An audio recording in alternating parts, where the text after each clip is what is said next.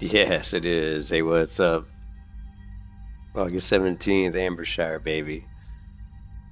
That is going to be the day. That's going to be the day.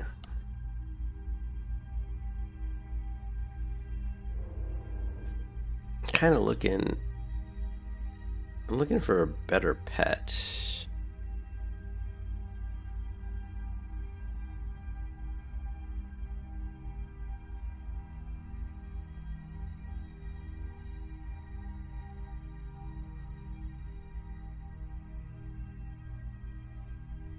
Hmm.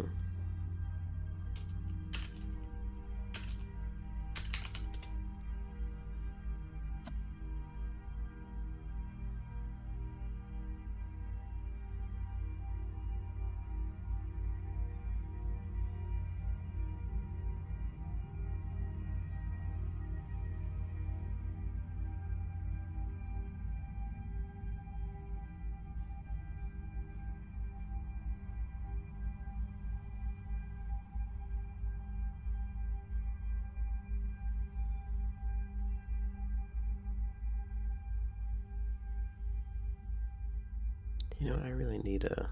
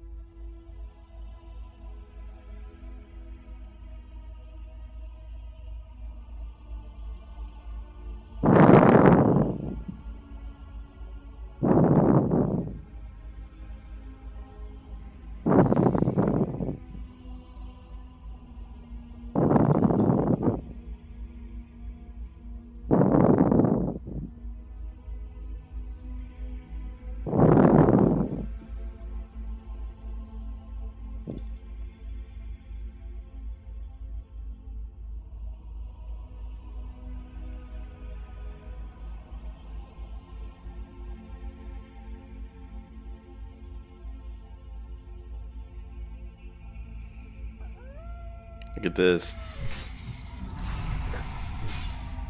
Damn.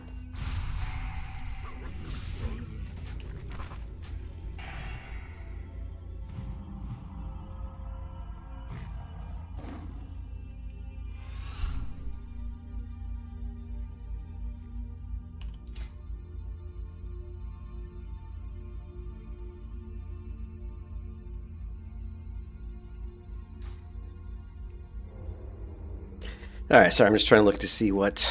I want to upgrade my pet to more of a DPS pet, but I'm not. It'd be nice to get one that's fast.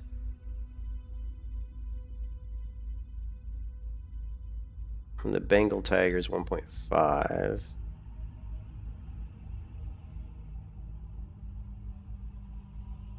Silver Fox is a wolf, but 1.3. Duskwood. What is the DPS of? I think a fox should still be like a wolf. I don't know if they listed here. And I don't know if Turtle WoW itself shows pet stats. I mean, we do have damage.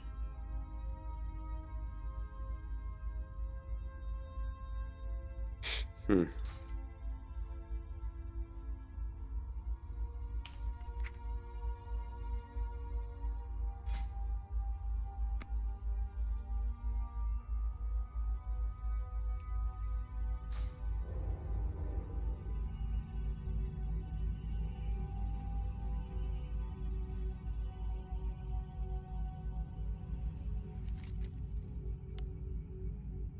No, I know what the I'm not. Yeah, I know what the wolf's attack speed is. Trust me, I'm very familiar. I mean, I'm very familiar with pets, but I didn't know if Turtle WoW had any like kind of custom pets. You know, because I haven't played Turtle WoW in a long time. I certainly haven't looked for like kind of rare pets in Turtle WoW. You know, I mean, we have the fox in Turtle WoW, but the fox is basically just a wolf.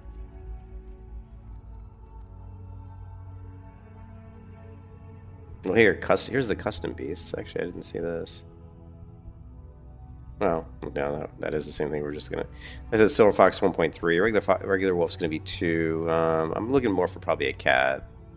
Right now, it looks like as far as the cats, we can get a Bengal tiger and Lapidus Isle, which I don't even know where this is, and it looks like level-wise is out of my leveling range. I'm only 46, 45, and cat.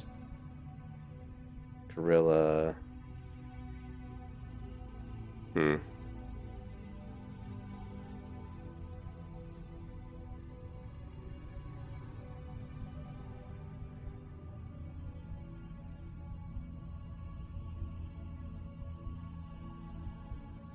A rare spirit fox, 1.2. I wonder where you. Wonder if that exists in Turtle Wild. It says soon though.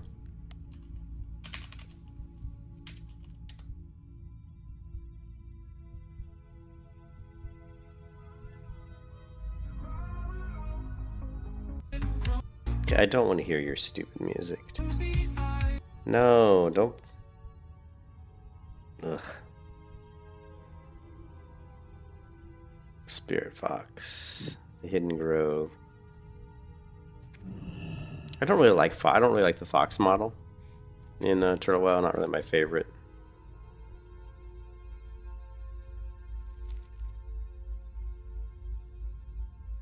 Not my favorite.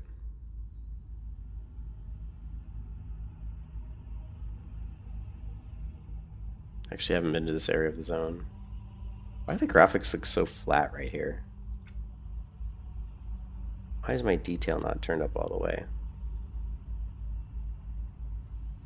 Why are these settings all screwy?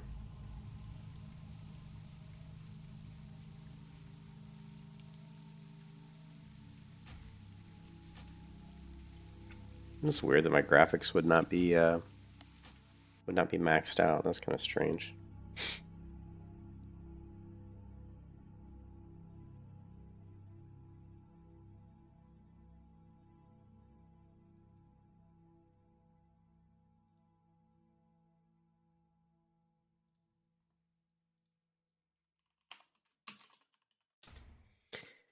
Let's take a look. Let's see if our settings persisted.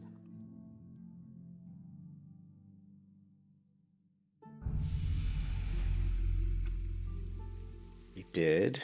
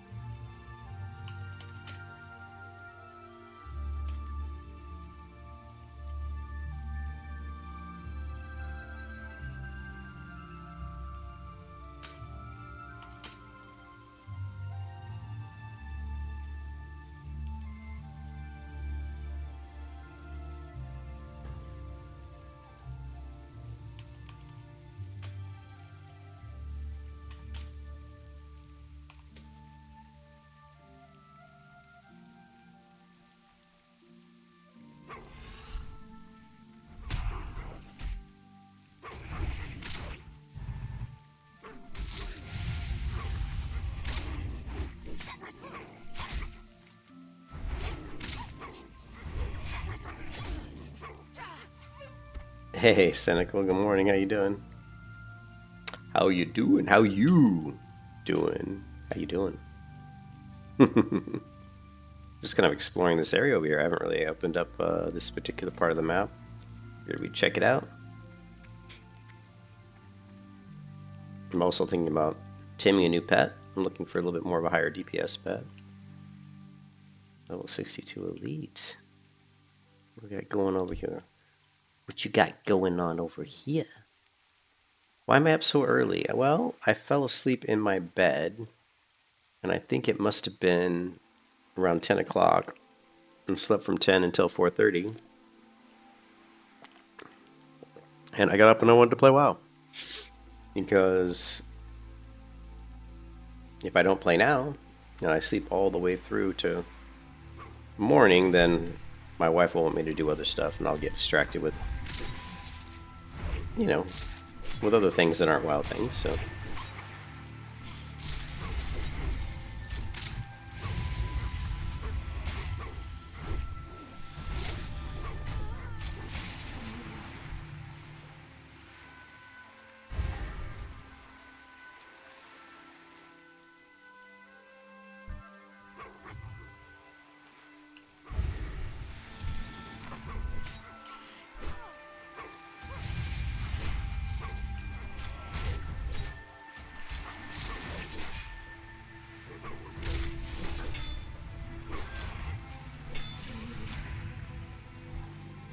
I do sleep less, which is bad.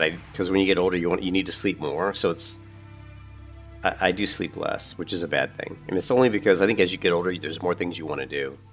You also realize that the end's coming, and it's a really kind of weird thing to say, but when you get to be my age, you know that you're not going to live forever. So you start to think about, well, I want to do stuff. I don't want to, I don't want to be asleep.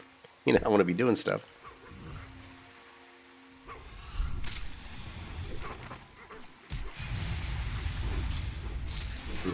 Yeah, I am old, dude. I am old. I'm older than time immemorial. I'm older than time itself. Me and the dragons got a lot in common. Or, sorry, me and the dinosaurs have a lot in common. Oh, you're 58? Oh, nice. Nice. 58, nice, nice, nice. You are older than me. It's rare that I get someone on my stream who's older than I am. You know?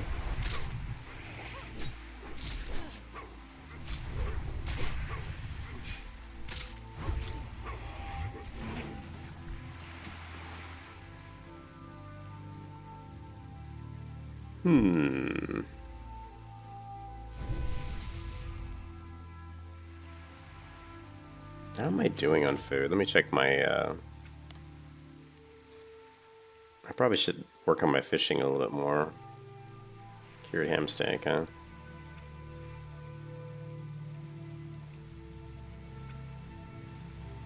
So did you see all the nonsense with, Project Epoch, man? The thing with Project Epoch, and which is really interesting. Did I say crumbling? Oh, I did, didn't I?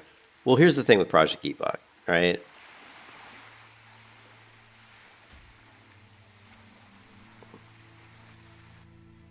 The thing with Project Epoch is, I mean, it's hard to discuss quickly, but Project Epoch's a free project. You think about it this way. You have all these people who've been working on Project Epoch for years, right? Everything comes to a head.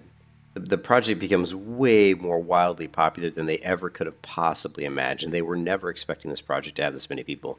Then they open the gates. The server just crashed. Can't handle the amount of people. They feel this overwhelming pressure from 50,000 plus people on their Discord who are yelling and screaming at them, hey, fix your server because we want to play. And that pressure and just the amount of nonsense in their Discord, the amount of like hatred they get, the amount of just like sheer nonsense was so bad that they've done stuff that I've never seen done on a Discord server before. They had slow mode at 2 hours. Like when you post something on their general chat in their Discord, you can only post once every 2 hours. Even so, there's still chat coming up pretty quick. And then they literally closed down all the chat channels, like completely shut them off so you couldn't even post in the Discord. They did that 3 different times, actually. And on top of all that, they tried to bring the servers back up. yesterday, and then for some reason they brought them up and let people in, and people were playing, and all of a sudden they shut the servers down again, claimed there was an issue that needed a patch, said they were going to roll out a patch. They did roll out a patch, but then they never brought the servers back up, and then they put a weird kind of cryptic post saying, well, we really weren't releasing the servers now, we were just doing more testing, which I think everybody kind of thinks is kind of bullshit, because just the way it was even worded sounded like bullshit. And then they did another post that was like, oh, well, and I'm not trying to bash on Project Epoch at all. What I'm trying to do is I'm trying to give you context for why I said at the beginning of the stream that Project Epoch is crumbling. So then you go to this update here that says, as some of you have noticed, we opened our servers intermittently for testing. This was to ensure deployment working satisfaction and ironing out last minute of issues and partitioning. To clear the confusion and avoid unnecessary frustration, we want to state that the server will not be up today. This was, and then they posted another thing out. Just a quick update on the situation. At the time of writing, as far as getting the server up and running, things were at a stage where the server is in a state where it can be. I mean, just this writing was kind of awful, to be honest. I'm not trying to bash Aerodym, but this just looks like it was written in haste. This sentence here. So it's a big run-on sentence. It's kind of convoluted. At the time of writing, as far as getting, it sounds like someone who's trying to be defensive. This is a very defensively written piece of text. Just a quick update on the situation. At the time of writing, as far as getting the server up, see this clarification? As far as getting the server up and running things, see, missing some commas here. We are at a stage where the server is in a state it can be booted up. Again, that's kind of a weird statement. We are at a stage where the server is in a state where it can be booted up. Well, I mean, you've probably been at that stage ever since you first started working on the server. So that's a very weird statement. There will be crashes for us to fix, and the server stability will gradually improve as we deal with those. This just all sounds one big statement of deflection. We're trying to deflect some greater issue, or we're trying to, in some weird way, say that, hey, we're not ready to launch, okay? But at the same time, the high pressure, right? The high pressure.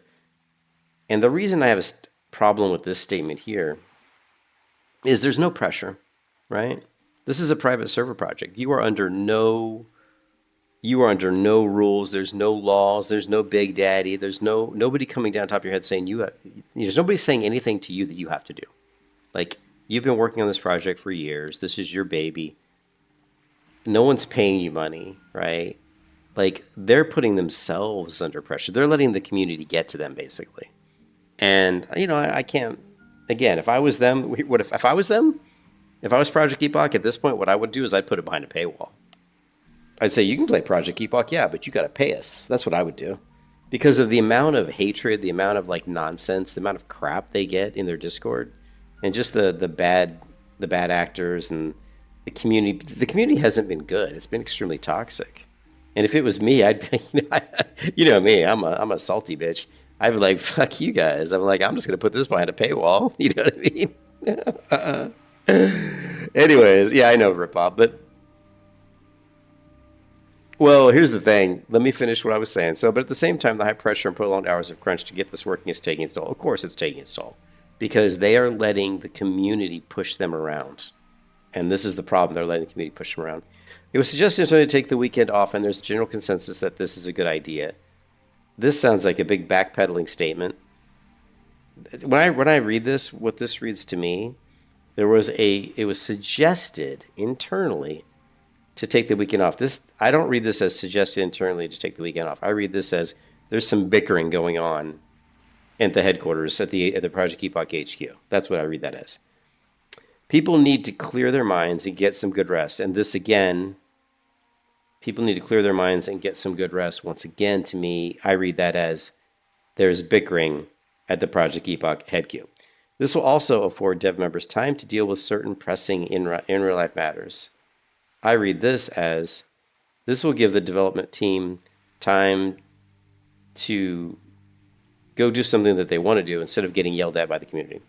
The server will not be coming up during the weekend. Dealing with the launch takes a lot of energy, especially when it's this rocky. We hope you get some good rest too, and we're sorry for the frustrating launch issue. But on my Discord, there's some people have been messaging me, And some of the messages I've been getting revolve around the fact that some of the people behind Project Epoch have already kind of quit, like quit the team, which is, I don't know if that's true. And one of the person I'm talking about is Magic. Magic, who's been a developer, yeah, is gone. Like Magic, who's been one of the biggest developers on Project Epoch over the years, as far as he put up the website and stuff, right? Notice he's gone. So Magic's one of their biggest developers, right? He's worked on the project on and off. He left the project before and came back, but he's gone, right? He's just straight up left the Discord. That doesn't mean he's left the project, but he's left the Discord. And also, apparently, he took down his GitHub, his particular development GitHub, which wasn't, I don't think, which was a GitHub for Project Epoch, but it was just his own personal GitHub. But he took that down too. So it looks like he's trying to pull back and hide his presence for some reason. So, anyways, it just seems like a lot of drama. It seems like a lot of drama, and that's why I kind of jokingly called this stream, I titled this stream Project Epoch Crumbling, because in my mind it is crumbling to some degree. Now I'm not saying that the project's going to fail or they're going to give up, because I don't think they will. But I do feel like there's a lot of chaos at the Project Epoch headquarters, and there's probably a lot of anger. But my opinion, and it's just my opinion. Yeah, gradually Magic still cannot confirm he left. Yeah, like I said, I don't know if he's left the project or not, but it's clear that he left the Discord. And if you're working on the Project Epoch project, why would you leave the Epoch Discord? That seems pretty weird. And Magic's been a sensitive person throughout the years, and someone even said to me that he's just a little kid. I don't know how old he's, like 20 or 22 or something, but sorry guys if you're that age, but that you're just a young kid. Madonna once said, if everybody's stupid until they're 30, and I tend to amend that and say everyone's stupid until they're 35. So, but anyways, so it just seems to me, and I have a pretty good way of reading things. I think I'm pretty good at getting the vibe from stuff. Is that there's definitely a lot of chaos, and there's definitely a lot of anger and bickering probably going on behind the scenes on the team that works on Project Epoch. But my biggest thing is that they really kind of put themselves in this situation. And I'm not bashing them. I'm not saying that they've done anything really wrong per se, but they put themselves in a situation because they really weren't ready for all the people, which again is not necessarily their fault, because when they did their stress tests, they didn't get enough people to really show the issues. They didn't have enough people in the stress test to actually show the issues, so it's kind of hard to fix it if you don't see it. Yes, I can still read Belad, but I tell you what, my eyes are not good though. Actually, what's really interesting, really quick, is I've found, and I use dark mode when I program. Like I use dark mode for most of my applications, but when I test one of the primary websites I work on, a lot of times the theme that I'm in because the website has multiple themes you can use. A lot of times the theme I was in was the lighter colored theme, and I was having problems with headaches and stuff for months. But I was using dark mode for almost everything else. And one day, this past week, I switched the theme on the website that I test to the dark theme, and magically, all my headaches went away. So I've always been very sensitive to light. Like my whole life, I've been very light sensitive, and I'm also sensitive to sound. So I don't know why. I've always been kind of sensitive. I think that's one of the reasons why I like headsets for streaming, because I don't like hearing external noise. So I'm just sensitive to that. Anyways, whatever. So, but yeah, this first paragraph is poorly written, and I think it's very easy to read in between the lines here that there's a lot of chaos at Project Epoch. You think I'm autistic? Maybe I am autistic, man. That wouldn't surprise me. My son is my son actually, Balaz. My son has mild autism, but I don't really think he gets that from my side of the family though, because there's nobody in my family has really good genetics. Like there's no major anything in my family, so I don't know. Who knows? But autism's been something that's a lot more common in people today. Like if you look at, I lived in Chicago for a long time. If you look at the stats on autism just in the city of Chicago, it's drastically gone up. Like the cases of autism has shot up. So I don't know. A lot of people think it's to do with, and that's a whole other topic, but a lot of people think it's to do with chemicals in the water, just the increased chemicals in food, and I mean everything. I mean, come on. I mean, the food in general is awful in the United States. It's absolutely terrible. So that's a whole other conversation. What's up, Daniel? Actually, it's not streaming late. At this point, we're streaming early, right? 6 a.m. We're streaming early. We're not streaming late. But yeah. But anyways, with the Project Epoch, I mean, it's pretty clear that there's some chaos behind the scenes. Things aren't going well. But again, my comment on this is they've let the community bully them around. They've let the community like dictate what they're doing. I mean, to be able to go into the Discord and have to put it in read-only mode, like 3 separate times you've blocked the Discord, 3 separate times, How have I justified by yourself? I think that, well, I definitely agree with that, Cynical. It's definitely diagnosed a lot more. Yeah. Now, my son's like 29, so he's... I don't like Ascension. I mean, if you like Ascension, there's nothing wrong with that, but I don't like it. I don't like Ascensions. Their stuff is too much. They add too many powerful things, and they're over the top. They're like, the way they do stuff is it feels like it's almost like Blizzard. You know what I mean? I think that's part of the problem with Season Discovery. I think Blizzard looked at Ascension too much when they made Season Discovery. They're throwing too many powerful things at you and skewing the power, and they need to be going. I've talked about this yesterday, but we need to be going backwards, not forwards. We need to be making content more difficult and streaming and streamlining abilities, and not giving too many skills and too many overpowered abilities to classes, and just basically kind of blowing stuff up in a way that I don't think's very, very. I don't like it, but I never played on Nostalrius. The first time I played on private servers was right when Nostalrius was shut down. Well, and remember, Nostalrius was not shut down.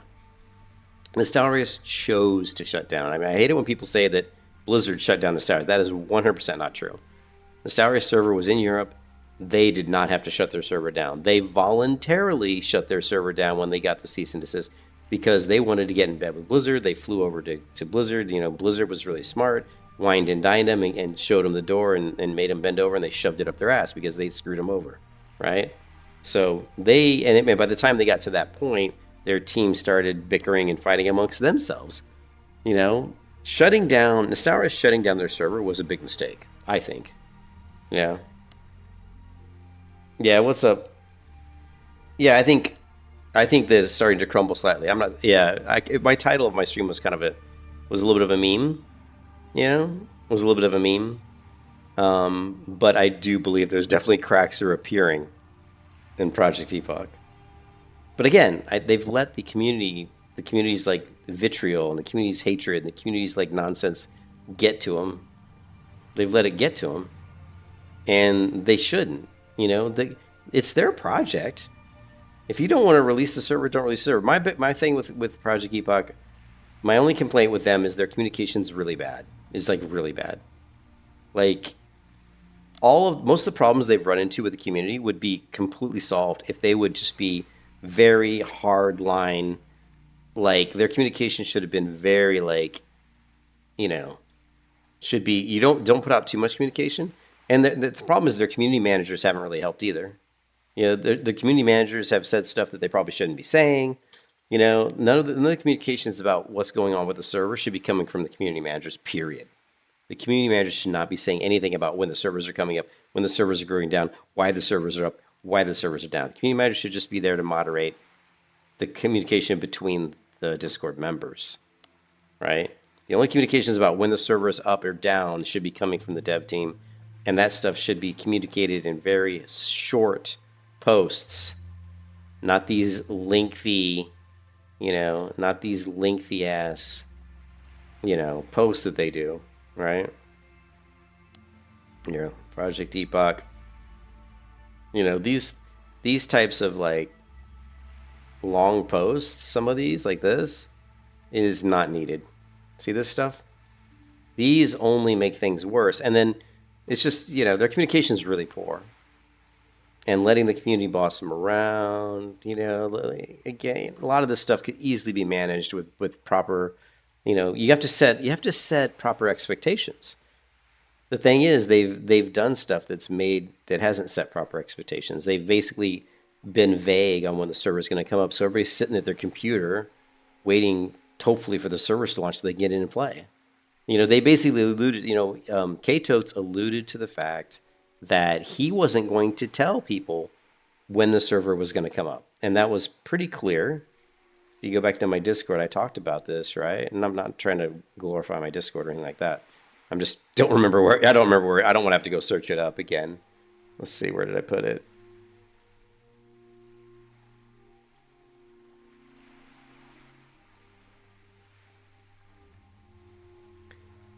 Right, I said the first post that came out of the first post that really like concerned me with Project Epoch was this one.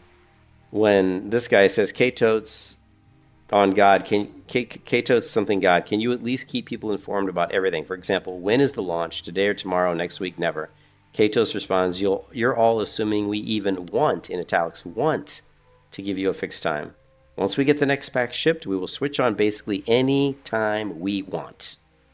So, I mean, that tells you right then that they're irritated. First off, this is very clear that they're irritated with the community, right? And secondly, he's basically saying, fuck you. We'll fucking launch the servers whenever the fuck we want. That's basically what he's saying here, right?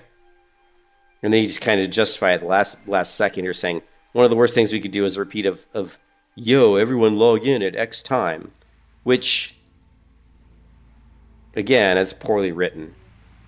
So I don't, I don't want to bash Epoch, but the people that are behind Project Epoch, who are making the decisions on how to manage communication and how to manage the release of the server, are the wrong people that should be doing it, because they're not doing a good job. It's just that simple. And because of that, they've caused way too much turmoil, way too much chaos, and they've caused their own team to start to implode. So, like I said, they put themselves in this situation because they're just not good at managing. They're not good at managing communication. They're not good at managing expectation, right?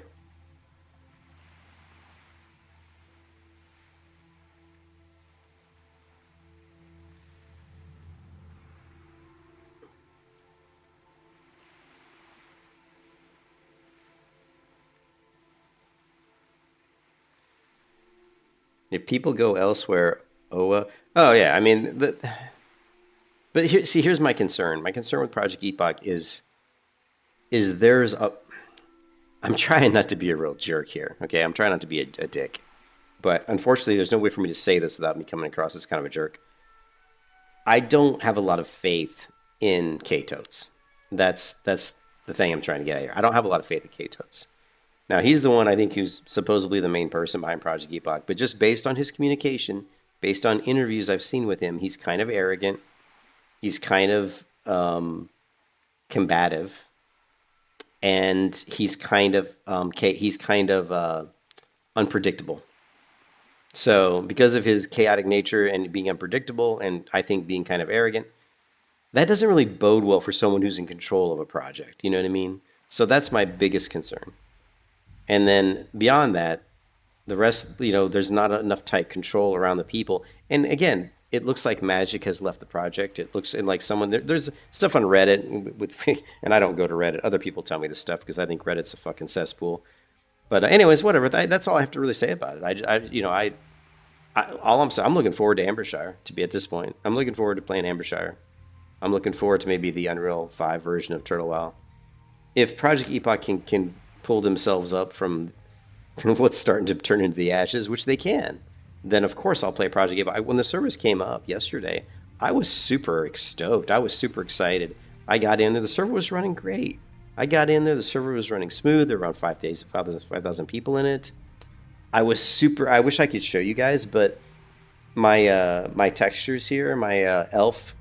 Actually, I do have one Discord. My elf wood textures here that wrap my bars and wrap my nameplate, my character portrait here, they worked fine on Project Epoch. I was super excited about that, and even like my casting bar had it, which I use a casting bar replacement, so I'd actually never seen that before. Let's see. I don't know if I have it. I know I posted a picture of it. I was super stoked to see that.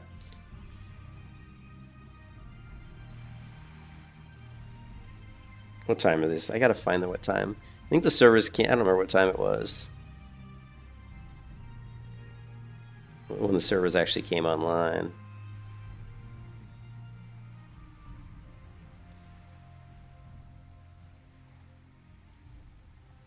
There, you can see my casting bar even got the cool little vine texture wrapped around it, which just looks sick. It looks so night elf. Like I was this is a total night elf, right? I got my casting bar even looks like it's got roots and vines wrapped around it. I was super stoked about that. Such a little thing, but it made me very happy. Um, them saying it was a test last night, yeah, that was a lie. Yeah, that's the other thing that concerns me too, Daniel, is the obvious lying that's going on. There's obviously lies that are being told. And again, why? Why bother lying? Why make this stuff up? It's your project. It's your project. Do whatever you want. But for me personally, I don't. I would be tempted to put it behind a paywall. I'd be tempted to say that if you want to play Project Epoch, you got to pay. I would almost be tempted to do that because you're going to weed out a lot of the people you don't even want on your server just by putting them behind a paywall. To change racials in Turtle WoW? No, it's not like Project Epoch. No, Christian, I don't think there's any way you can do that in Turtle WoW unless I'm wrong, but I don't believe you can do that. I don't know if you're trying to. I don't know if you are trolling me here. I don't think you can change racials.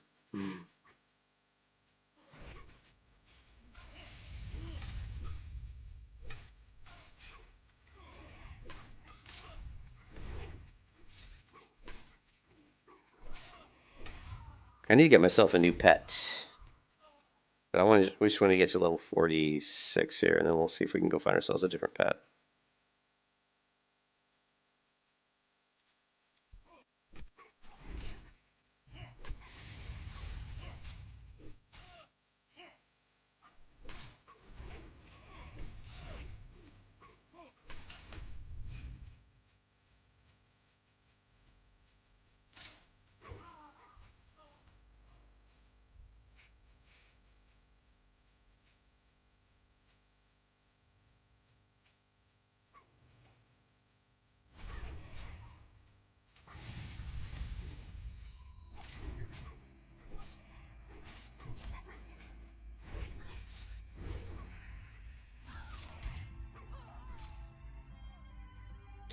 Hey, Alan. Yeah, I am. I'm 100% gonna play Ambershshire. Am I gonna play it on hardcore? Will you play New Turtle Well server on hardcore? Am I gonna do hardcore? Probably. I mean, I don't know. I hadn't really thought about that. I know I was planning on doing. What are the challenges on Turtle WoW? Right? Do they have? Oh,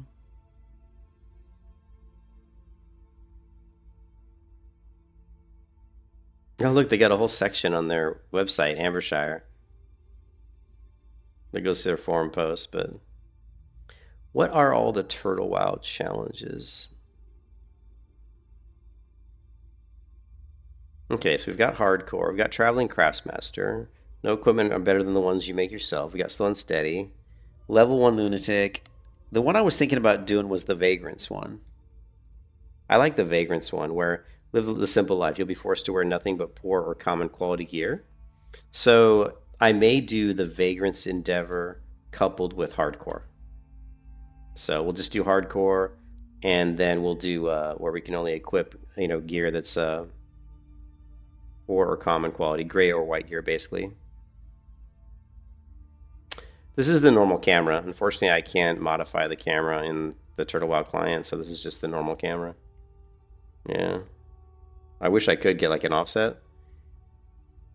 Why do the graphics look so good? Mostly it's because of reshade. I'm using reshade. So if I were to turn my reshade filters off, reshade's an external program that you install, the game would look more like this, right? Kind of blurry and just faded out colors.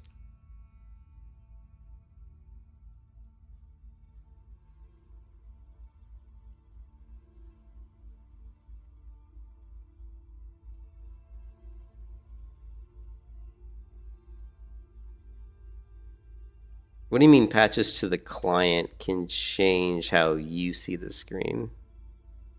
Now, do you remember to use Reshade, though, I have to bypass the TurtleWell launcher. So that's a whole other process. You know, you can't just install Reshade against TurtleWell because the launcher will prevent you from using the modified DLL, modified API. You won't let the filters work, basically.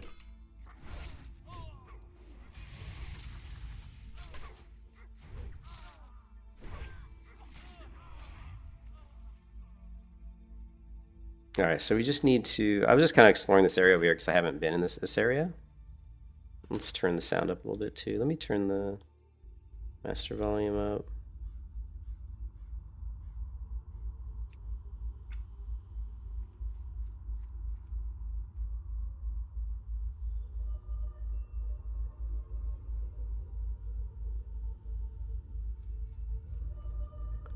But yeah, I think to me, like with the Turtle WoW thing, I mean Turtle WoW, I'm sorry, the Epoch WoW, like to me, I'd be with the amount of kind of like they said, the vitriol and the hate and the just the sheer nonsense that they're getting from the community, like the players who want to play Project Epoch, I would be super tempted to, you know, to literally put the game behind a paywall and say, hey, if you want to play my game, you're gonna have to pay. I think it'd be hilarious. I actually think it'd be hilarious if they did that. Your turtle well looks great, Citigal.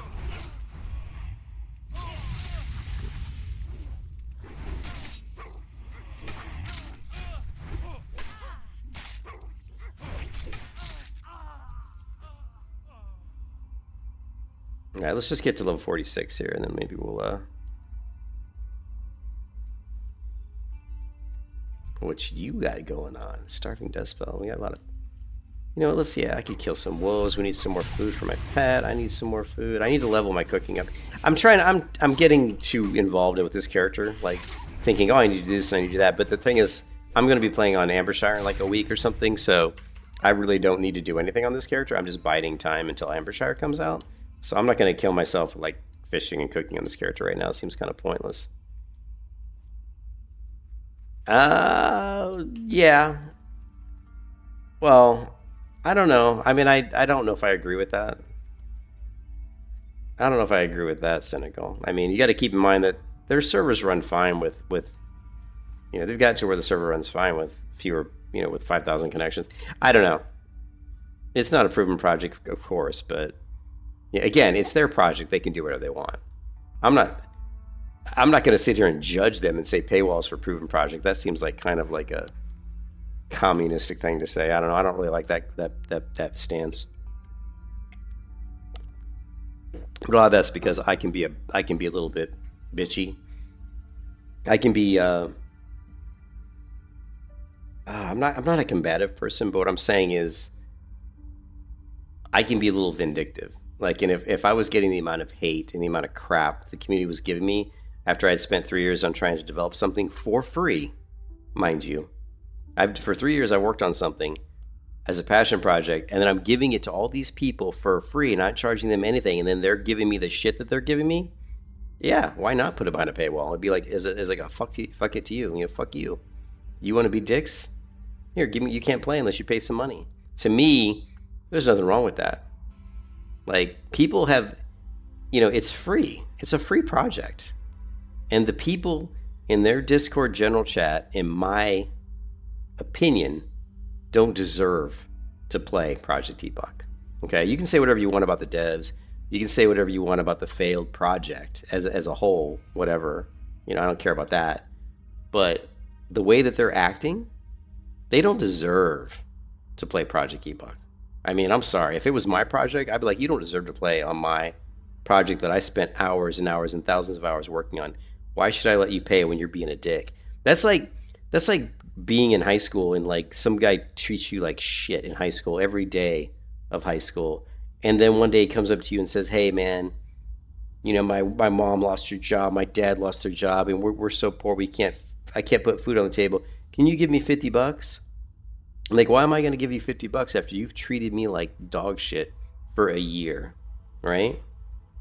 Now, there's two ways to look at that. If you're a really good person, you might give them $50 because you're just a good person, you know? So, but then there's, you know what I mean? It's like, You know, I don't know, man. People need to take a step back and look in the mirror, right? Why are you giving these guys so much crap when they're offering you something for free? You know what I mean?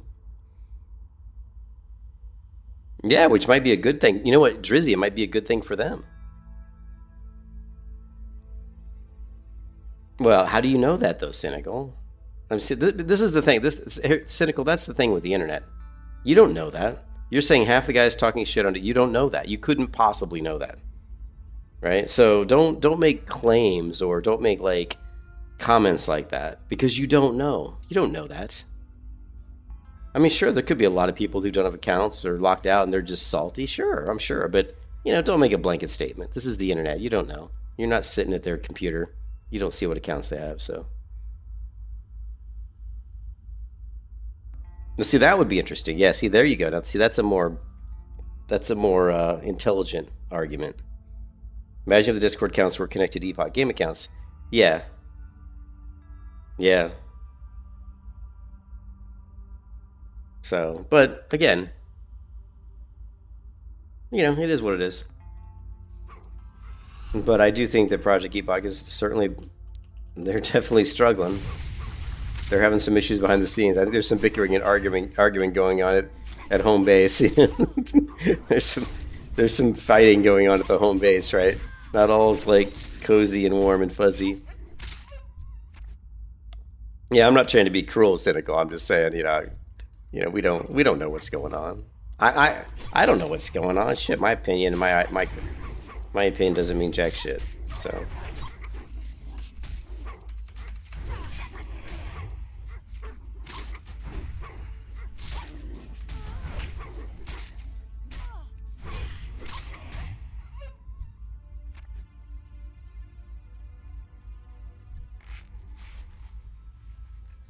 Yeah, that's a good point too. I mean, I'm a programmer, so I'm used to. I feel like pirate software.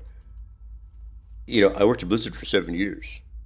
I've been programming games. I've been in the games industry for 20 years. Yeah, I've been. I gotta do my voice like that douchebag. I've been in the game industry. Okay, I gotta get my deep voice. All right, all right. I've been in the game industry for I've been in the game industry for 20 years. I've been in the game industry for 20 years. You remember? I worked at Blizzard. For 6 years. I worked at Blizzard. But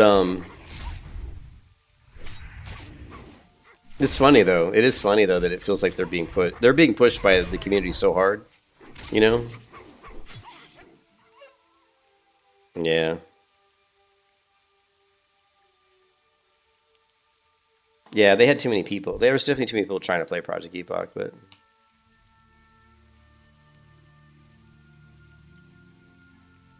well, I told you guys a few days ago what I would have done. I would have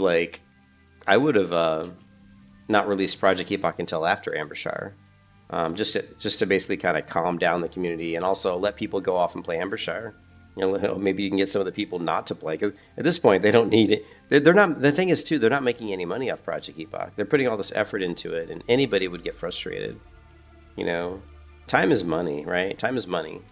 And how would you guys like to work on something for years and then get all this like crap and hatred thrown at you and feel all this pressure? I mean, obviously there's just a tremendous amount of pressure for something where you're not getting out of it what you're putting into it.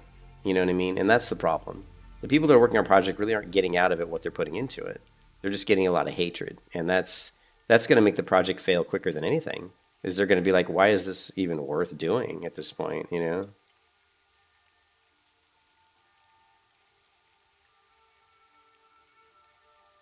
Yeah, yeah, yeah. Kato's is he's an interesting one.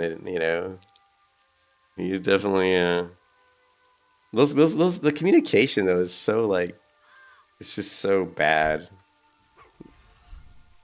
It's really bad. It's really bad.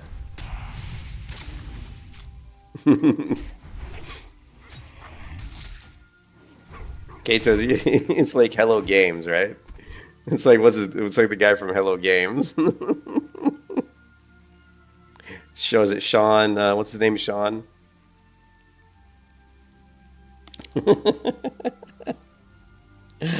uh, all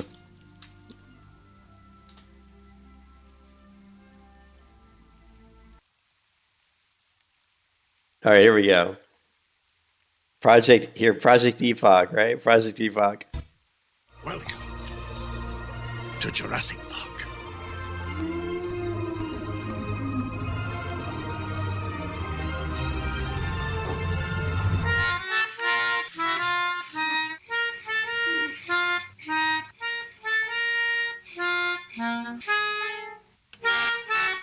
It's the classic bait and switch, right? This is what you're gonna get. No, this is what you actually got. This is what you're gonna get. No, sorry, this is what you actually got. Oh, what is this camp? The Blackthorn camp. Urgh. Wait a minute, he just ran right past? Or is this like a? I don't know. Am I gonna get flagged PvP? No. Nah, these guys aren't. Kiss your ass goodbye. Holy moly. Okay. These guys hit hard. Why do they hit so hard? They're not elites. That was weird.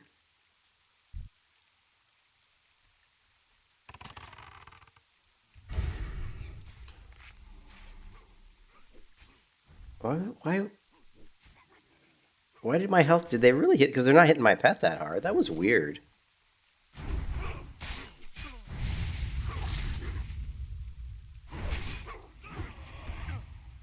Huh. Is it PvP? I'm not flagged PvP. I don't want to get flagged PvP.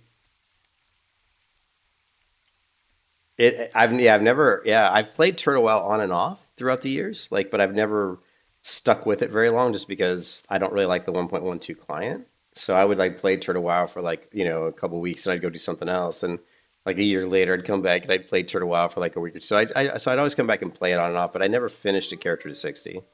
Like this is a level 45 hardcore hunter that I created probably in 2018, I would imagine. I probably created this character in 2018 and still haven't gotten her to 60. So yeah. Oh man. So I guess I need to be careful because this is hardcore and I obviously wouldn't want to flag my character for PvP and just get killed. That'd be kind of bad. But I don't think those guys are PvP. I mean, unless my plates aren't showing, stuff correctly. But wow, it seemed like that guy was hitting me really hard.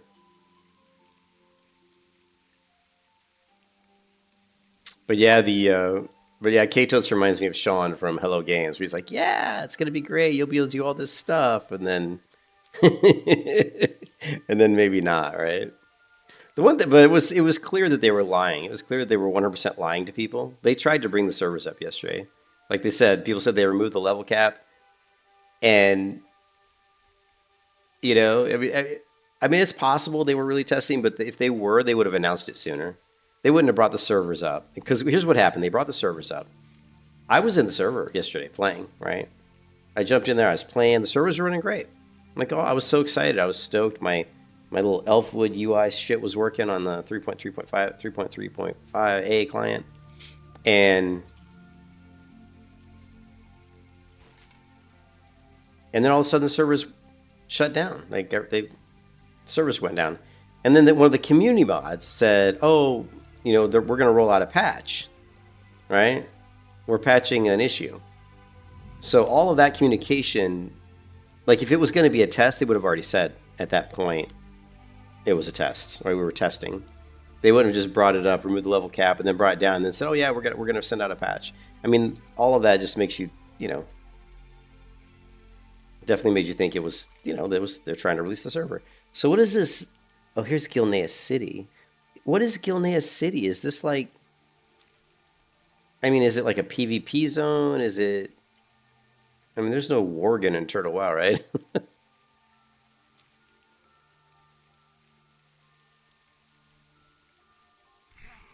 Ah.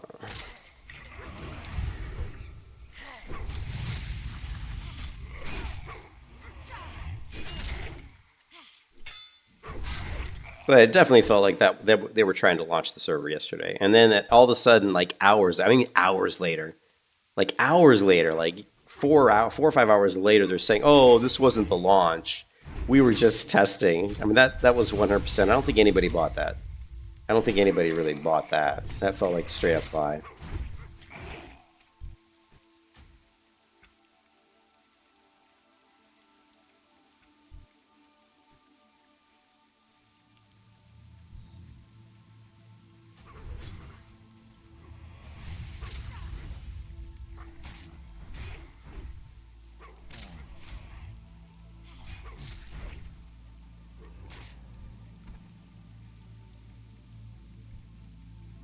Oh shit, this guy's like level 48?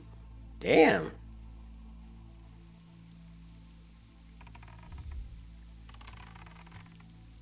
Oh.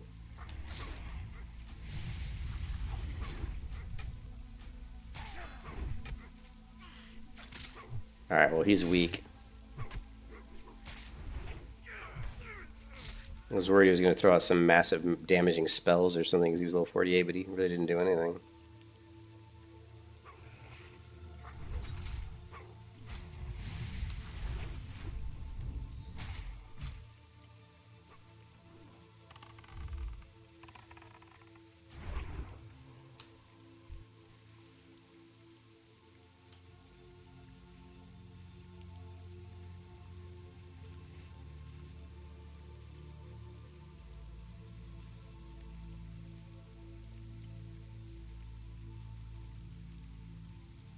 But yeah, I'm looking forward to playing on Ambershshire though. I'm definitely gonna be playing on Ambershshire, and I'm gonna be doing. I'll probably do hardcore and the vagabond thingy, and then I'm gonna be doing a paladin and a hunter, and then I got. Oh, that was the other thing. I want to look through the. I do want to look through the 1.18 talent trees. So, I'm trying to figure out what build I'm gonna run on my hunter on Ambershire because we're using the 1.18 trees, which are different. So, I like to play melee hunter, so I've done melee hunter for years on regular classic WoW. So I have played on Warmane. That's a funny thing. My Warmane count actually, did I ever get my Warmane account's currently banned because I installed an add-on that tripped their whatever cheat protection or something, and I actually submitted a post to them about that. I don't because and I don't play on Warmane hardly ever. Like honestly, I on and off, again on and off because I was playing mostly. When 2019 when Classic WoW came out, I pretty much played Classic WoW because the 1.14 client is really nice. I like the client; it runs really good. And Warmane's more of like I don't like how Warmane just gives shit out on their website. Like you can go and buy like epic items and stuff, and I wasn't really a big fan of that. So, but I have played it on Warmane, on and off throughout the years. So, what's the fun part of hardcore? I think the fun part about hardcore is it just makes everything kind of more. I mean, it's just the tense nature of knowing that if you screw up, you can die. So there's that added like excitement of, I mean, the fact that it's, you can die at any turn. I think just makes everything more dangerous, and because it's more dangerous, you're kind of on the balls of your feet. You know what I mean? There's more because there's more threat of you dying. It makes you feel more alive. I guess it's like people skydiving. They like the thrill of of jumping out of a plane. I mean, it's more exciting when you know you can die at any moment. Yeah, yeah. I play on Warming, but like I said, currently my count. Oh wait, it might not be banned. Hold on a second. No, my count's been suspended, and it's weird because it got suspended for a week because I installed a. I was trying to get my offset camera because I like to play with an offset camera, like in a 1.14 client. So I installed an add-on that did that. I actually deleted it because I thought that was what it was.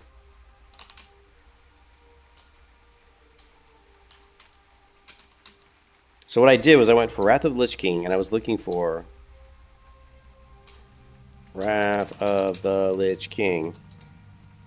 And I was looking for mods. There's dynamic cam, there's improved camera.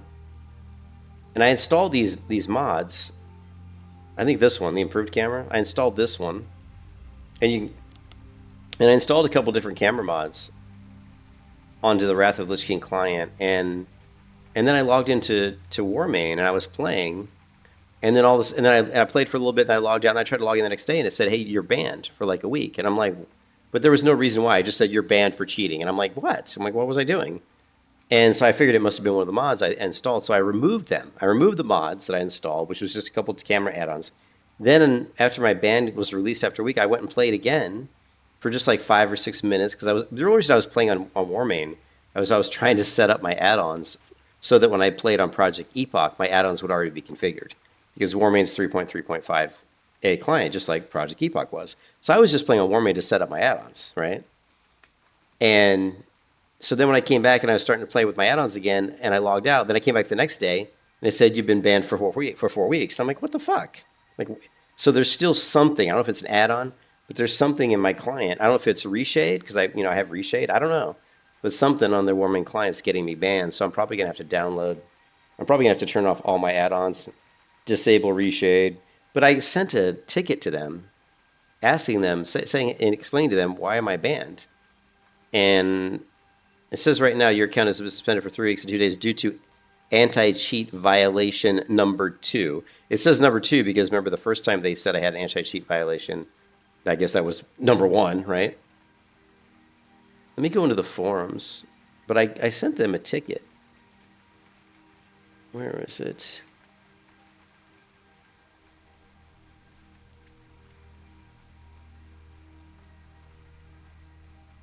See, I appealed a ban. And here's the ticket. So it's weird because I've never been banned on a server in my life, right? I don't cheat, so I never get banned. So it just kind of pisses me off that they banned me. Anyone who watches me play WoW knows that I'm pretty much a straight shooter. I just play the game. I don't fucking try to cheat. Why would you cheat on a private server anyway? So, and I don't raid either way. So what am I going to cheat? What am I doing? Like I'm just leveling. I'm just playing the fucking game. So you can see I did put this ticket, but I haven't got a response. So it's talk of WoW add-ons. I'm looking at my add-ons. I don't see anything that would trip your anti-cheat. Please either unban me or tell me why I was banned. And no response from them at all. So obviously they don't seem to care. I don't know. Yeah, I cheated on Warmane with Epoch. Well, we could. Well, we can't at this point. It's my account. Yeah, right now it's my account. So I mean, yeah, I can easily do it so that I won't get banned again. I mean, I just would basically probably turn off reshade, and probably. I mean, I don't know, but I want to know. I just want to know what it was that tripped the anti-cheat, as opposed to guessing. Because at this point right now, if I go into Warmane when my account's unbanned, I don't know what it was that tripped it. So I'm worried about adding that add-on back, or if it's reshade, or I don't know, you know what I mean? Because they banned me for 1 week, then 4 weeks. So what happens if I install this add-on again down the road, and it trips it again? They're going to say, oh, anti-cheat violation number 3, you're banned for 6 months. You know what I mean? So I just want to know what it was. I'm like, tell me what it was so I don't accidentally use it again, or whatever it was. You know what I mean? So whatever. But like I said, I don't really play on Warmane that much, so... None of them copied properly to Epoch? Oh. I didn't. I set mine up on there, and then I copied them over, and they all worked fine for me, Daniel. I would not. I probably wouldn't use the Epoch for Warmane, just because I know the Epoch one has some changes to it. Yeah. But I mean, really, if I want to play Warmane, which like I said, I have no designs to play Warmane. I would much rather play Turtle WoW than Warmane, right? Because Warmane's just content I've already played before. I've already played Wrath of the Lich King. You know what I mean? I want to play more of a Classic Plus server where the content's new. And because I've played WoW since 2004, since fucking beta. I used to work at Blizzard for 7 years. I've been in the game industry for 20 years. I'm just doing my pirate software, sorry. But I played WoW. You know, I feel like pirate software when I say that shit, but I have. I've played WoW since 2004. I've leveled hundreds and hundreds of characters in vanilla and Wrath of Lich King, so I don't want to go play just a plain old Wrath of Lich King client because I've already done that. That's why I wanted to play Epoch. I wanted to play something that was Classic Plus. So.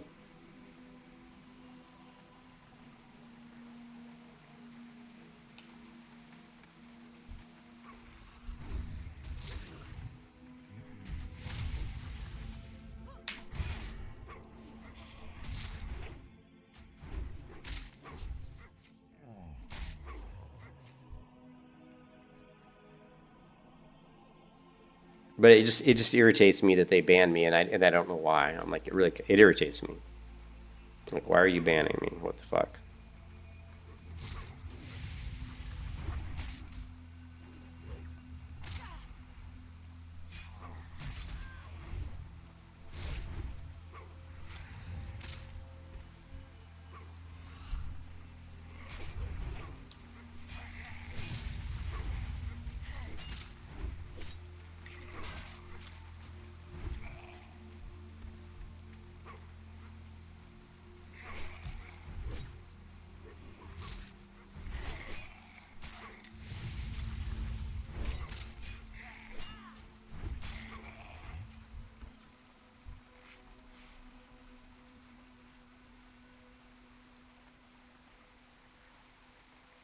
But I hope Project Epoch I do want to play Project Epoch, and I hope that they get it working. Um, I just was like concerned based on the communication and some of the obvious what looked like lies, and the fact that it sounds like some people are maybe leaving the team, that Project Epoch could be crumbling.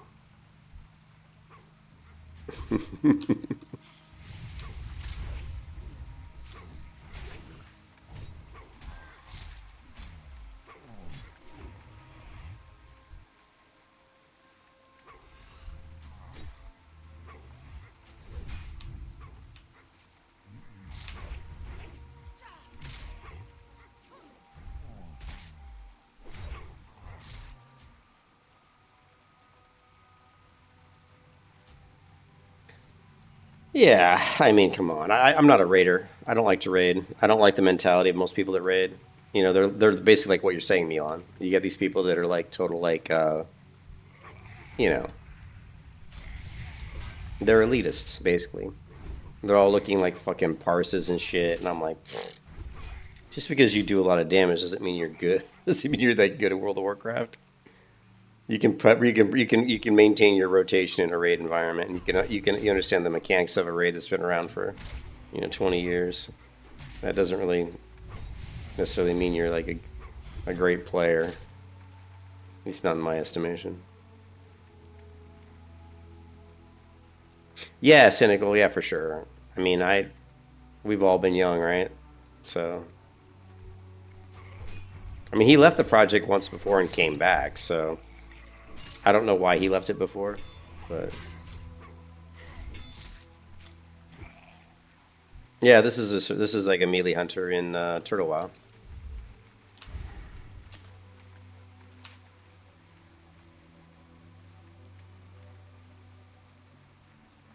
Whoop, whoop, whoop, whoop, whoop, whoop.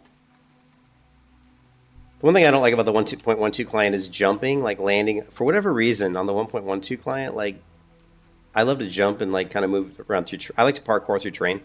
The terrain is more difficult to parkour through in 1.12. I don't know what it is, but it's just much more difficult. It's like the edges, or I don't know what it is.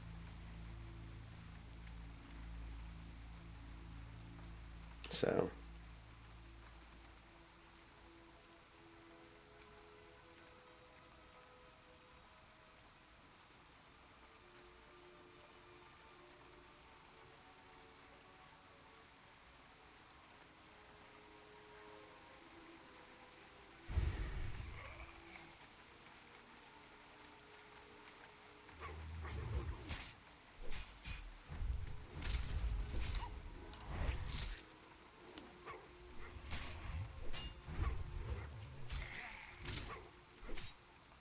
You gotta love the melee hunter.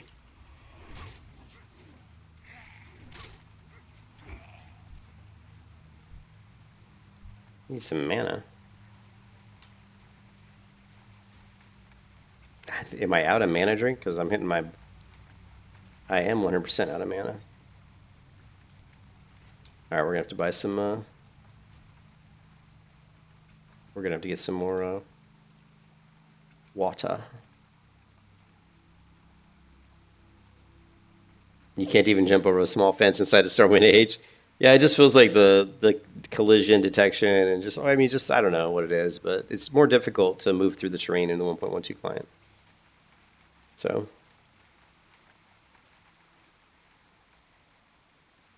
All right, we're almost level 46, so we're going to go to Stormwind once we get 46, and then I got to figure out where I'm going to get a pet, because I want to pick up a higher DPS pet.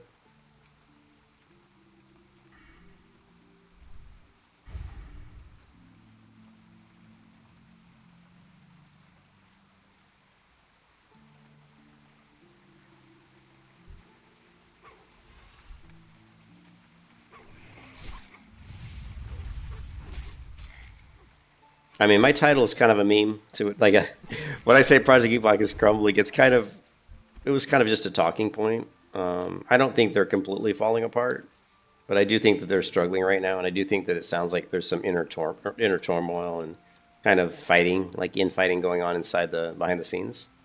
And obviously, I feel like they were kind of lying to the community. I mean, I could be wrong, but it really felt like they were lying about the fact that yesterday them opening the servers was just a test. That felt like they were blatantly lying about that. But I could be wrong. Maybe they're not. But it just seems like if it's a test, they would have announced it a lot sooner. They would have like brought the servers up, let people play, then brought the servers down. And keep in mind when they brought, actually, remember K-Toad said, you'll know when we're about to bring up the servers again and launch them once the launcher has a patch. That patch is going to include the new leveling zones for trolls and gnomes, or gnomes or dwarves, whichever ones. I think it was gnomes. So he basically said that once that patch comes out and has the new zones, that's when we're going to get ready to launch. So everything they communicated basically was saying the next time the servers come up, it's going to be the real deal. And they came up, and there was no communication that it was a test at all.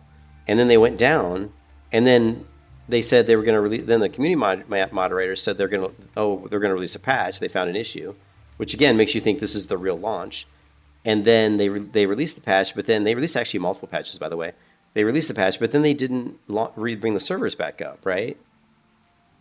They didn't bring the servers back up. And then, like, hours and hours later, they bring out a communication, say, oh, it was just a test. It wasn't the real launch. So that just seems like a blatant lie. And the fact that, like I said, that Magic seems like, one of the developers, Magic, who's actually one of the people that really developed their website as well, seems like he's gone from their Discord. Like, he's just gone. Like, if you go into their Discord, you type Magic, user Magic, he ain't there. So that's kind of interesting. So it looks like right off the bat, maybe they lost one of their developers. And just there's all kinds of stuff going on, so. Oh, Index lost his CM position.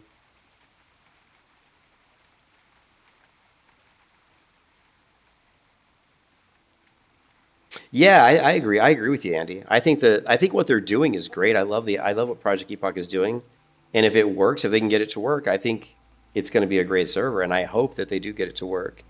So, yeah. Yeah, I don't know, Khan, if there's something fishy. You know what I mean? Was it an X? Yeah, I know who you mean, Cheadle. I don't know if there was anything. I never believed there was anything fishy about the server, because I've played on Project Epoch. I've played on their servers without any issues whatsoever. And Epoch's been around a long time. Like, if you go to my channel and do Project Epoch, right? I mean, let's see. Here, I was in here playing their server 2 years ago, right? Here I am in Project Epoch 2 years ago, just looking at the kind of rework they did on the Deadmines, and the servers ran fantastic. All the content was here. The new Deadmines looked great. Everything worked fine. So I think that they've done a good job with the server, and I just think the problem they had is they had no idea. Remember, season discovery kind of ended too. They had no idea they were going to get so many people. I mean, because they never had before, right? Like in all their previous tests, they just had a few hundred, maybe like 500 people, 500,000 people. That's it. And then all of a sudden, everything changed very quickly for them. You know what I mean? Yeah. Yeah, I'm not, and like I said, I'm not trying to shit on Project Ebok. I'm just trying to bring up concerning things. Like there are things that concern me, right? But I am 100%, I back the project, man. I'm a backer of project of their on their GitHub. I give them not a lot of money, but I give them $10 a month. And I've been a backer for a couple months, I think, or a month and a half. I could easily like stop being a backer if I was so worried about the project, but I'm not going to stop being a backer because I want to help them out. I want the project to succeed. So this is Turtle Wow. Yep. This is Turtle Wow, yeah. And I'm a small streamer, like nobody cares about me, you know what I mean? But I've played WoW for a long time. And yeah, I think I really want Project Epoch to succeed. So, and I think I was surprised by how much hatred and how much nonsense went on in their general chat on their Discord. I basically didn't hardly ever post in their Discord that much because it was ridiculous. I mean, their Discord was ridiculous.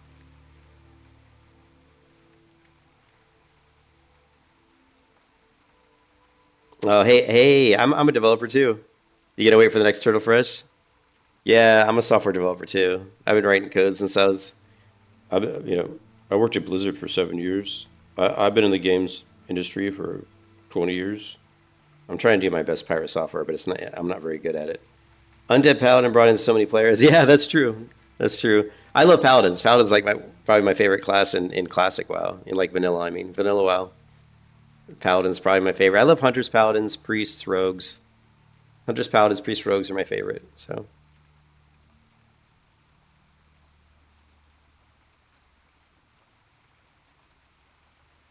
yeah, what's up, Riley? Yeah, I want to play too, man.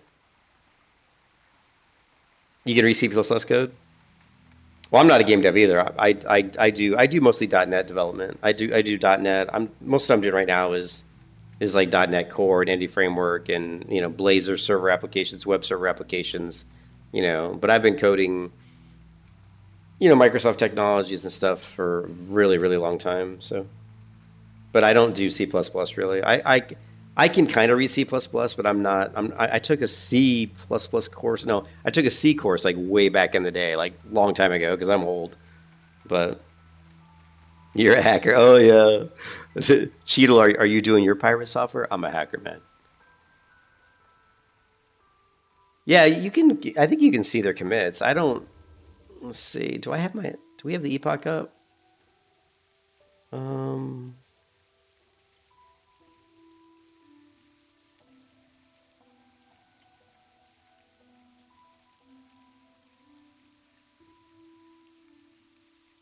Hmm.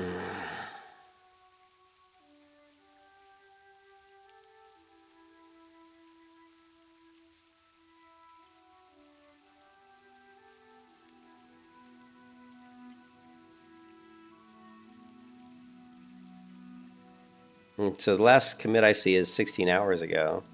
Fix shutdown save, Tracy freeze fix, launch PR, fix build. K-Toad's committed merge branch, Epoch core.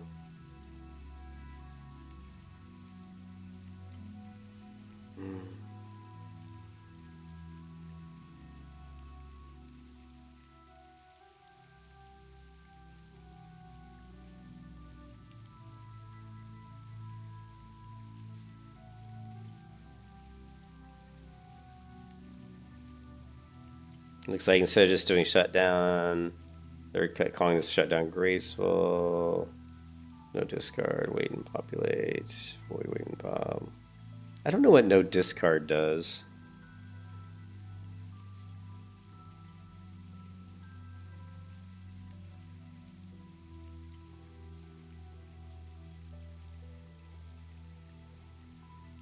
Yeah, I mean, you can see the commits, sure.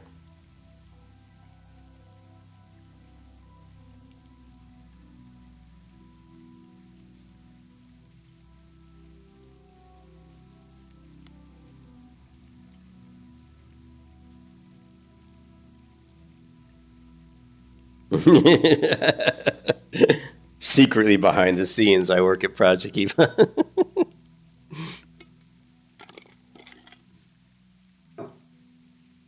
Two moderators stepped out, but there's a lot of pressure. Yeah, their Discord server is awful. I mean, the general is really bad. So yeah, I do mostly .NET stuff. I mean, most of the stuff I'm doing lately has been a lot of Entity Framework, and we're doing a Blazor server web application. You know, lots of fun stuff.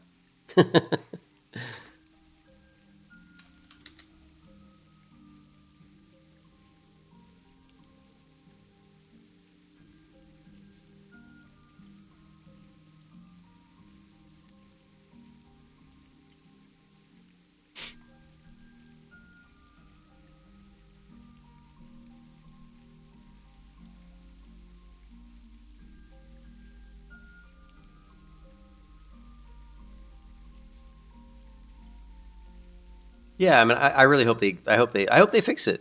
Yeah.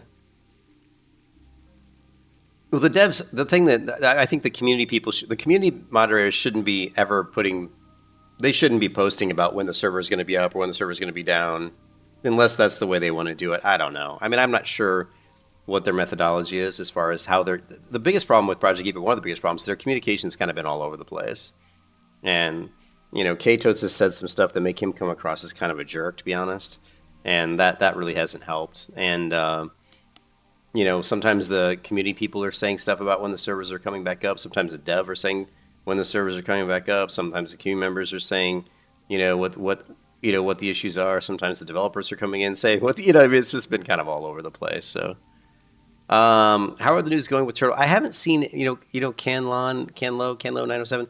They Torta did post something a couple days ago on Twitter or on X saying that they are working on a new trailer for UE5, and they're also saying that the UE5 is going pretty well. And my only concern not really concern, but my only big question with UE5 is, let's see if we can find, is it really going to affect the character controller? Because remember, we're dealing with the 1.12 client, so I'm not sure. Do we have...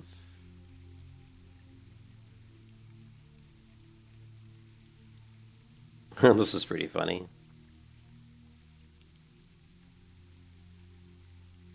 New rules and rewards for slow and steady in the next patch. Have you seen my kids?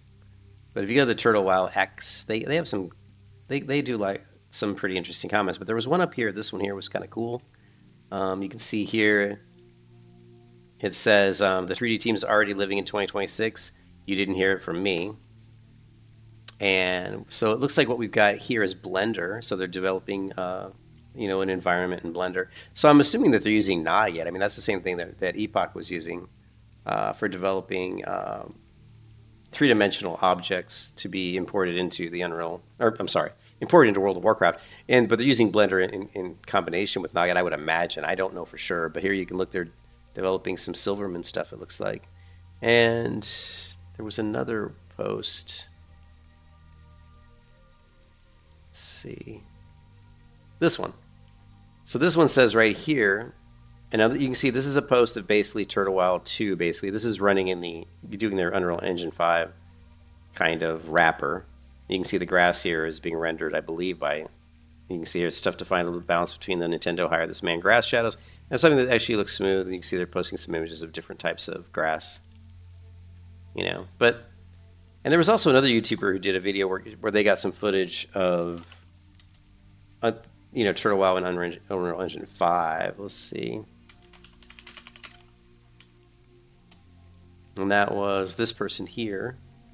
And they actually had some footage that Turtle WoW gave her.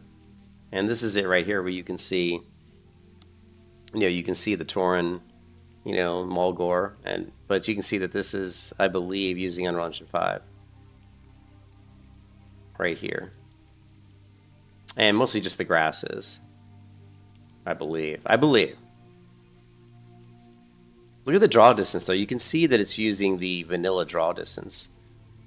Like if you go here, see how it's drawing that? That actually brings up another thing. I don't know if I have it in my macros here. I have some of them. These are old school macros. Let me go ahead and grab a sidebar here. Let's grab some of these macros I have that basically modify some of the settings for a vanilla client to basically make it look better. Let's take a look. Oh, and this one.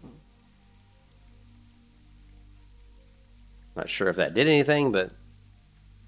And those macros are just basically stuff like setting the far clip distance, the ground effect density, certain things, shadow quality, environment detail. And then I probably have... I don't know. Let me check my camera view distance.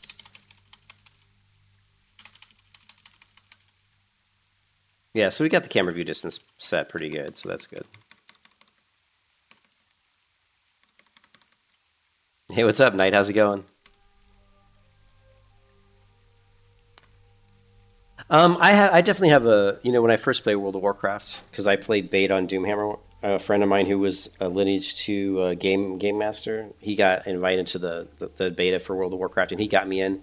So when I first played it, I didn't like the cartoony graphics at all. I kind of preferred, at that time, the Lineage 2 graphics, which were much more realistic at the time, right? This would have been like 2000, I think it was 2004. But I didn't really like the cartoony graphics, but I definitely have grown to appreciate them over time. So I'm not going to play any Project Ascension. I'm not really a fan of Project Ascension. I don't like the way they do their content's too over the top. They scale it too much. It's too powerful. The characters and the abilities that they throw at the game are too much, in my opinion. So yeah, basically I don't like it. I don't like Ascension. So.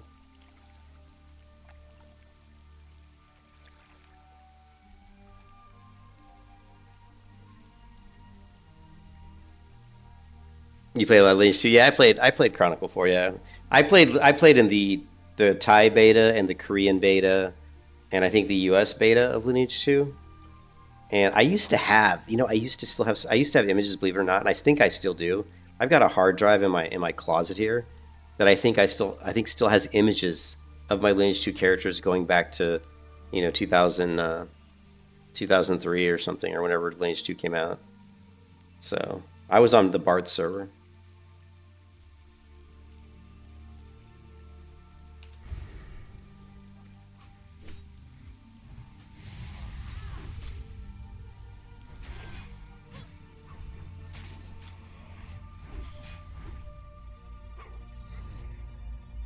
We're almost level 46.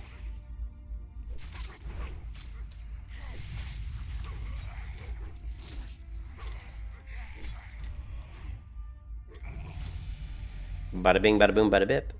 All right, let's go to Stormwind and get the Hunter Trainer, and then I want to switch my pet out to a higher DPS pet.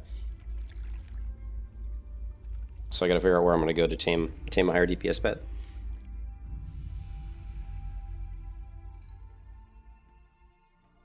Would I invest more money? Well, I'm a supporter of Project Epoch. Like I've been, like if you go to GitHub, I've been supporting the project for not like a really long time, but I'm sponsoring them. And if you go here, there's currently 357. Actually, what's interesting, I wondered because I'm only sponsoring $10 a month, but that's better than nothing, right? But I was wondering if the sponsors would go down after kind of all the fiascos over the last week, but they actually haven't. They've actually gone up. It was 356 yesterday, it's 357 today. So even though there's a lot of craziness going on around Project Epoch people, I think there's still a lot of people who believe in the project and and want it to do well. So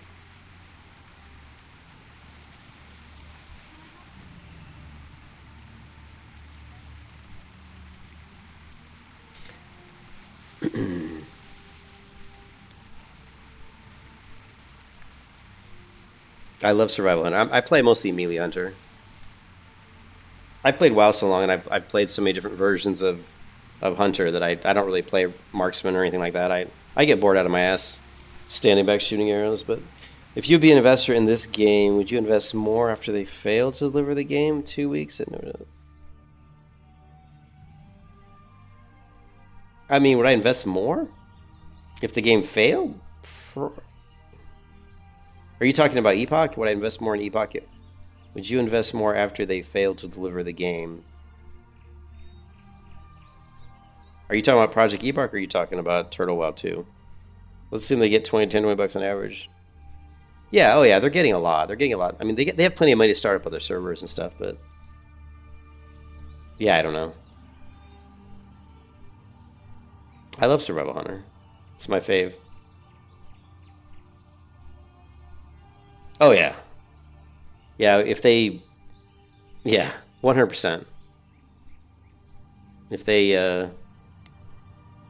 you know, if they drop the... If they get the server working and no one's going to care about any of the past failures, you know, no one's going to care at all, so they're just going to be excited to play the game, so...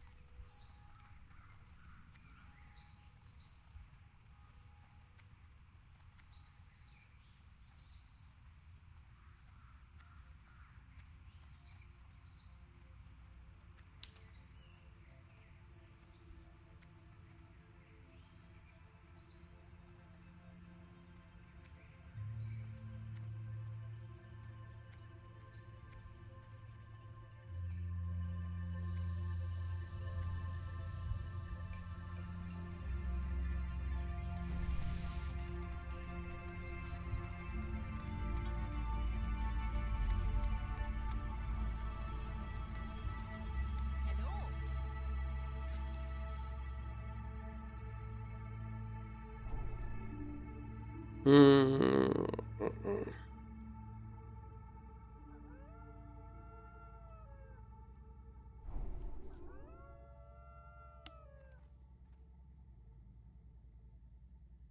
Keep your feet on the ground. See you soon.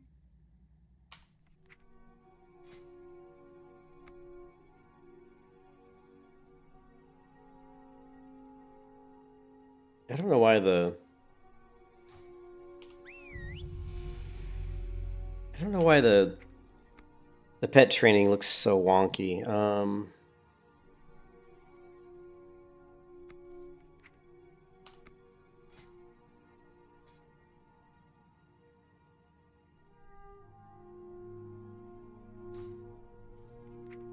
mean, what I mean is it looks like we can train some of these abilities, but okay, no, it's correct. Never mind, it's correct. It was showing yesterday. It was showing some of these as green, even though I've already trained them. It looks like it's working now. Looks like it's working now. It's the random guy. I'm a little bit late. How many people tried to log in? Yeah, I mean, they had 5,000 people when they first launched the server. They had 5,000 people in the server, and they said there were 20,000 people in the queue, and that was just for Kazan. So that was just for the PvE server. So there were 5,000 in the server and 20,000 people in queue. So they had 25,000 people trying to log into Kazan. What towns do I recommend for a ranged hunter? I don't play ranged hunter hardly anymore, like hardly ever. The last time I really even played any kind of ranged hunter was on Doomhammer. Or not on Doomhammer, sorry, Doomhell, when I was doing my PvP character in a PvP guild. Sorry, not PvP, hardcore guild. I was doing a hardcore character on Doomhell, and my guild leader wanted me to run marksman for some of our UBRS runs, just because he wanted a little bit more damage, because it was hardcore. So because of hardcore, you know, people don't like you always running. They didn't really like me running melee hunter that much, just because they were like worried I couldn't do like as much damage, but that really wasn't the case. I actually put out a ton of damages as melee hunter, even in like classic WoW on the 1.14 client, the retail client. So, but as far as yeah, I mean, you want to go marksman for sure. So, I mean, if I was gonna do like a marksman build, I guess I haven't really looked at doing it on Turtle in a long time, but.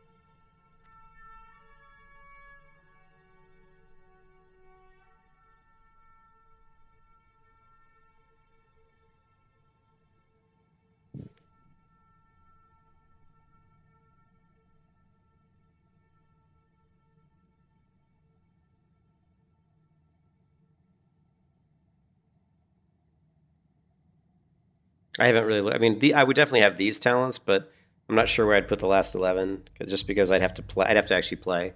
I haven't played ranged hunter and turtle, but like these are where I would start. I would start off with these talents, and I'm not sure if I would max out improved stings or not.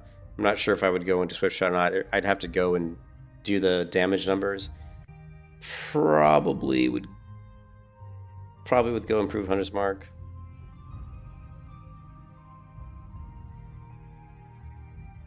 But yeah, that's where I'd start. And really, whether or not I use swift shot or whether or not I went to maxing out stings would really come down to my rotations. Like when I was doing my rotations, how much am I using? How much am I using arcane shot? Does this really benefit me? How much am I using improved sting? How much damage is it doing? So I'd have to crunch the numbers on these two. But these other ones are kind of like probably a no-brainer. And then I don't know the turtle. Like, I'd want to look through some of these other talents and just see if there's anything that would benefit my range damage. I don't think there really is. But yeah. Yeah, but I mean, that for sure, this would be where I would start. If I was doing like PvE range damage, that would be where I would start. Yeah.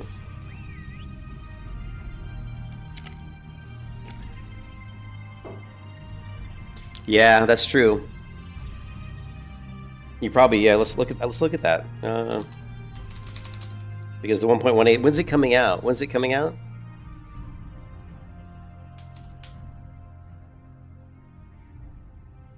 I think. Okay, so yeah, here's the. Yeah.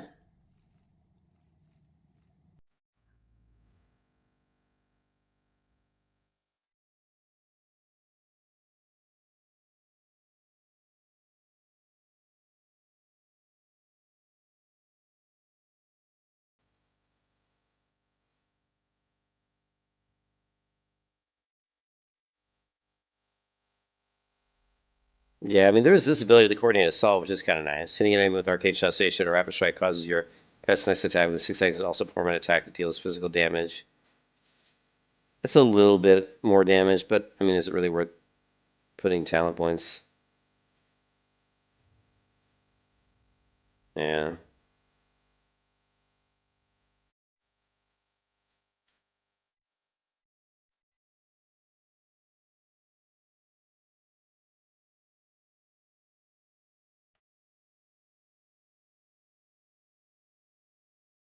It doesn't look that different. It doesn't look that much different.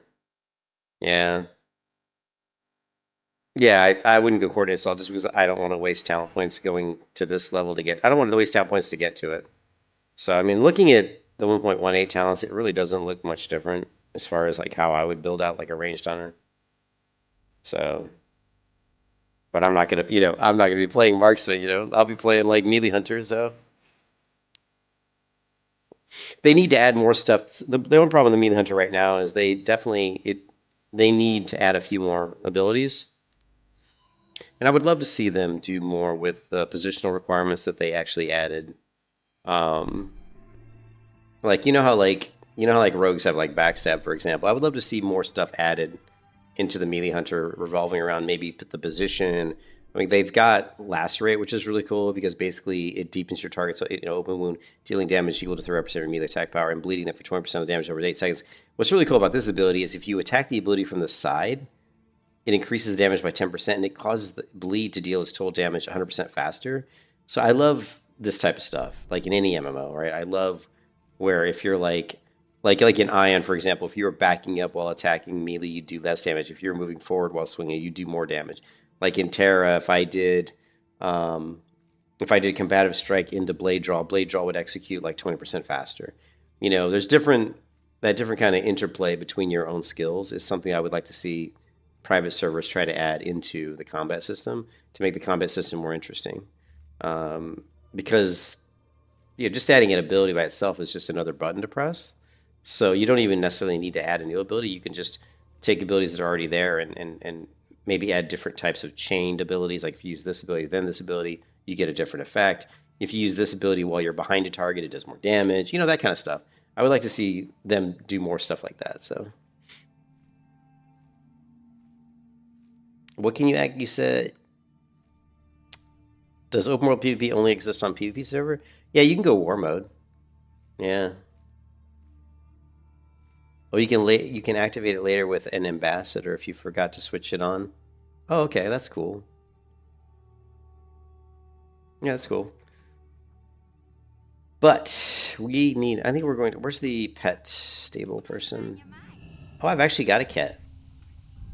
I've got a kitty. I've got.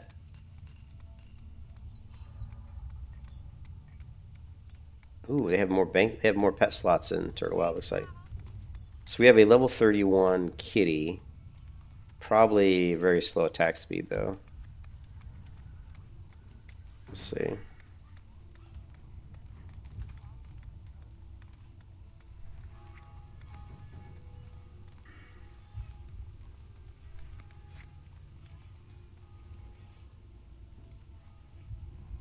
Damage. Yeah, hold on a second.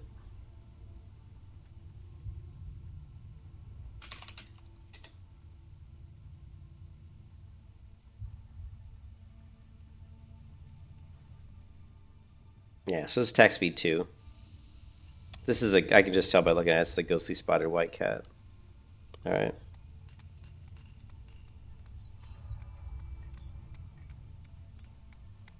What's going on in Project Epoch? Hey, thanks for the sub, Cliftonius, thank you for the sub, appreciate it. What's going on in Project Epoch? Oh man, there's lots of stuff going on in Project Epoch. What appeared to be them lying to the player base yesterday, saying that them opening up the server was like not a launch but a test. That seemed like kind of like a lie. We don't know for sure, obviously, but it felt like a lie. And then they thanks again, Cliftonius. Nothing is going on with Project Epoch.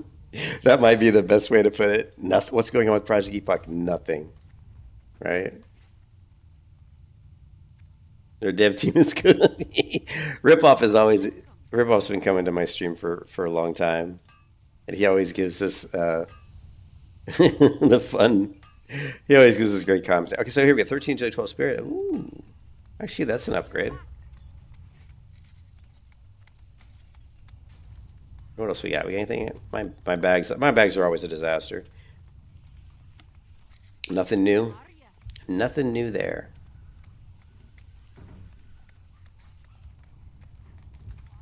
I do need to get some more drinks. Let's grab some drink and then we'll just figure out. My pet's really low level. He's only level 31, so let's go find. That's fine though. It doesn't matter because I face tank pretty much everything as a survival / melee hunter. So my pet doesn't take a whole lot of damage, so it doesn't matter what level it is. We'll be able to level him up pretty easy just by go smacking some level 40 plus mobs. I don't know what zone to go into now. Do I have levels on here? No, I don't. Is there?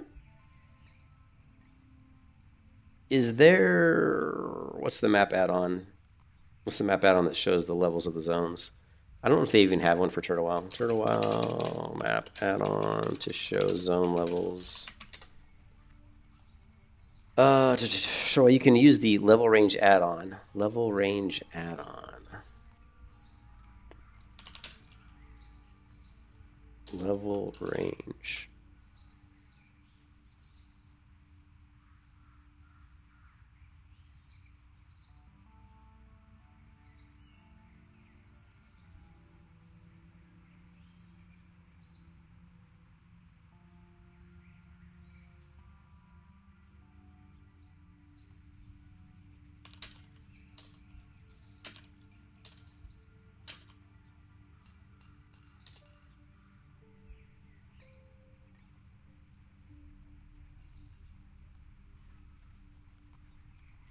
I mean, cartographer doesn't really work for. I mean, there's legacy cartographer. Let me take a look.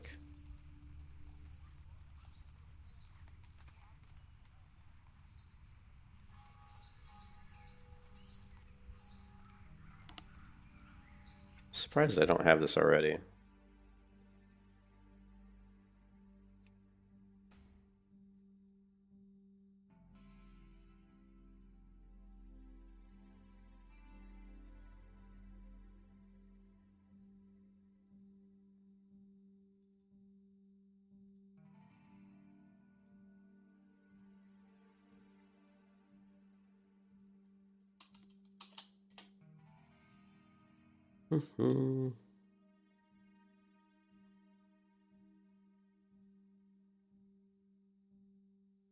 I just did now a few seconds ago, Con.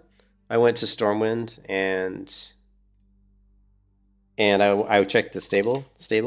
Remember, I've played Turtle WoW on and off for years, but I don't play that like consistently that much. So I actually hadn't played Turtle in a long time, so I couldn't even remember what pets I had.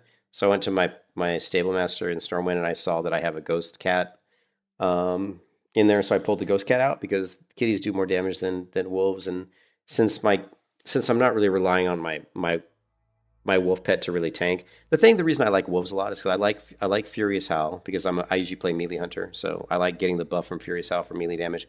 Also, wolves are just a little bit tankier, so if I get into a situation where I want to, fight like 3 mobs at once, for example, it's a little bit easier to manage the situation with a wolf because he can just take a better beating than a kitty can.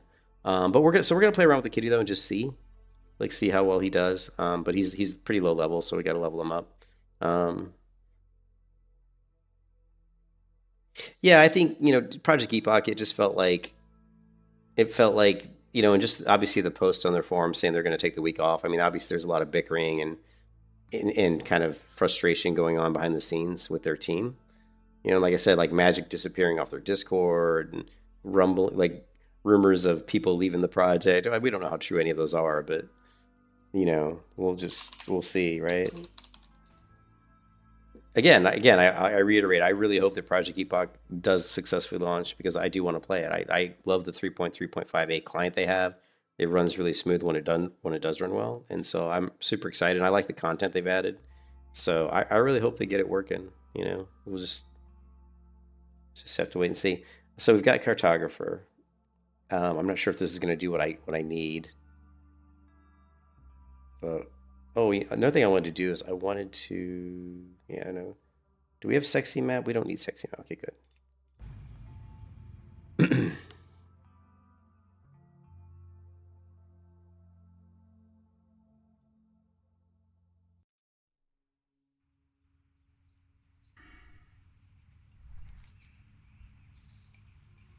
There we go. Yeah, look, cartographer works perfectly. I can't seem to resize it.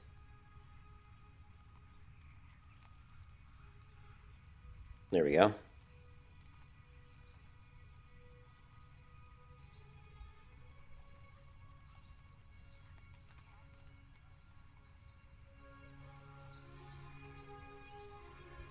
I have not played a Prot Warrior in Turtle.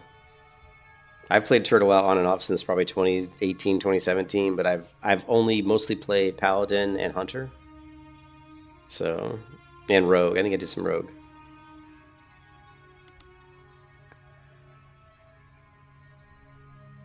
Looks like these levels are just basically like original vanilla levels, so they're not going to be. They're not, you know, they don't take into account Turtle WoW. So.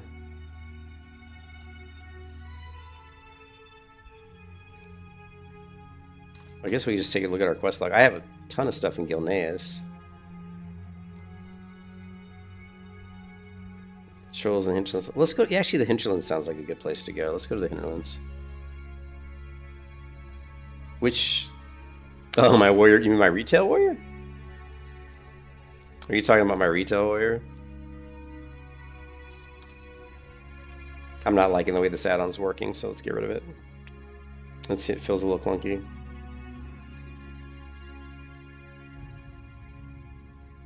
Yeah, the retail warrior is awesome.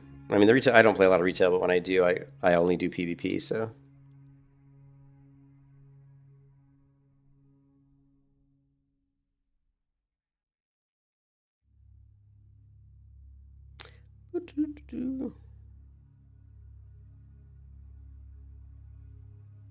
Just would take a long time to come up there. I think it's just because we're in Stormwind.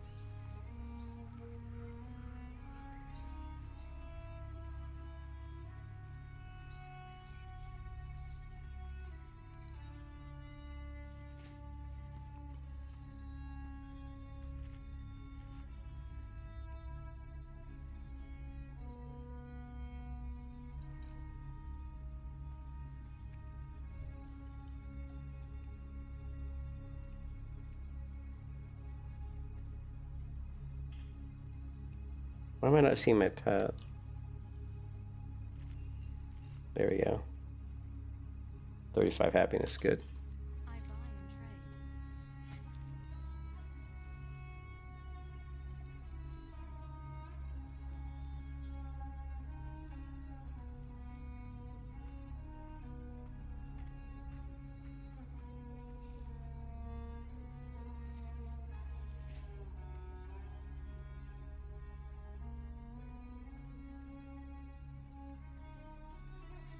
No, it's just in Stormwind. There's just too many people. There's too much shit going on in Stormwind.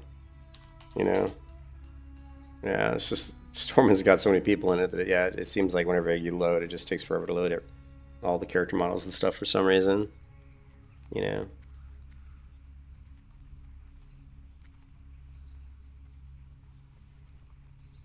Yeah, it's really chugging in Stormwind.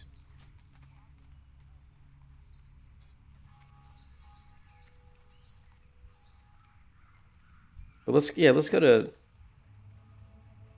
I want to check out the Ultrock Islands. There's so many zones in Turtle WoW I've never even experienced, like new zones. But I think I'm gonna go to the hinterlands and let's see what's going on. I think we have some quests there anyway. Well, let me check the quest log again. We've got these dungeons. Banish the widows that haunt. Lighting the campfire in the woods. Ooh, I should do that. What do we get? A staff. I got multiple dungeons for Gilneas. I need to do this Hunter's Path. I don't even know what it does. Speak with Dazalar and Dolinar. Dolinar? Holy crap. Well, I guess we can do that. And I still need to finish one other quest for learning the survival. I mean, all this. I mean, you did the Gilneas City Dungeon last night. Was it fun? That's cool. Yeah, I've never done it. I mean, there's the more I play this character, the more I want to do all the the stuff. I'm like, oh, I do this quest. I need to do that quest. I need to level fishing. I need to level cooking. But in all reality, we're going to be playing on Ambershshire in like a week. So, I'm just playing here for fun, killing time until Ambershshire comes out.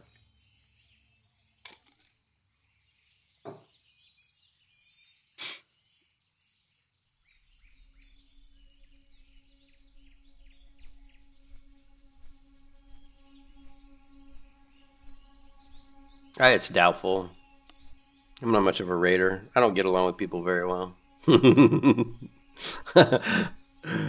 It's doubtful I'll raid. I mean, it would take a lot to get me to raid. I mean, the only time there's a guy on my Discord, Valst, who has some friends that are going to play Turtle WoW, so I'll probably try to play with him. So if the only way I would raid is if he wanted to, is if like some of my friends from my Discord got together and we got in a guild, and you know, if I can find people like that that are friends that want to do it, I'll do it. But I'm not gonna get in some guild with people I don't know and raid, because I don't want to deal with people's stupid egos and their e-peens and their look at my parses. I'm not gonna give a shit about your parses.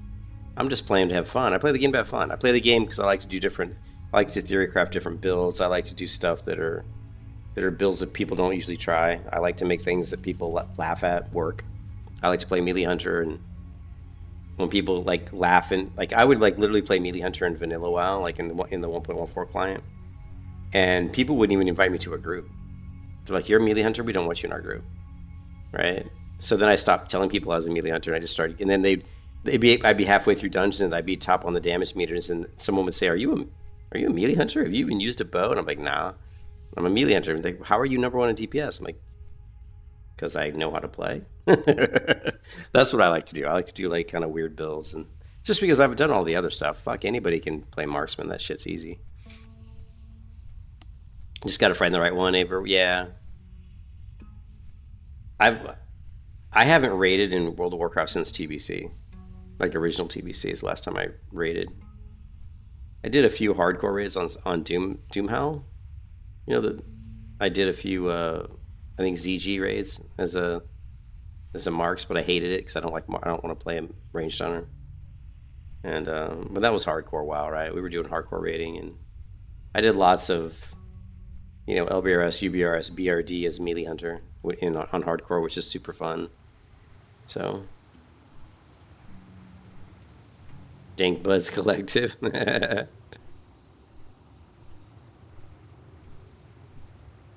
I'll be able to start from scratch. Yeah. It'll be different because, well, there's a couple things. The new patch is coming out, so the 1.18 is coming out. It comes out a couple days before the launch of Ambershshire. No, I don't know him. But it comes out a couple days before the launch of Ambershshire, so you're getting a new patch with a lot of new content, and then you're getting a fresh server where people can start. You know, no, I didn't, Koala. I haven't done much in Turtle WoW as far as with the custom content. You know, like I said, I was playing Turtle WoW back when there was only a couple hundred people logging in. You know, I don't know the first time I ever played Turtle, but it was a long time ago. Torta used to message me all the time and try to get me to stream. This is back when Turtle was just starting, and Torta used to message me on Discord and get me to stream and stuff. And that was a long time ago. And Torta has now since left her, recreated. She got rid of her Discord account and then recreated. I actually messaged her randomly the other day and said, "Is this the same Torta that I used to talk to back in?" And they said probably, but she said they left their Discord. They started doing communication outside Discord, but then they came back. But oh, did I kill the Lich King? Oh, I misread that. Did you change that? Did I kill the Lich King? Yeah, I've killed the Lich King before. Did I misread that, or I must have misread that? Yeah, I've killed the Lich King. In Classic WoW I have, but Epoch is a clown show. Because more of an L plus is like, yeah. I mean, we'll see. We don't know. Epoch may eventually work. I mean, I played on some of the betas of Epoch, you know, years ago, and they all ran really good, you know, and the content was really good. I used to talk to Magic all the time until I did one of the betas in the server. There was one beta that for whatever reason the server was running like really, really shitty. And so I messaged Magic. I think I was drinking or something. This is back when I was a heavy drinker. I don't drink anymore. And I back then when I was drinking a lot, I could be pretty salty. I was pretty bitchy. And I was playing on one of the tests, and the server was just running really, really badly. And I messaged Magic and I said, "Man, the server's running like shit." And I don't know what I said to him, but he blocked me. It pissed him off. Like he took it too personally or something. And he like blocked me, and And I wasn't trying to insult him. I was just saying the servers are like fucking shit. Yeah, he does respond, doesn't he? I mean, eventually, hopefully they'll get it going. You can't get past them lying. Yeah, that's the problem I have with them is that I feel like they've been lying several times, and then obviously,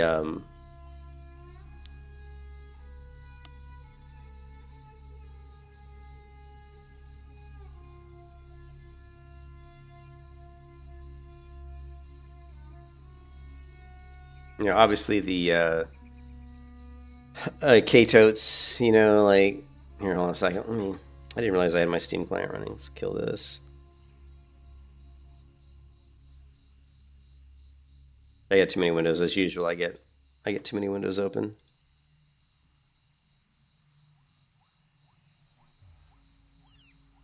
But the one thing that Kato said that really just kind of rubbed me the wrong way was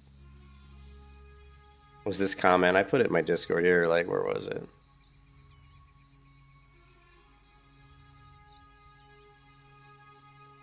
Where is it?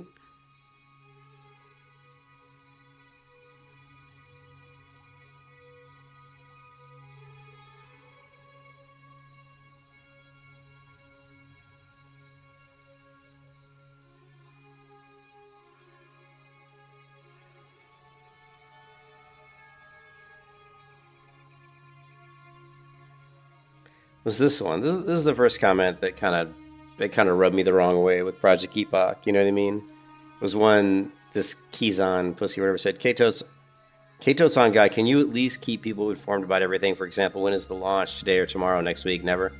And then K-totes said, you're all assuming we even want to give you a fixed time.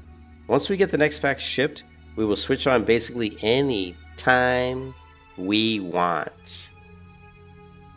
Any time we want.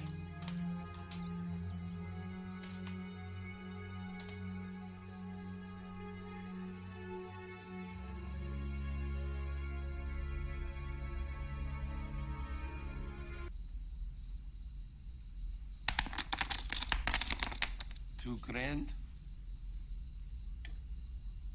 Exactly, Daniel. All right, I'll call it $2,000. I'll gamble. We'll splash the pot. You're on a draw. This is K-totes, man. Go away. This one is not good for you. And in my club, I will splash the pot whenever the fuck I please. That's K-totes. When we get to the next pack shipped, we will switch on basically any time we want. See, he's going to splash. He's going to turn on whenever he wants. One of the worst things we could do is repeat of yo, everyone. Yo, everyone. Log in at X time. I worked at Blizzard for 7 years.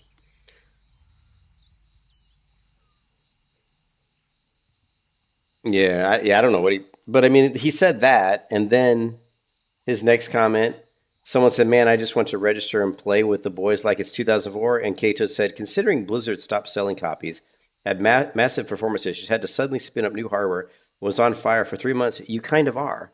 So he's basically saying that because our servers are running like shit and we've had to switch to Linux, we're giving you the same experience that Blizzard gave you back in 2004, which I thought was kind of a weird comment. Holy crap, this in-game, the ambience is just a little too much right now. Let's turn the ambient sound off. And then next comment, I don't think the amount of announcements are a problem, but when you consistently give people a nothing burger, it becomes a problem. People want technical details. People want an ETA. And then Kato says, then people are entitled. People want an ETA. You want to know how to get an ETA? By working through the problems. It took a good long while to work out where the bottleneck even was, to work out if it could even be solved. What you're functionally asking for is us intentionally giving us wrong info, and then, which is essentially giving you wrong info, and then revert it the day after, and then the day after, and the day after. So it was obvious that Katos was getting ticked off by the community, right? But he started kind of lashing out a little bit at the community, which doesn't look really good. So yeah, I know. I watched that interview, and in one thing in the interview, they asked him what would happen if the database You know, what would happen if like Blizzard made you or something happened to the database and you had to shut the database down? Like, what would happen if Blizzard made you shut down your like the server that was housing your database for the game? Like the ISP basically stopped supporting you because Blizzard did a cease and desist. I mean, he's like, oh, that's no big deal. He's like, I could have a new database up and running in, I think he said something like 11 hours or 12 hours. Yeah, no big deal. We'd have a new thing up and running in like 12 hours. I mean, he was very confident and very cocky in that interview. Yeah, they could fix any issues in minutes and launch would go. Oh, he said the launch would go off without any problems. I didn't remember him saying that, but I should go back and watch that video.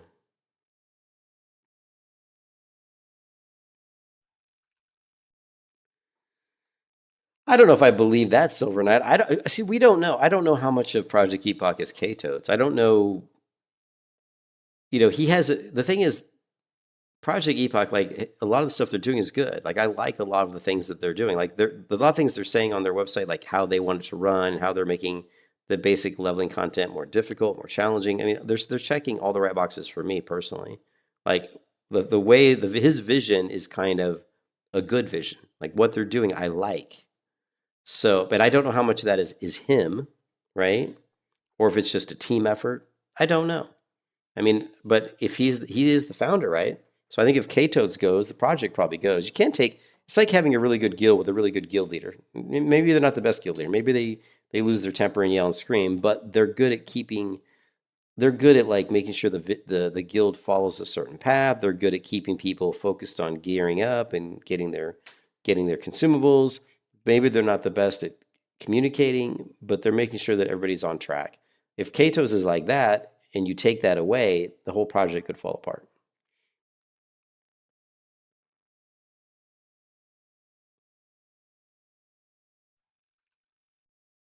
Yeah, I mean, I didn't really have a big problem with, Andy, I didn't have a big problem with what he said in the interview. I thought he came across a little arrogant, but again, I didn't really have a problem with it. It doesn't really come up, you don't really think about that much until everything that's happened recently. And when he starts like getting kind of snippy with the community and getting kind of bitchy, then you think, well, he was kind of arrogant here. You just get a little concerned. You're like, is this like something we should worry about? Is his ego going to cause an issue, right? That's the thought that might slip into your mind, and only because of what's happened. Again, I want the project to go off really well. I want it to be great.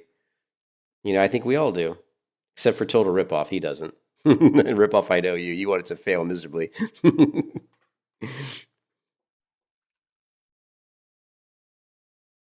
Yeah, exactly. Yeah, the WoW community is terrible. I mean, their Discord general was just such a cesspool, you know. So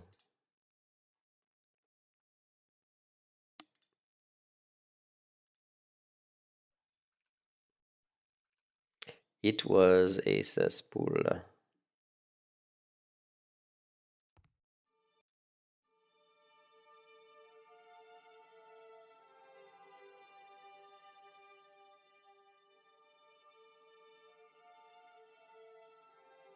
He's enraged, but who cares? As soon as it is up, yeah, exactly.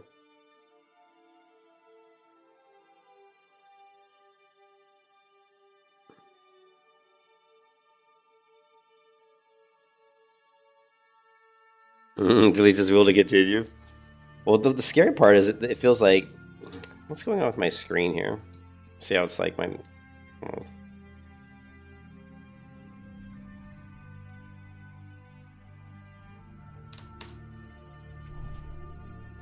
Great to meet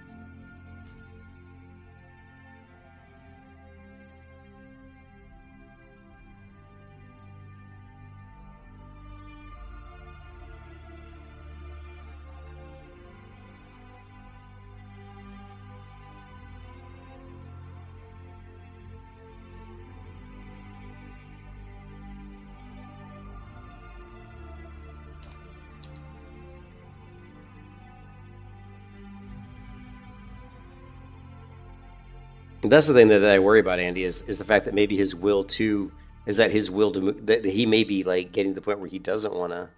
Welcome. Good day to you. Have a good one. I worry that maybe he will lose. He will get so frustrated he'll give up. I hope that doesn't happen.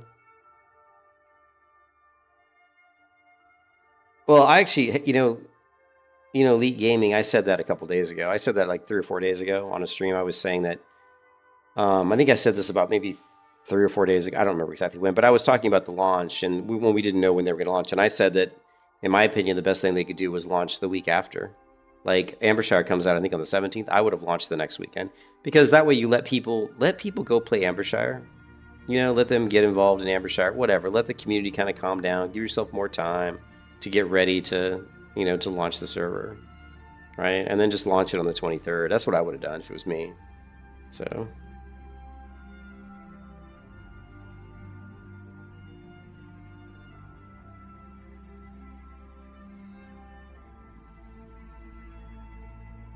That's what I would have done. I would have done the week after Amber. I mean, I think that would have been better. I just think, they had no idea there were going to be so many people. I mean, they did obviously when they got closer to the launch, but like I said it before. I've played Project Epoch. I played the betas, right? Like years ago, I played a couple of the betas, and the servers always ran great, and the content was always great. When you went and looked at the custom DevMine stuff they did, it was fantastic. It was top notch, and that's why I am excited for Project Epoch, because the quality of the stuff they do is really good. Like the quality of the content is at a very high level. So the thing that concerns me is the really bad communication, the lying to the community. Obviously K-Tote's losing his temper, which is obvious that he's losing his temper. Those are the things that worry me, because we haven't even gotten this, but the easiest way to fix all those is once you get the server out and everything's running, everybody's, once people get in play and it runs good, no one's going to care about a failed launch. All that shit's just going to be in the rearview mirror. No one's going to care. They're just all going to be happy as shit they can play. You have many years of leading very large IT projects. Oh, nice Nunya. My concern with Katos is his claim to have no real ambitions. Yes, yeah, my concern. I agree with that too. He said several times before the very first attempt to launch Project Epoch. Is there no boat here anymore? Is this like something that Turtle WoW has done? Because I'm not seeing a boat.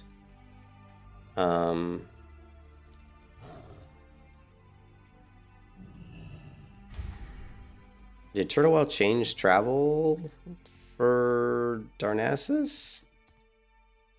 Let me go check the Flight Master because it's kind of. But yeah, that was my thing too. Was that before they even launched Project Epoch the first time, they didn't change it. So there is a boat here. Okay, good. Because it's in Stormwind. Is it in Stormwind? Oh, you say other sides, so it's not. I'm so used to Vanilla WoW. It's on the other side. It's in Storm, but you're saying it's in Stormwind. Is it on the other side and Stormwind, or you guys? Well, good morning, Mr. Rogers. How's it going, man? It's a Stormwind. Oh man, they moved it to Stormwind. Man, they're just messing with my brain, man. We were just in Stormwind. Well met. Well, thank you for letting me know. We're back to Stormwind. So, but what I was saying, like along the lines of what Nunya said, right, is that before Epoch launched, he said stuff like, multiple times in that 1 hour interview, he said, "I don't care if we never cared if the server, as long as we had just a couple of raid teams raiding that, basically what it sounded like is, and I think he even said in the interview maybe, but he basically was saying, I do use Reshade, yeah."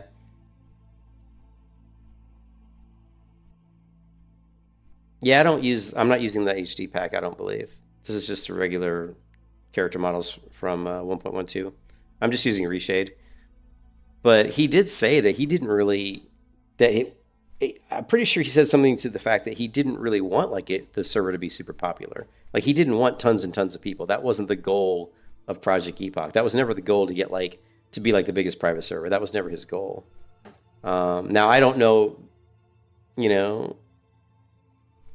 it's hard to get Reshade to work as Steam. It won't, if you're trying to run through the Turtle WoW launcher, Reshade doesn't work. The Turtle WoW launcher prevents it from working. Yeah, he said he was perfectly fine if no one gets to play.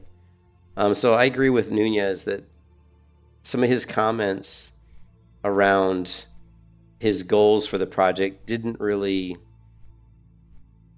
give you a lot of, it didn't give you a lot of warm, good, fuzzy feelings deep down.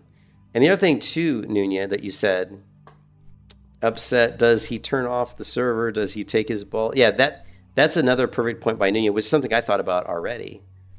Is that he's showing all these signs, because I think of myself as a very good judge of character. Katos is showing a lot of signs of getting pissed off at the community, having an ego, basically saying, I'll do whatever the fuck I want. I'll splash the pot whenever the fuck I want. I mean, he's already showing all these signs, right? So what Nunya is saying is he just going to get pissed and say, screw everybody and take his ball and go home? That's a real concern. He could just say, screw all you guys. I'm not going to launch the server and you can suck it, right? And he'll just launch it privately for him and his friends, so the other thing that concerns me is that most private servers are in it for the money. I don't care what they tell you. On the servers, they may tell you they're not in it for the money, but they're in it for the money. Turtle WoW makes a shit ton of money. Warmane makes millions. Ascension WoW makes millions. These private servers make a lot of money. And most private servers put up private servers because they want to make money. Like most of them. I don't care if they say they don't. They do. One of the concerns I have with Project Epoch is they clearly haven't said that, and they don't look like that's the goal of their project. They don't look like they're trying to make money, which I would rather them be doing it to try to make money, because then, well, as long as they're not doing stupid, nefarious stuff, you know what I mean?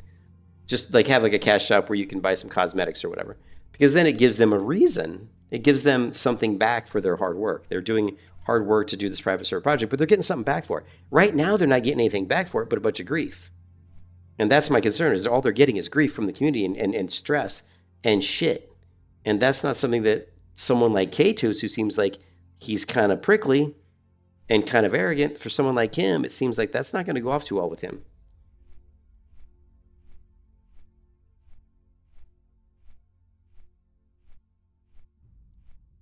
Epoch is dead before, was it? Epoch is dead before being born. People will go to Turtle 17, too much disappointment. I'm refreshing Epoch's Discord every hour just to see if there's at least some updates. I don't think we're going to get anything. Maybe tomorrow. Or I run through vanilla fixes, so might be cool. I'll check it out. The bad boy is fine to a point, but it's concerning. He may just have been having a bad day or not really putting much thought into his words, or something may have changed his mind, but when we have seen so little from seeing his ass so much is in trouble. Yeah, I don't know. He does seem to be kind of like an egomaniac, but we don't for sure. He'll blame the community. The community will eat itself when he just couldn't take the heat.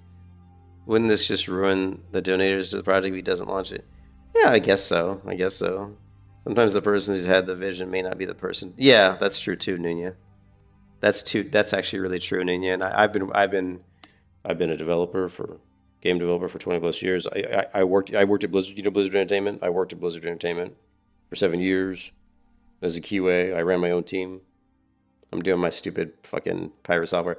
But I have to almost preface it. I've been writing code since I was 15, which is in 1985. I'm old, but I've been a software developer for a long time. So I've worked in a lot of projects with a lot of different types of people. And so Nunya, like you know as well, there's certain people that are really good at running projects and certain people that aren't. There's certain people that have a vision for a project, and it's a good vision, but like you said, they're not the person to lead the project. You need like a really good project manager who understands how to manage people. And I don't think Katos understands how to manage people. At least he certainly hasn't shown that. And the biggest reason that we see that is just the way the communication is being handled. It's just all over the place. I mean, sometimes he posts something. Sometimes Eridun posts something. Sometimes a community manager posts something. Sometimes we're getting updates on the status of the server from a community manager, which seems odd. Seems really odd. And then sometimes Katos will say something, and sometimes Eridun says something. So it's just all over the place. There's no consistency. So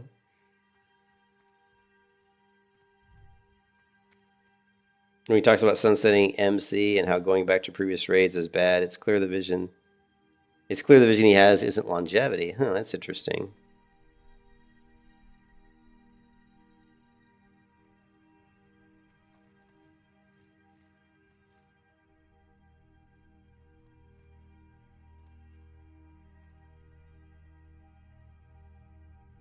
Yeah, yeah, that's all good points.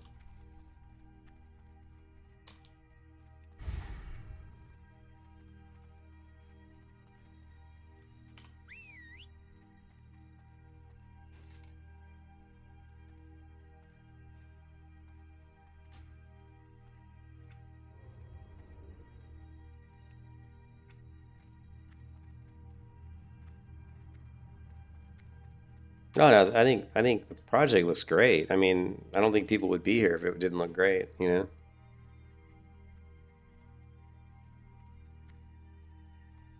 Do you guys stream content? Yeah, that's right. They have the Storm Harbor in Turtle WoW. That's crazy, isn't it?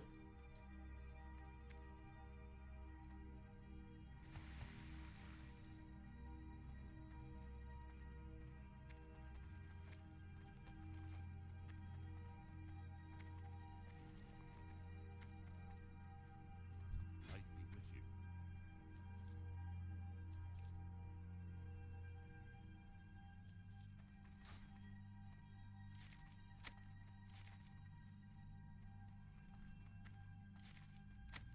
I got a lot of crap in my bags. Wait a minute, 25 sacrifice crystal power. When did I get this dagger?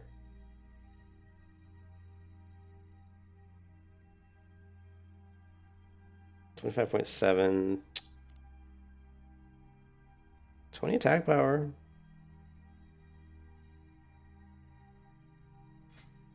Hmm. Not bad, not bad at all. My bags are awesome. Anybody who watches me stream will know that my bags are always a disaster. Well, here's the problem, is I'm a hardcore character, and I can't use the auction house, so I can't sell anything. I can't get rid of shit. So I have all this stuff that I really don't want to just delete or sell. Like I have leather that I use for engineering, right? And then I have like, all, stone and stuff that I use for engineering. Then I got food I use for cooking, and I just don't want to throw that shit away, man. But we haven't really had an issue with inventory. Like we haven't been getting a lot of stuff that we've been saving, so inventory really hasn't been an issue. But yeah, it's a nightmare. My bags are a disaster. It's hitting me like my Nelf UI. My Nelf UI.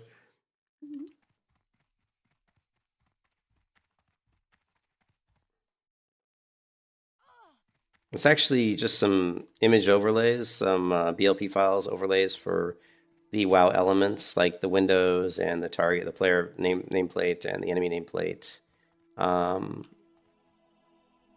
That's what it is, and it's basically a pack called Elfwood by T-King. It's something that was created around 2007.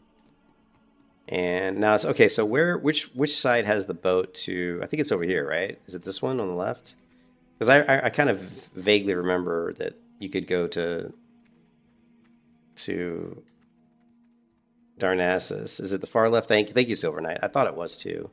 It's kind of coming back to me. I haven't played Turtle in so long.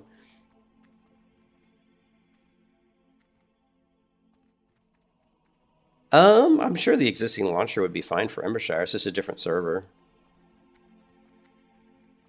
Yeah, well, I don't really have issues with hoarding in real life. This is a issue I have in WoW, where I don't like to throw away like stuff I know I can use. So I definitely have an issue with throwing away shit I can use. Like I mean, like raptor flesh. Man, I can cook up some good raptor meat. You know, like these like leather and stuff. I need this shit, but there are stuff here we can get rid of. Like I don't need all these arrows. I'm a melee hunter. I don't use arrows hardly at all, so we can definitely get rid of a lot of these arrows. We don't need this. We don't need this freaking steel lockbox because we're not going to be opening anytime soon. Probably don't need the Southern Sandcrawler leg because it's a quest item that we're probably never going to complete. You do. Yeah, dinosaur steaks are good. So the UI though, like how my UI looks with the, with like the vines and the kind of leaves and stuff that are wrapped around the objects. That's you can get that just by downloading Elfwood by T-King. It's really cool. It's just basically, this is from really about 2007 when this one was created. Yeah, just go in here and download it. And all you have to do to get this to work is super simple, right? Here's all the files, and they're still hosted. Been hosted for a long time, which is great. all you have to do is just go into your Turtle WoW folder, just go into the interface folder and just copy those folders in here. Like normally in your interface, you just have your add-ons folder, but in my interface, I have all of these folders. And these are all the additional BLP files, which are basically just replacing the, you know, the standard default images, right? Yeah. Oh, look how fucking... Darkshore is like one of my favorite zones. Darkshore is probably my favorite zone in World of Warcraft, and it's just because there's something about the lighting. Like, the trees, the beach, it just looks good. You know what I mean? It looks good. I mean, check... You can't tell me that this zone here... And also, you can see that we've got an issue with the in-game glow effect. Right? See how my Tabor's got way too much glow on it? So let's fix that. Alright, that's much better. We can also, if we want, we can add some glow, maybe our own glow if we want, but I don't know if we really want to. If I have it in here. Oh, it looks like I done. I might have to run reshade and add that one. Oh, yeah, here, Magic Bloom. Magic Bloom works pretty well. So we're going to Magic Bloom, and we're just gonna add a little bit, right? Okay, and if we just active to top here, and now you can see that glow on my tabard isn't like just kind of washing it out. You can see this is with Magic Bloom and this is without. So we're adding a little bit of bloom, but not that ridiculous over the top bloom, right? That we got from the default FX glow. So, but here you've got really, I mean, oh come on, this is like the coolest looking zone ever. I love Darkshore. I think it's the best looking zone in the game. I am going to play Ambershshire. I'm super excited. You know, my wife's name is Amber, so when I saw that it came out and it was like Ambershshire, I was like, holy shit! Like two of my favorite words. Amber, my wife's name, and the Shire, man, for the Shire, right? Yes, it does have stars. What is the reshader you're using? I'm using just reshade. Why are we like? I think I turned the sound down. Oh, it's the ambience. That's good.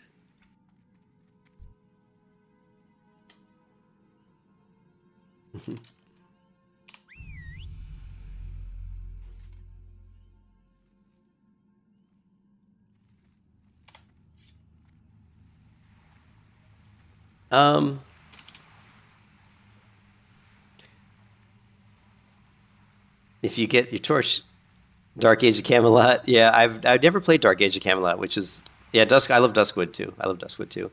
Eversong Woods. Yeah, I like Eversong Woods. Yeah. Circle buttons. This is my Skyrim style circle menu, right? And you can easily just drag stuff on and off of it, right? You could drag stuff here.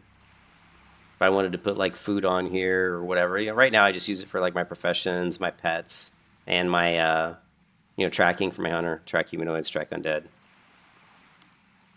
It's an add-on called Ring Menu. So here, let me go to add-ons. Let's see. It's this one. Ring Menu. Where do we have a...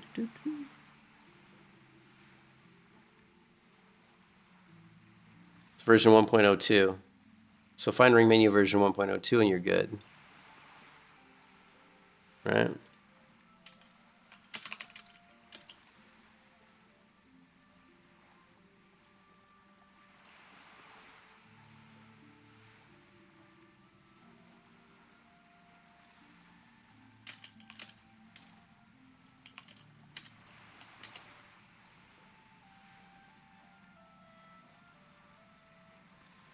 It's too.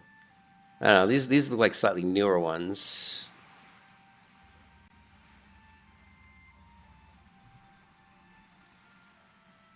There we go. This is the one you want. Here's a 1.0 one, which should probably work. This would probably work. Yeah. No, I don't think it was 1.82. I think it was 1.02. Not 82. 1.0. Actually, that was it. That was the one I just gave you the link to. Well, this is 1.01. I'm 1.0.1. I have 1.0.2. I'm sure 1.0.1 will probably work. So just the link I put in the chat there will probably work for you. But yeah, ring menu is great.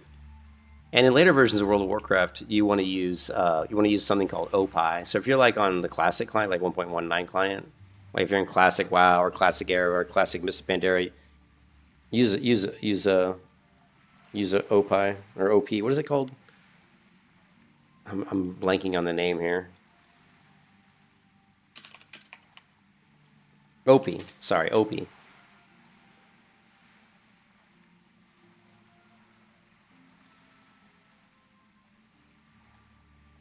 And Opie is basically similar to ring menu, but it's far superior.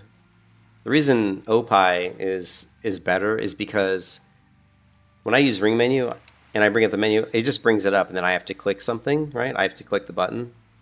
Whereas in Opie, when you bring the menu up, you keep the button down. Like I'll push like F1, and you hold the button down, and then you move your mouse around, and this little pointer will point to where your mouse is. So to get to point to this like enchantment dust, the mouse cursor would be over here somewhere. And so you just move your mouse cursor to what you want, and then you release the button. So it's much faster and easier to use. But unfortunately, Opie doesn't work in the 1.12 client. There's no version of it. So yeah, the Nestarius forums are still active, and they're actually a really good resource because there's a lot of great posts on Nestarius forums around builds, character builds. There's a lot of stuff on there around add-ons and stuff. So it's definitely still a really good really good forum. The forums have a lot of good useful information on there. So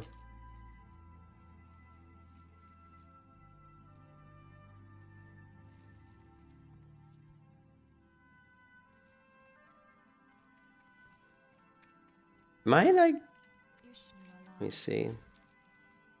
Yeah, Northrend Village.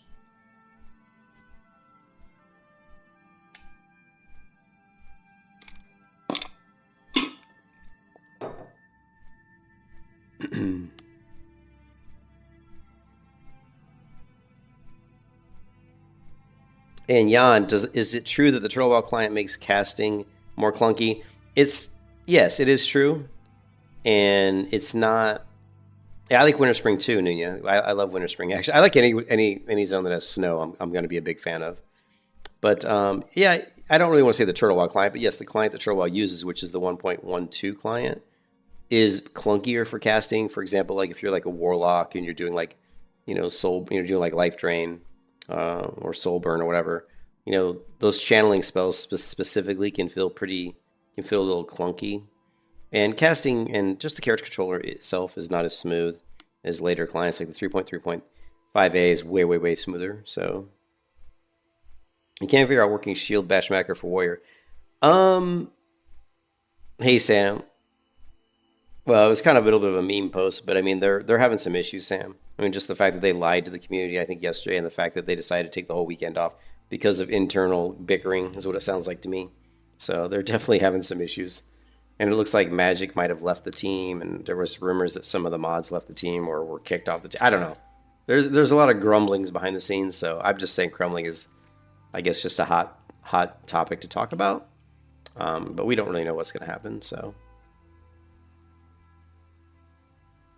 And somebody asked a question, about the warrior, right? You can't figure out the working shield bash macro for a warrior. So there are some macros that I have for that. Let's see.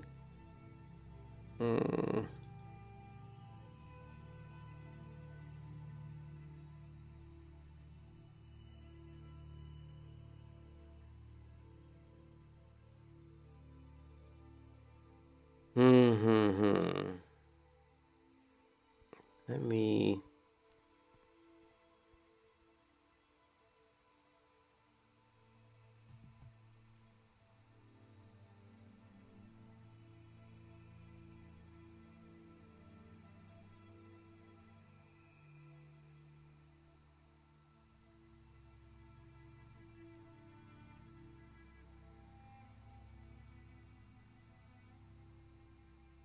Okay, here you go. Most of these macros for Warrior 1.12, I think these work. I tested out the charge one. So if you're looking for like a shield bash, I mean, I'm not sure if you're just trying to. Um, oh, Peter. Well, I mean, I'm just saying Magic's gone off the Discord. Like, he's not on the Discord anymore. So I don't know why that is. Like, if you go here and you go to the Epoch and you type in Magic, he ain't there. So, and he used to be there. He's gone, right? Because he's not in the Discord. Now, if I go to, let's see, where's Magic? Right, here's Magic, right?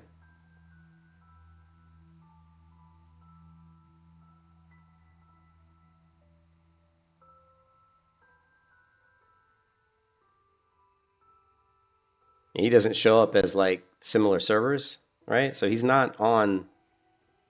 He's gone. He's gone off the. He's not on the server anymore, on the Discord server. So I don't know. But anyways, as far as the warrior macros though, he swapped 2 hand for 1 hand and cast shield bash, and then return it 2 hand. I don't know about the swapping part, but you can definitely use this to change stances, right? So like, for example, if you want to go into defensive stance, something like this, right? This is like taunt. So this is going to make sure that you're in defensive stance, and it's going to cast spell taunt. So something like this is going to be what you want, right?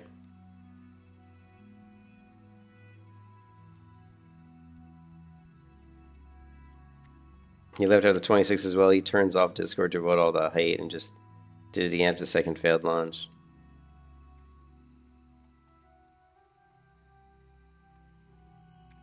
I linked some warrior macros to your Discord and I got them, but you want all of them? Didn't I think I gave you all of them? Didn't I, Cynical? Did I not give you all of them?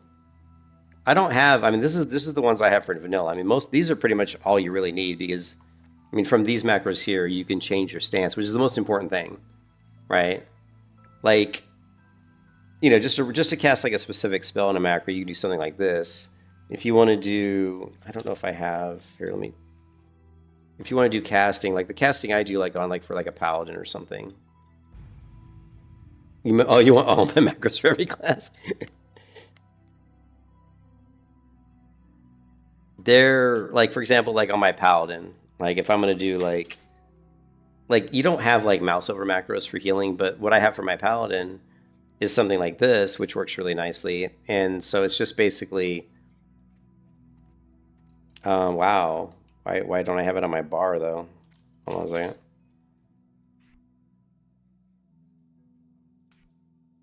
Okay, my bar is obviously acting up. We got some issues. We got some issues. Okay, so like this macro here, if I just hit the 3 key, it's going to cast Holy Light on myself, right? But if I have this person here if I target this person here and hit 3, it's still going to cast Holy Light on just myself. Right? But if I hold down shift and hit 3, it's going to cast it on the vendor. So that's just like kind of my macro that I use for healing, you know, because I can easily like let's say I'm a main tank healer or something, you know, I can like heal the tank just by hitting the button, right? But if I want to heal myself, well, my modifier is backwards. I would flip the modifier if I was a healer, but I don't usually run healer in Turtle WoW. But if I was a healer, I'd flip my modifier so that if I hit 3, it would heal the tank. But in this case, I have to hold down shift. It's going to heal the person I've targeted. Otherwise, if I just cast, it's going to heal myself. But I can do the same thing. Like if I wanted to heal this person, I can't. But there's no mouse over, so that's the only bad part about this macro. Like normally, I would like to be able to just mouse over anybody else and heal them. Like I could have the tank targeted, heal the tank, right? And then if I wanted to heal someone else in the raid, I just mouse over them and heal them. But I don't think I can. I don't think there's any mouse over macros in the 1.12 client. What's up, Nox? How's it going? But you could also use like Healbot or something. But I've had no problems as a healer just running with this macro. It's fine. I mean, I'm gonna have like, you know, I'll have my raid windows up or my party windows up, and usually I'll orchestrate them. I don't think I have it set up in here though. Like again, in Turtle WoW, I haven't been doing much group play in Turtle WoW, so. But anyways, that's how I set up like just like my healing macros just to heal. You know, just use like a modifier. You know, slash script local A is equal to, you know, is shift key down. So it's basically running a function to basically return a Boolean value, saying is A equal to true or false. If A is equal to nil, actually it's weird because it's not true or false. It's not like truthy. It's weird in Turtle WoW in the script, and I guess it's in the script language in the 1.12 client. It's bizarre because it's saying if the shift key is down. If it's not down, it doesn't say false. It's nil. It's nil, which is basically like, you know, no value. It's like null, I guess. So if A is equal to null, that means it's the shift key is not down. So basically it's saying if the shift key is not down, then cast Holy Light rank 2, comma true. Comma true in this script language means cast it on yourself. So comma true means you're cast it on you, right? And if I took comma true off, it would just cast it on whoever I had targeted. And then else, it says else cast spell by name, Holy Light rank 2, and you can see there's no comma true here, which just basically means else just cast the spell on whoever I have targeted, right? And so, but as far as like the most complicated macros are going to be probably the warrior, because you have to deal with this. Any class where you have to deal with stance changing, is you're going to get those. You're going to get these macros here where you're going to have to check. You know, here you're saying run local texture, comma name, comma is active, comma is castable. So it's basically saying can you get shapeshift form 1, right? It's saying is it active? So it's checking to see what stance you're in, and it's saying if you're in battle stance, then cast overpower. If you're not in battle stance, right, then it's going to cast battle stance. So as you can see, all of these macros are 2-click macros, because when you run this macro, it's either going to cast overpower or it's going to cast battle stance. So if you are in defensive stance and you want to cast overpower, you're going to have to click this button twice. Once to switch into battle stance, and a second time to cast overpower. And then on my hunter, we have some fun macros on the hunter. But yeah, so can you play Petless Hunter on the server? I don't know. I mean, do they have a challenge? I don't think they have a challenge for Petless Hunter like they do in the hardcore add-on, like the hardcore add-on that the hardcore community created, where they had like challenges for like no pet. I don't believe they have that. If you go to the website, I don't think there's a challenge for that.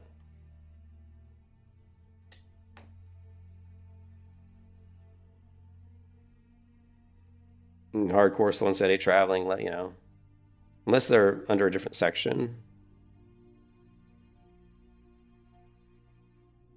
like class challenges, but I don't see it. Yeah, you can do conditional macros. Well, that's what those macros were. Well, here, that's kind of what that macro. That's kind of what the healing macro was. It was saying, right?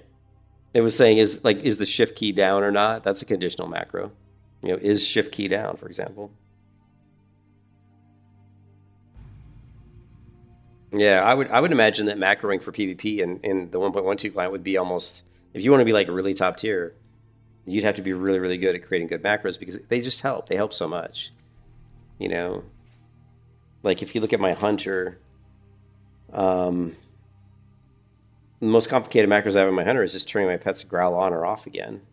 You know, run local, you know, while get spell name. You know, I'm actually looking to see, you know, if, you know, getting this spell called growl, right? Saying get pet equals growl. If G equals I equals I and I equals I plus 1, end. So run local I, G equals 1, comma 0. So it's setting like a local variable. And it's saying if, and I guess what it's looking for is to see if growl is active or not, right? Actually, I'm not sure. Actually, I think it's looking to see if I have the ability. But here, basically at the end, it's saying get autocast, right? So basically the pets, there's autocast abilities, like autocast on and off for growl, right? Yeah, so it's an interesting macro. But basically, it's just basically checking to see if autocast is on for growl. So it's trying to find the spell. It's going through all my spells that a hunter has, my pet has. It's saying, do I have the spell growl? Does it exist? If it does, then see if it's auto-toggled on or not. If it's not on, then it's going to toggle it on, right? And so you can see here, my pet's growl is currently on. So if I run this macro down here on the bottom, it says pet growl off. If I run this, Control E, it's going to turn growl off, right? And if I run my other macro, growl on, it's going to turn on. So just with a click of a button, I can turn my growl on and off. I also have macros, some macros over here like pet defensive, pet aggressive. So if I want to put my pet in pet aggressive, I just do Control A. If I want to put my pet in defensive, I do Control D. And if I want to put him in passive, I just use my pet follow macro, which is going to tell him to follow me, and then also put him into passive. Yeah. Yeah, the stream's popping off today. I don't know what's going on. That's why you need my macros? What? I don't... Well, I will try to update the macro section in the Discord. Are you on my Discord, Cynical? I can probably update the Discord with the macros. I'm sure I know I've got a macro section in here.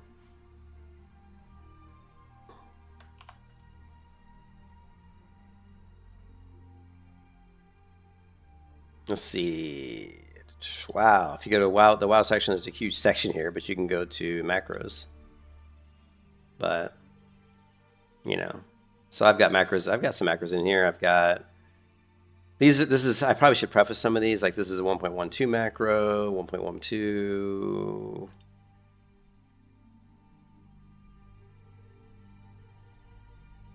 Other macros. These are not 1.12 macros though. These are like These look like the 1.14 macros, like classic. Yeah, these are classic macros. Classic warrior macros. Yeah, so much easier in classic to do macros. And then these are vanilla only, like 1.12 macros, which are the warrior ones that I was talking about that I kind of gave you. So yeah, I have a Discord.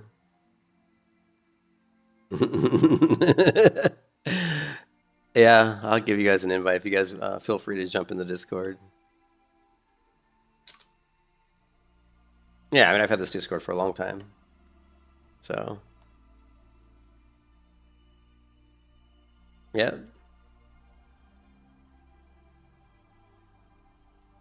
We got our Project Epoch channel. I have a ridiculous amount of channels in here, probably too many to be honest, but Chrono Odyssey, Ambershshire Drift, I mean, all kinds of shit, but whatever. Feel free to go into here, and yeah, if you guys want to, post anything or if you need anything, just let me know. Yeah, need a place to bed. That's all we do anymore is event on Project Epoch. But I had a quest. The reason we came here is because there's some sort of hunter quest, I think, in Dolinar. So let's head over to Dolinar.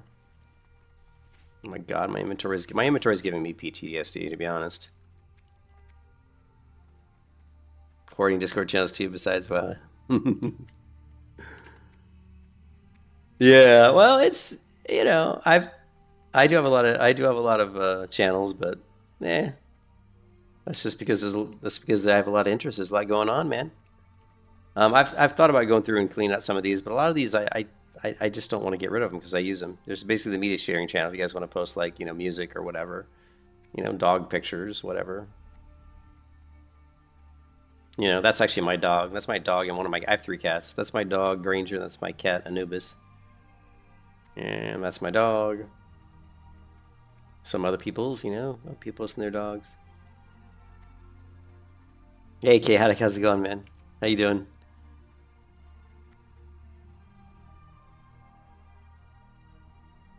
Yeah, my dog, he's a good dog. He's real nice. He's a real well-behaved, good dog. His colors look different to me. It must just be...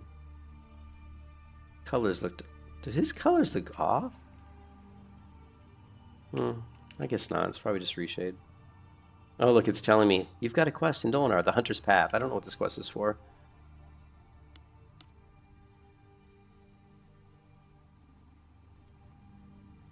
I'm hungry. My wife's probably going to wake up soon. I hope she doesn't want to do it. I guess I got up out of bed at 4:30 this morning to play WoW, so... We've been playing WoW. Oh, I got up at 4:30, so 5:30, 6:30. Yeah. I didn't play right away. I think I was mucking around on Mid-Journey, making some thumbnails for streams, but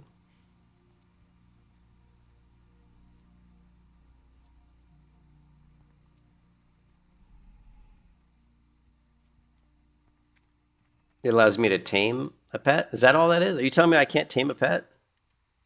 You tell Well, I know I can tame a pet because I've got multiple pets. Is it allow me to tame a different pet? Yeah, we've got tame beast. Oh, you mean a pet, like not a... What do you mean? Oh, I did it elsewhere? Oh, so I came all the way over here for no really good reason. Likely outside. Oh my god. So this is basically the hunter taming quest?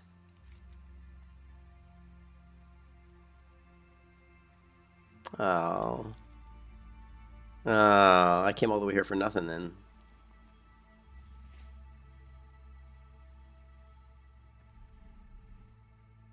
The hunter's path.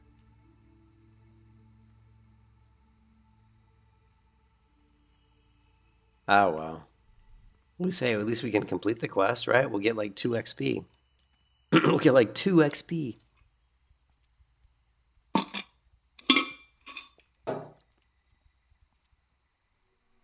Maybe we'll get some rep, yeah.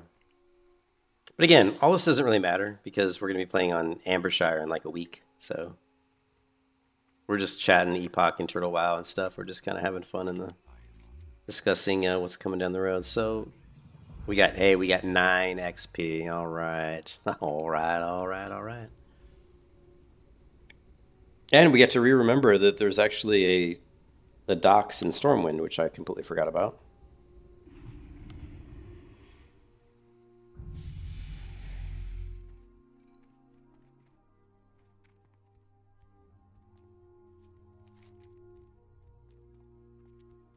There are the Booty Bay quests. Ooh, you know what? We're actually primed for Booty Bay.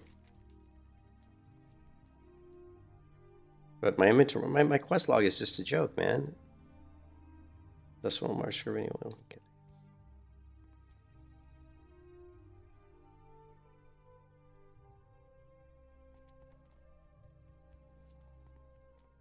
Letter to Stormbike?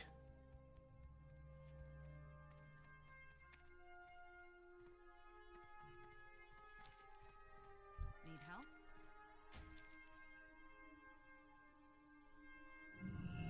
Have a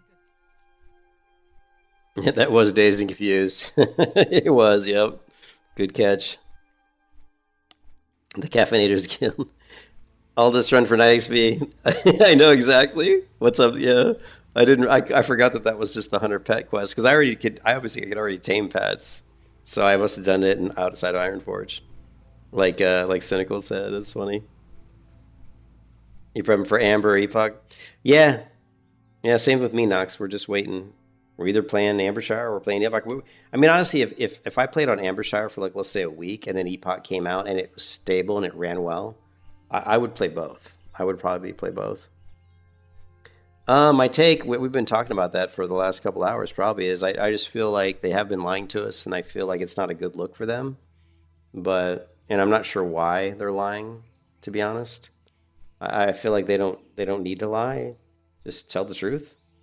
So, I'm a little concerned about how bad the communication's been, about the lying. Obviously, I think they lied about the launch of the server yesterday, saying that it was just a test. I think that was a blatant lie. And I'm a little concerned about how toxic the community is and how that seems to have negatively impacted the development of the project. It's like we all want the project to come out and be good, but we're not. The community is not helping. They're making things worse. If they just shut their mouth and let the team develop. I mean, if people in the Discord would have just left them alone, just leave them alone, then we wouldn't be in this situation. But at least I don't think we would be in this situation. I should make a guild. Hey, Cynical, I should make a guild on Amber? Well, I think we're going to. Hey, Cynical, Valst in my Discord, he said that him and his friends are going to play on Ambershire. So I'm pretty sure I don't know if I'll be making the guild, but I'll definitely be, if he makes the guild, I'll be in his guild probably. So I'll let you know what the guild is. But yeah, we're definitely gonna have a guild. I think. I mean, I got to talk to Valis. I haven't talked to him today, but you're bummed by Epoch. Yeah, it is kind of. It's disheartening. Excuse me. I need to crack open this Mexican Coca-Cola here. Hold on a second.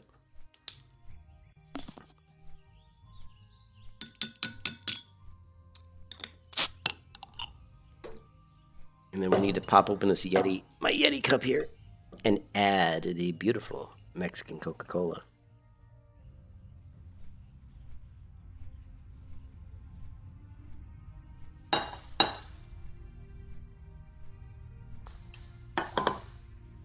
Ah, Coca-Cola. All right.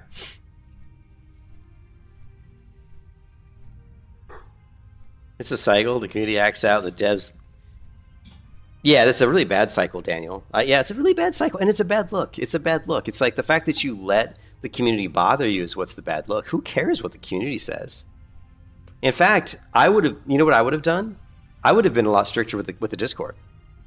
Like any negative comments, I would just I mean, if they truly are putting up this project not trying to make money, which they don't seem to be doing it for money, and if it's just a passion project for fun, then get rid of the negative people.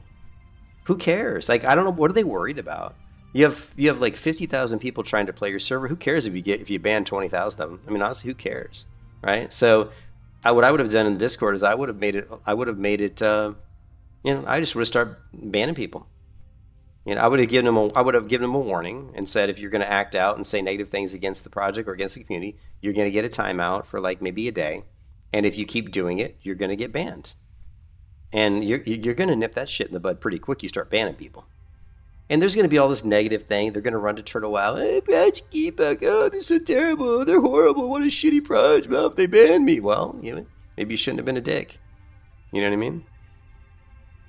So they were, I think I would have been a lot more strict with my Discord. It's hey Nunya, it is Turtle. It is still the 1.12 client, and it is just going to be coming out right after they release their next big update, which is the 1.18 update. So it's going to be the same as this server. It's just going to be fresh. It's just going to be a fresh server. And they're going to add, obviously, we're going to have the 1.18. It's going to be released for all the servers. Is it 1.8.1? Yeah, it's going to be released across all of them, I would imagine. But that's going to be released a few days before Ambershshire. And they said that way, if there's a few bugs and stuff with the new release, they can try to fix some of those before Ambershshire gets released. You got to keep in mind that Turtle WoW, the first server, was out for 8 years before they released, I think, the PvP server. So they had always wanted to just have one server. But now what happened, and a lot of people think, well, they're releasing this because they're trying to piggyback on the hype of Epoch, and that's not really true. What happened was their population was consistently going up over the past year, and then when Season of Discovery basically said they're going to end that, then they started getting even more people. So what was happening is their main server here was getting over 10,000 people consistently, and it was going up, right? Right now there's 7,735 people, and it's not prime time probably for this server. So that's true, but you could probably ban VP. You could probably ban yeah, but I mean, how many people are going to do that? They can come back with a VPN, but just ban them again. Just keep banning them, man. It's not that hard to ban somebody on Discord. And a lot of people won't come back. A lot of people don't want to pay for a VPN, or they don't want to grab a free VPN. So it'll definitely help. It's certainly not going to hurt. You know what I mean? Yes, the 17th, Nunya. Yeah, the 17th.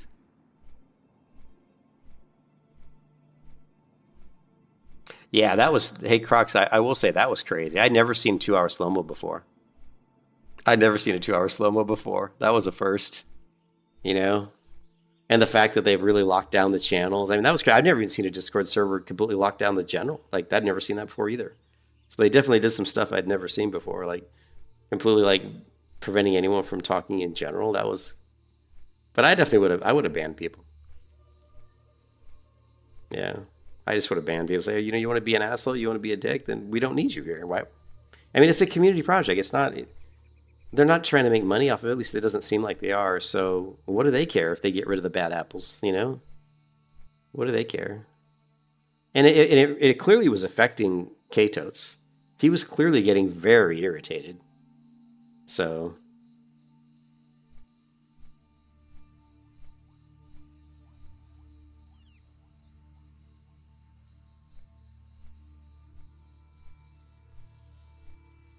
All right, so I'm just mucking around. Like my character's level 46. This is a hardcore hunter I've had for a very long time in Turtle WoW, but I'm just kind of, wasting time until until Ambershshire comes out.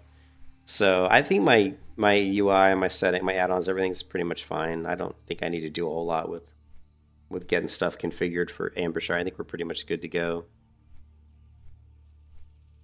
Yeah, and catnip. Nikkei catnip. What they did was what was really weird is they basically, K-Totes alluded to the fact that when the servers were going to relaunch, that before the servers relaunched there would be a patch. He said don't worry about the servers relaunch till you see a patch. Well, then a patch hit the client. I don't know, like a couple days ago, like 2 days ago.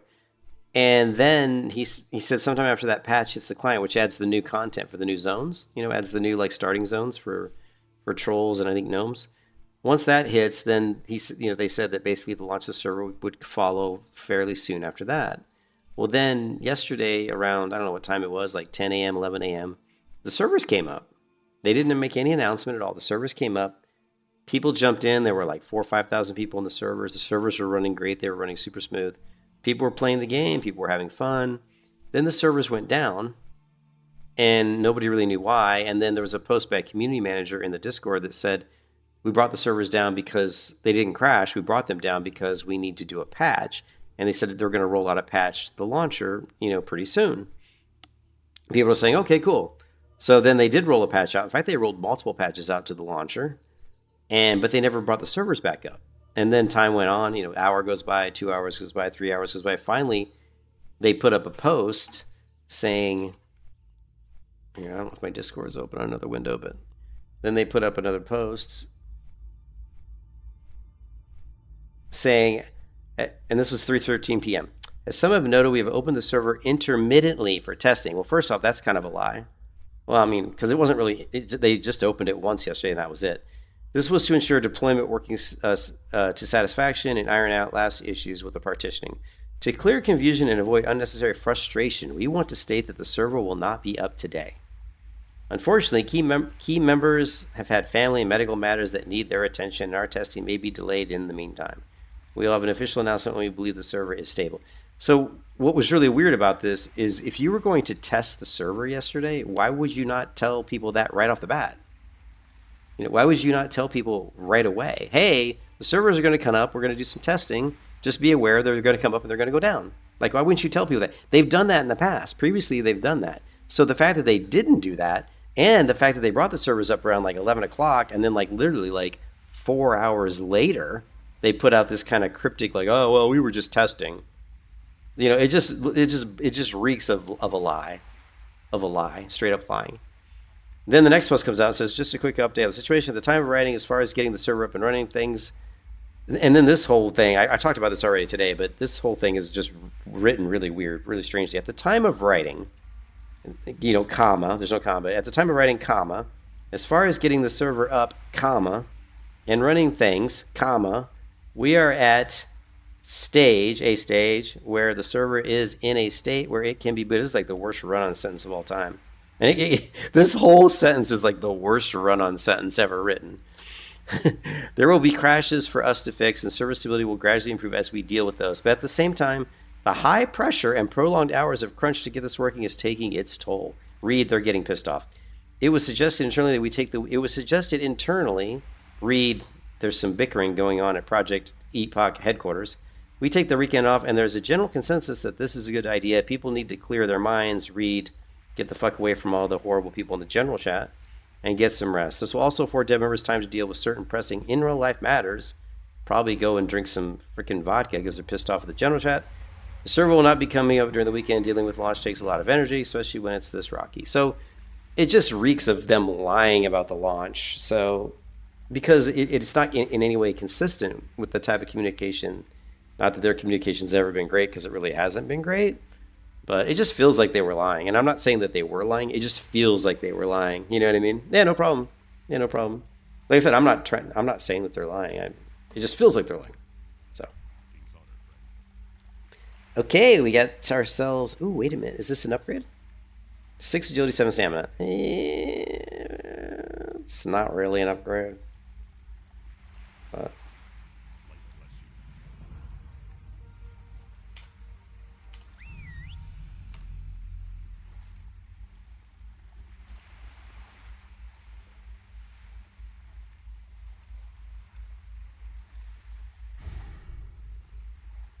But now I honest to God feel sorry for the devs.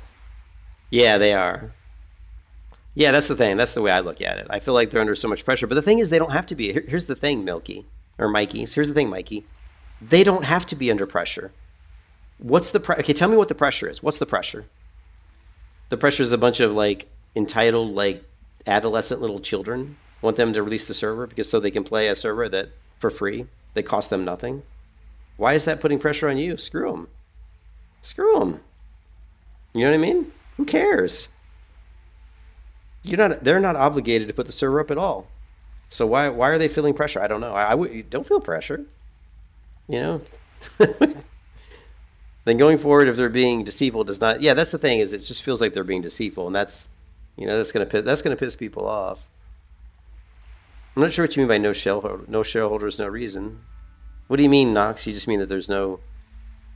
Yeah, there's no money involved here. Like, it's not like they're, they're not getting anything out of this. They're not getting money or anything.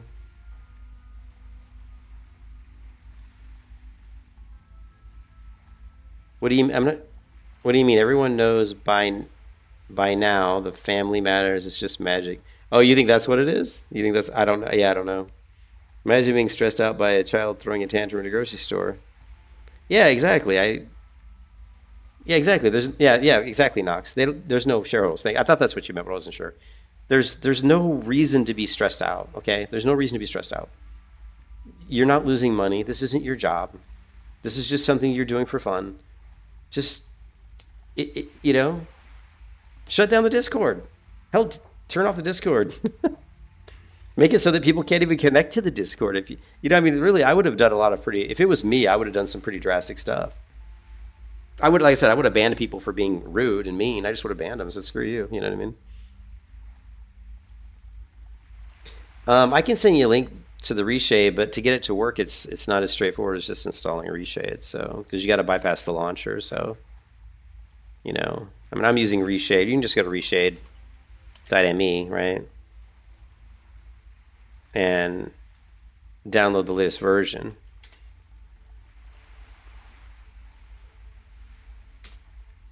Yeah, they closed that a long time ago. But to get Reshade to work, you're gonna have to download.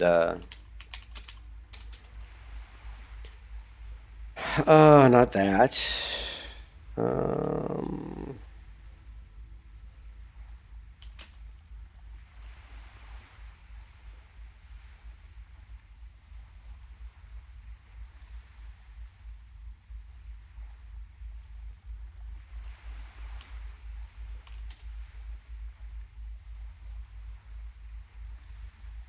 If you want to get Reshade to work, you're going to need this. You're going to need this. You're going to have to download the Super API.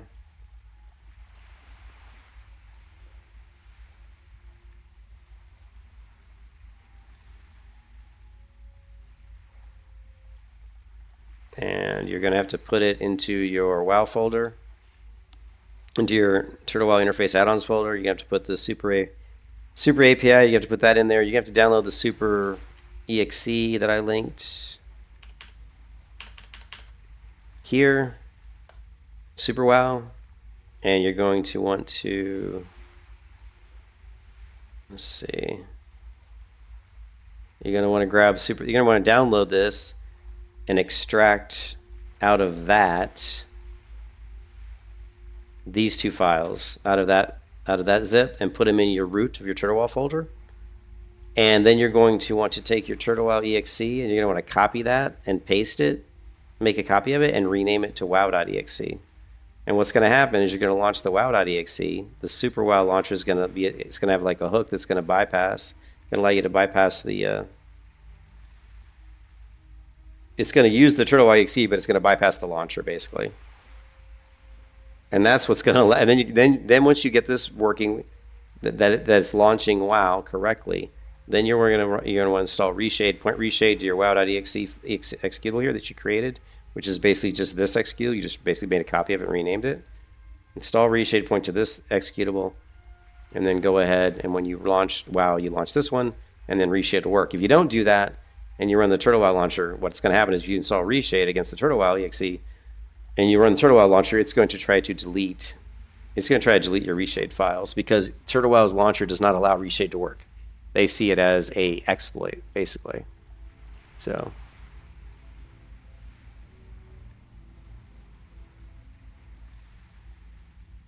You have zipped release there on the right side? Yeah, probably.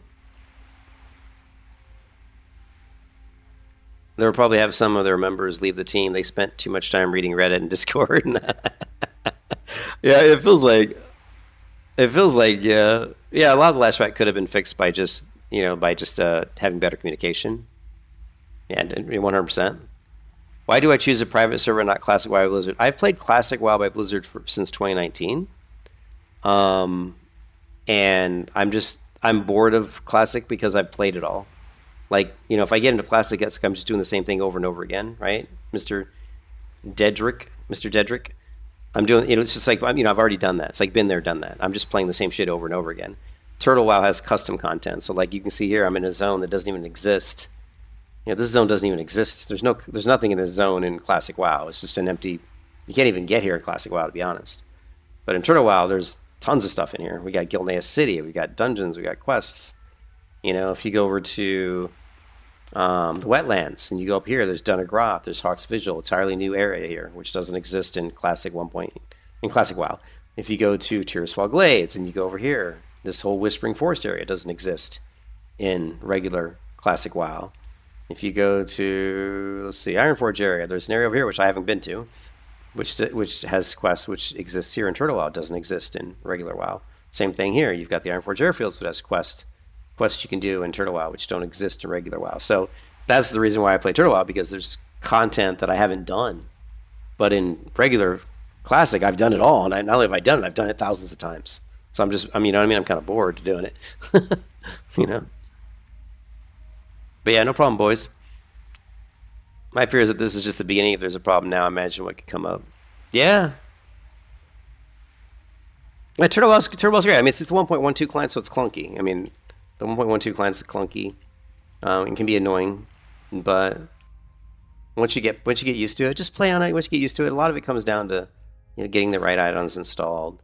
I would recommend for add-ons. You definitely, if you're going to play Turtle WoW, you are definitely going to want 100%. You're going to want Shagu plates. This is an enemy nameplate. You're going to want that. You're going to want Shagu tweaks. 100%. You're going to want that. Shagu tweaks, Shagu plates. Definitely get ring menu. Get PF Quest and PF Quest Turtle. Some of these other ones are ones that I like. You don't necessarily have to have them. Super macro. I need that for my macros. Unless you create more complicated, bigger scripted macros. I use mixed scrolling battle text. Move anything. Oh, I love move anything. And what else? I use cool line, but you don't have to have cool line. Cool line is this little bar here that just shows my cooldowns. Classic Snowfall. This is like Snowfall key press. This just means that when I press a button, it actuates when I press the button and not when I release the button. If you don't have that installed, you have to press a button and then release it before it'll actually do the skill. Whereas on mine, I don't have to do that. I can press A and hold A down, and it's still going to cast Raptor Strike. So, no, I have Reshade installed, so what it normally would look like is this, right? It'll look like this, so.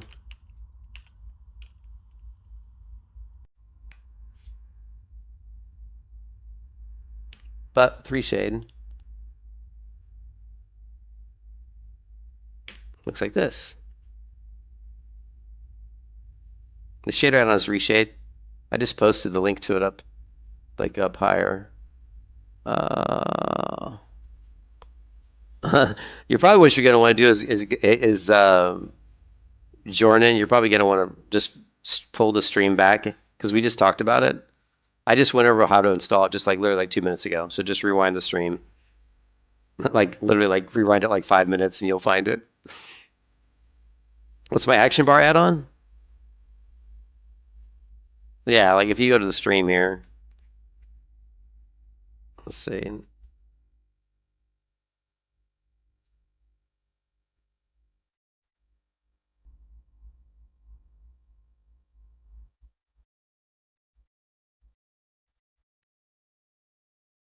Yeah, so just go back to about what is it, 7 minutes back. Go about 7, 8 minutes back.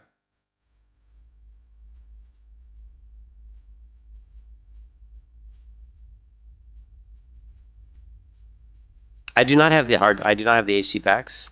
I just have reshade. I like the original character models and stuff, so I don't mess with the HD pack. And as far as the thanks for the sub, boys. Appreciate it, man. Thank you. Like and subscribe. You know, I've been a developer for Blizzard for like 7 years. You ever heard of Blizzard Entertainment? Doing my pirate software. Turbo does a good job with it. Yeah, they do a great job with an old rusty client. It's amazing, actually. Someone asked me about what is it, my action bar add-on? Carrie Yunden, the action bar add-on. Yeah, wow, Thor, exactly. I'm not on Twitch. Actually, I always stream on YouTube. I don't like Twitch. I don't like the interface. If I streamed on Twitch, I'd probably have a lot more people, obviously. But I'm just, I've been streaming for a long time. But if I streamed on Twitch, I'd probably have 50,000 subs or something, or whatever, followers, whatever it's called on Twitch. Yes, I am the first second-generation employee ever. You ever heard of Blizzard? I worked there for 7 years. I've been a game developer for 20 years. I helped the government hack different sites. Oh, so somebody asked about actions. The action bar add-on is not really an add-on, right? No, I don't. I'm just doing the project. I'm doing the pirate software crap.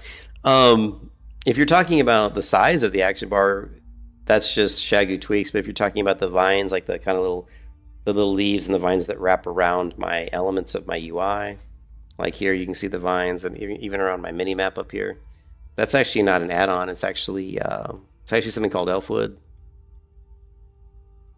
Man, I need to make a video for you guys because everybody keeps asking the same questions, right? I went through a second puberty. The doctor told me I went through a second puberty.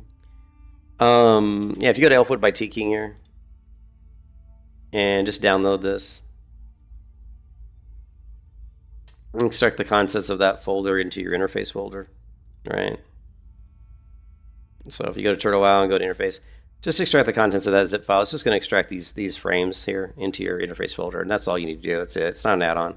It basically is just putting different BLP files, which are image files, which is basically replacing the built-in. Anytime you put BLP files into your interface folder, if the folders are named the correct names, it's going to basically replace the images that are used by that element. So, but I'm going to have to make a guide or something because I'm getting asked the same questions over and over.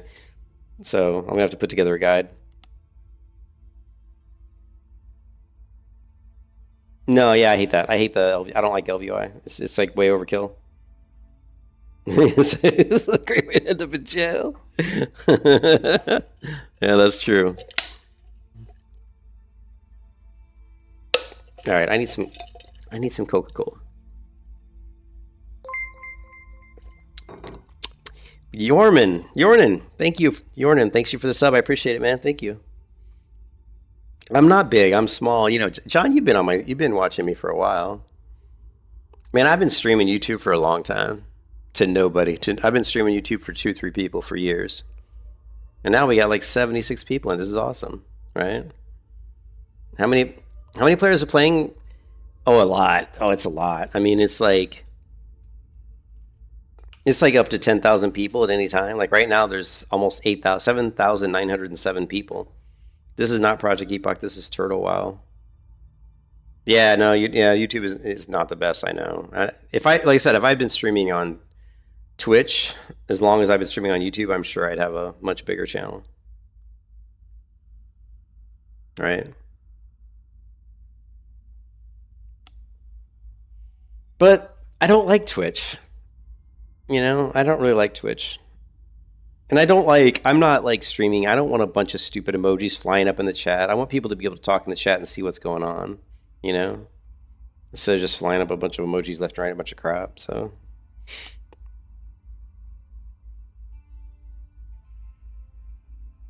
what's Epoch's problem with server stuff? Yeah, I don't know. I mean, honestly, I have no idea. Yeah, you can add them in YouTube. Yeah, you can add them in YouTube. I've had people ask me to set up memberships on YouTube and that they would actually be members, which I need to do. They actually told me they would be members on my channel, and I'm like, I'm actually losing money every month because I haven't set up memberships. I need to do that, but I don't know what you guys would want. I don't know what people would want. Like, what do you want out of a membership? Like, you know what I mean? Is that what it is? I don't know anything, man. I need someone who can. I'm a software developer by trade. I mean, that's what I do. I'm a programmer, right? But I know nothing about moderating like Twitch channels or really YouTube channels or setting up that kind of stuff because I just never done it. I do want to get money for streaming, but I'm just lazy. I'm just lazy. You need my big brain to solve an issue. Your Project Epoch launcher requires admin. Is there a way to remove permissions on that? What do you mean? What? Your Project Epoch launcher requires admin. Yeah, I know. I know it's something from programming side. Oh, you just log into the platform for YouTube though? But is it for YouTube? Jordan, is it YouTube though? Just want to support the channel, exchange currency for content. Yeah, exactly. Yeah. Yeah, there's one guy who comes to my channel, and his name is Jawbone. He's donated lots of money to me over the years. You have to run it as admin? Is that what you're saying? Yeah, I mean, you can run it as admin. I mean, just, like here's my Epoch launcher, right? You can just go, let's see. I don't know where this damn icon's at. Let's see, Epoch.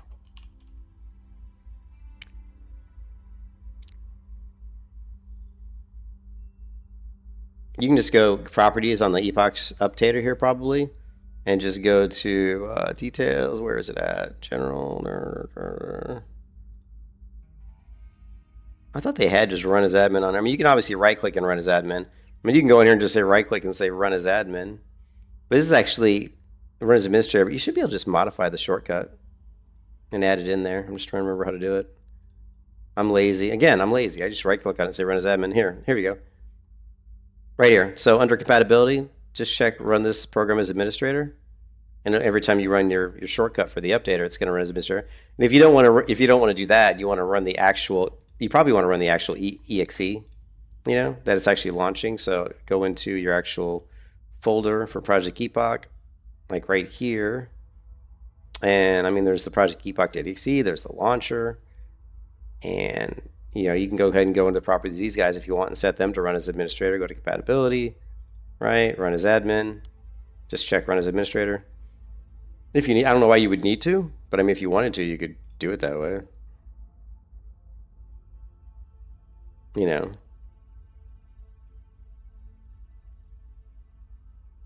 Did that fix it? Oh, sweet. Yeah.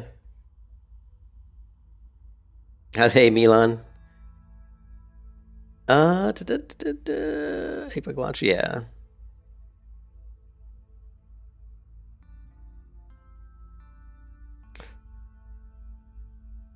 But after you saw Project Epoch trailer in for a while.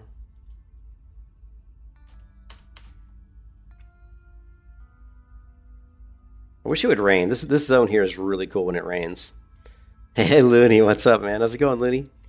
No, Looney, it was bad, dude. It was like hey Looney, they brought the server up yesterday, and people jumped in, were playing it, and then they brought the server down, and then the moderators of their Discord said there was an issue and they're gonna roll out a patch. So, and then they rolled out a patch, but they never brought the servers back up. And then like 3 or 4 hours later, then they put up some cryptic post saying that they were just like that they weren't really launching the server yesterday, that they were just running some intermittent testing. And then they put out another message saying, you know, that the people on the team are stressed out from all the work, and that they're just going to take the weekend off.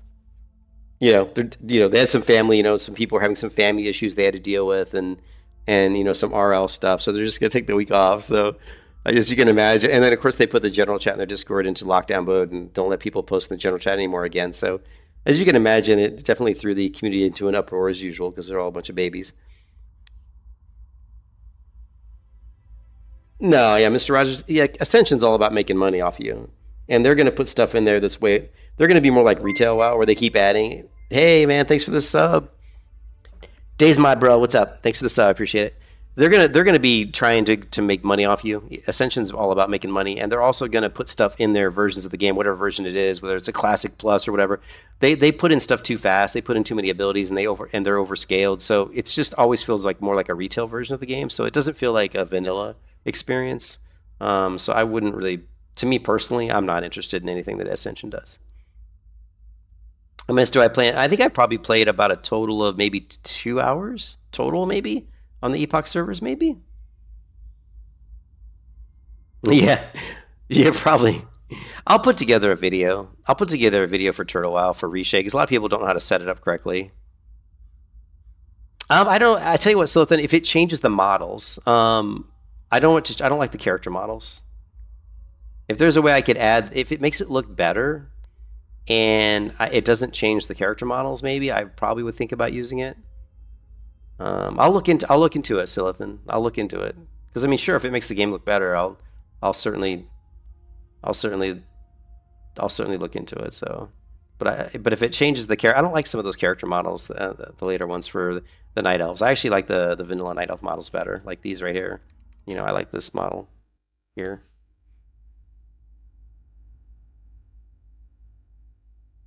Can you guys send me a screen? You're in the Discord. Hey, can you send me a screenshot, Cynical, of the character model, or or maybe we can find it. Is there a post somewhere that compares the HD models the way they look? Let's take a look.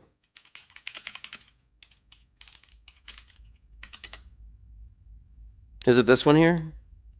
There's a couple different posts here. We got this one this is 2024, and then we've got this one from 2025. Which is the correct one? Because we'll definitely check it out. Especially since Ambershshire is coming out on the 17th. We may want to know if it's something I want to use.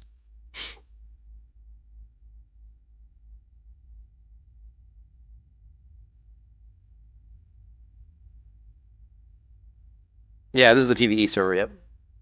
I mean, there's only two servers. There's the PvE, I mean, I played on the PvE way before there ever was a PvP server.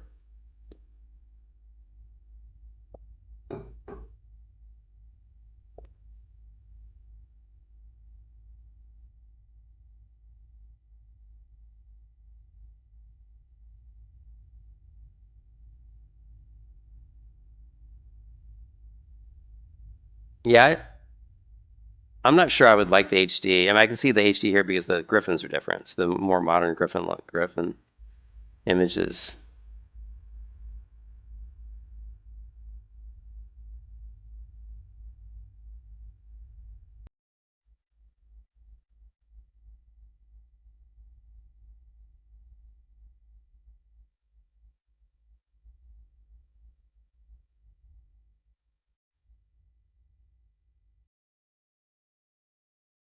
But I mean, no one's confirming. If someone could give me the correct, tell me which one's the correct one. When I capture screen, the photo does not translate to what's actually on screen. Okay. But I'll look more into the turtle HD, but insane. There's this one. So I'm assuming this is some of the images. I mean, some of these look nice. I mean, like this looks good, right? Like this Timber Mall looks really good, and this Ghost Ball Lynx looks good. These models look nice. Yeah, Ambershshire is definitely gonna be backed. It was gonna be backed already.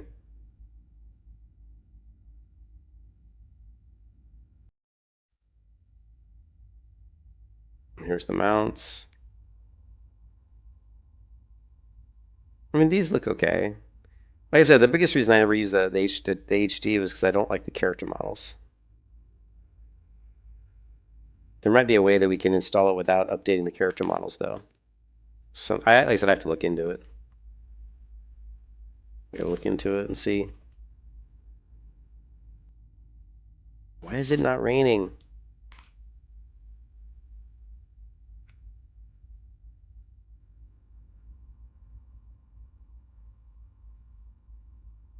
What are terrain highlights? They will show you highest on terrain and water to save this can sometimes everyone. Sure, why not? You're playing on Ambershshire until Epoch launches. Yeah, I'm definitely gonna be playing on Ambershshire. I mean, I might be playing on Ambershshire. I don't know what's gonna happen with Epoch. We'll just wait and see. Like I said, if Epoch comes out and it's good, I'll play on both. I'll play on Epoch and Ambershshire. At this point, I'm kind of interested in both because I think Turtle WoW's got some really cool content. So I'm interested to see what Ambershshire is going to be like. We know it's going to be super packed, right?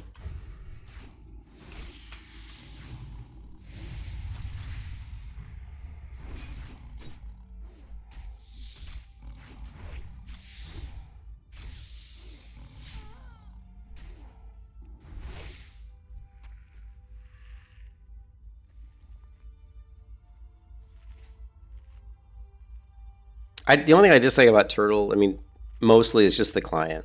The client obviously is clunky.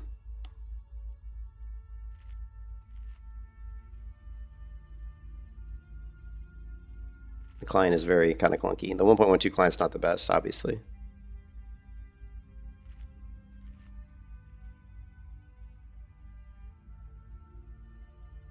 It only works when the screen is in windowless maximize, so you can't.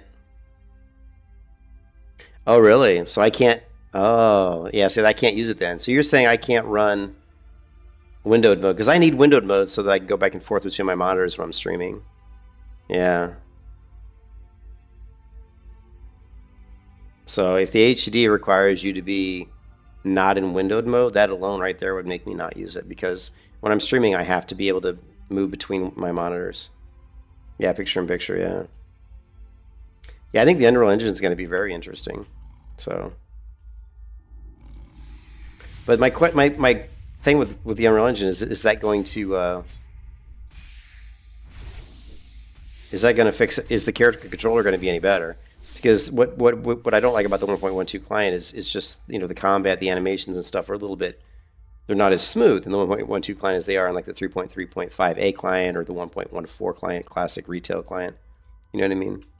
Well, I don't know if I don't know if we can get that to work. We're gotta level up my pet here. My pet's really low level, so what is he? He's like level 31. It's gonna take us a while to get this pet leveled up. Thank you, Cynical, but your confidence in maybe blah blah blah. Your confidence in me may be unfounded. We'll see. We'll see. I'm not gonna mess with it right now, but yeah, we'll try. We'll try. Is that the right one though, Cynical? Is this the right one to install this Turtle HD Plus?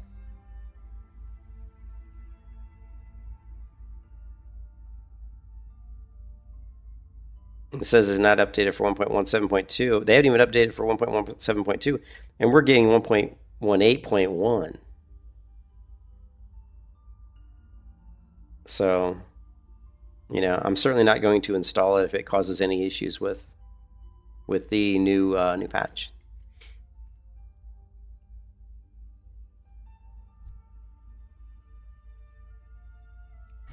All right, we need to go somewhere where we can just level my pet up. So, what's a good spot?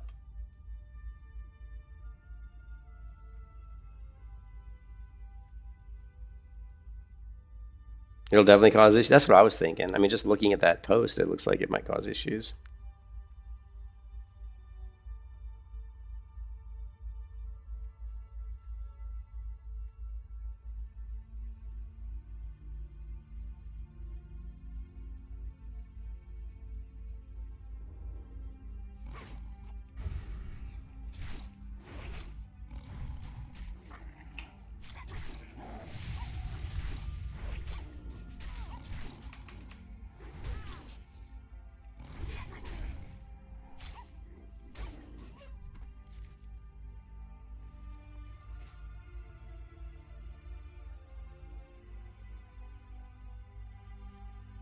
Needs to go back and forth. Hey, Grasshopper.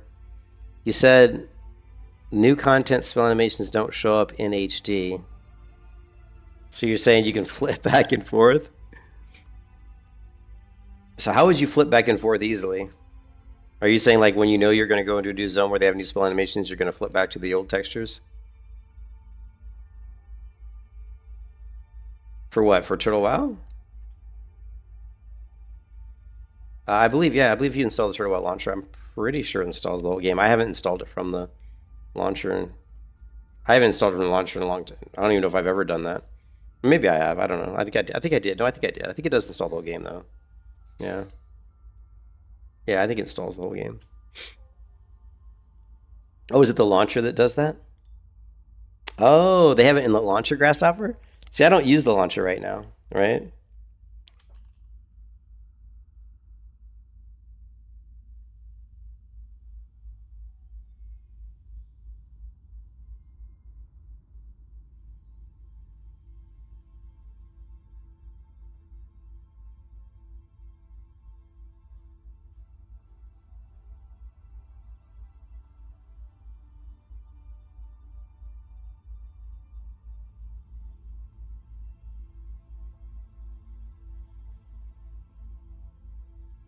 It's on for like install. I don't see it. I guess you only see it on the installer, but just check the box. You should be able to toggle HD in the client itself.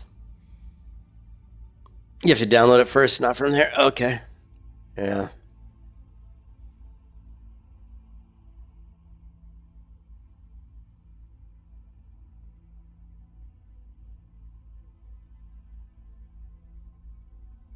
Select download mirror.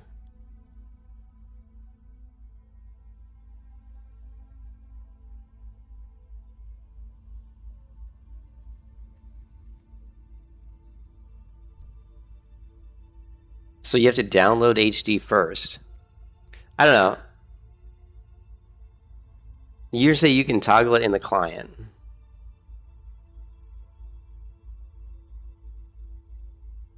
Go back to the page you were on and download it and then click it in the launcher.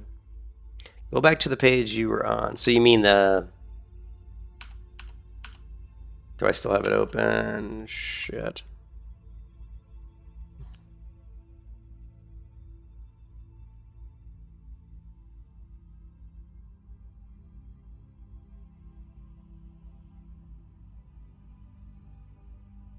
So you just download these 3 files?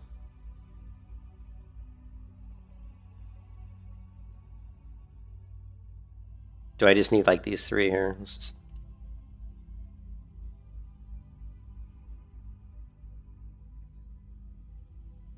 Download anyway.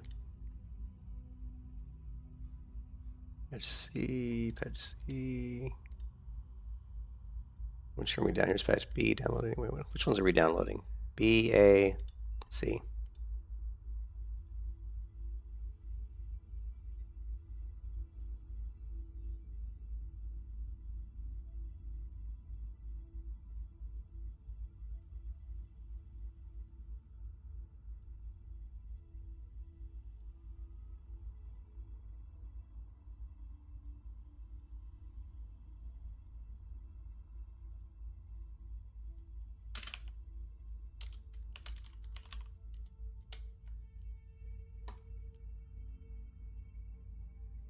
Okay, and so here, we just need to take B, right?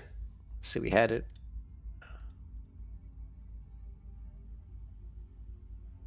Legion characters, world, models, music, spell effects.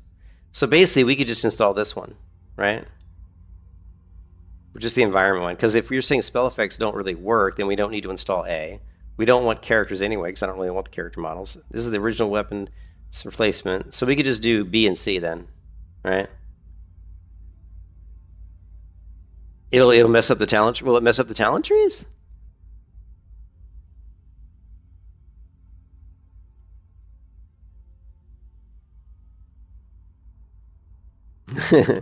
And all these go into the, let's see, all these go into the, let's see, what folder, copy. They go into the data folder, right? They just go in here. It's not going to overwrite anything, right? Okay.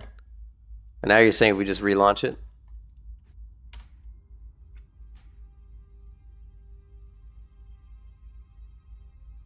It messed for men. What? What?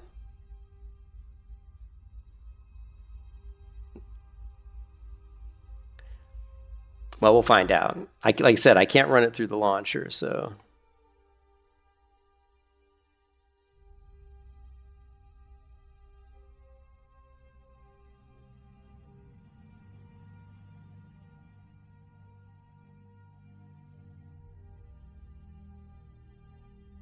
Oh, okay. Well, it definitely changed some stuff. Messed your talents. It messed my talents because coding is not built for these patch. They released after 24.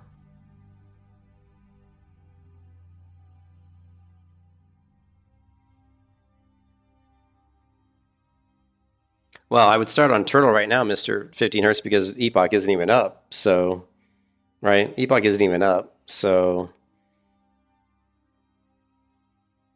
yeah. So I would just, yeah, I would start on Turtle, and then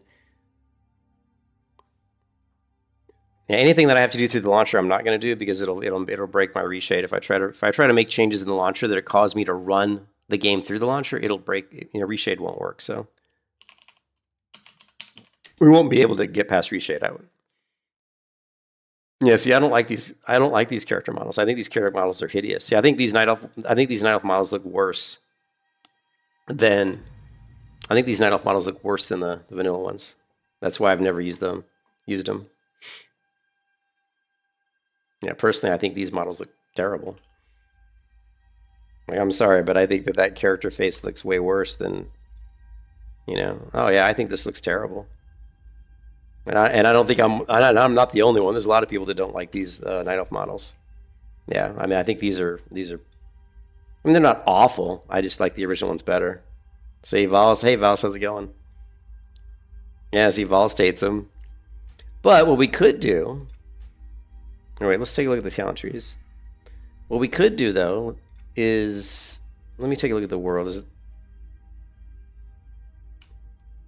What we could do, because it does look like the world looks different, maybe.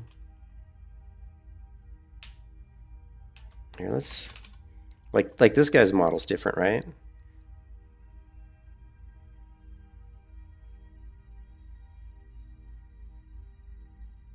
Yeah, I mean some of the other models are way better. Yeah, the dwarves is definitely better. No, I agree with you there. The dwarves are definitely better.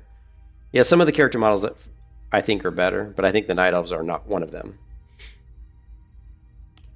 But can we get the enemies? We can also see that the ground texture here looks way better. This looks actually quite a bit better. Actually, not quite a bit. I think you would agree, Vols, that probably looks better, right? Let's take a look. This ground texture is what I'm talking about. Okay. So let's go to Turtle WoW.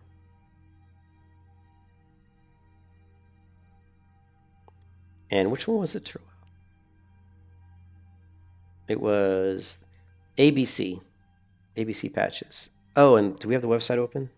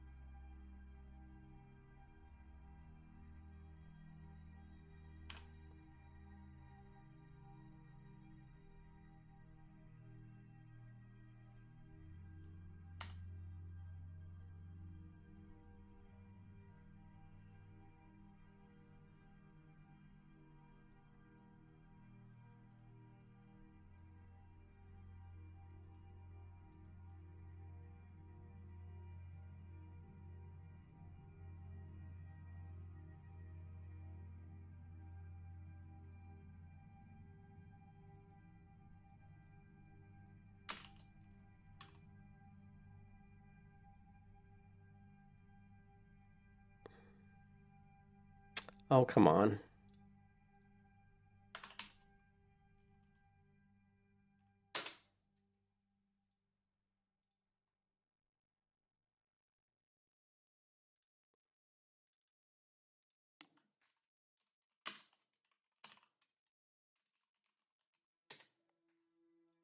All right. So we've got environment. Now see it's world models though. So my problem is if we don't use patch A, we're probably not going to get the enemy models, which kind of sucks to be honest. But I'm fine with doing just B and C. So let's go here. And let's go to data. And where are they?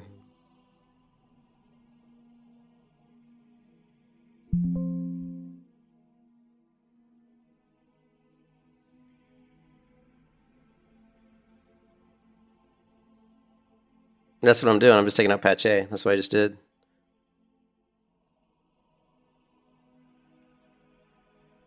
Yeah, Mr. 15 Hertz. Yeah, I think Turtle Well's good. It's weird because we just took the 1 out and it changed the loading screen. Okay, so I think this character model looks way better. Yeah, but I kind of sucks that because we're gonna lose the enemy, the NPC enemy, the enemy NPC character models. But notice here though the texture. See, we're getting a nice ground texture, which is much. This is much improved. This is way better. Yeah, though this looks way nicer. I think this looks much better. But if we go up to the null here, I think we're gonna see it's not an updated model.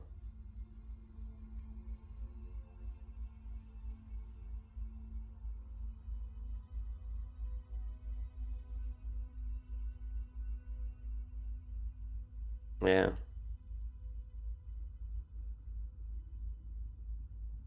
You turn off windowed mode. I've seen that happen before.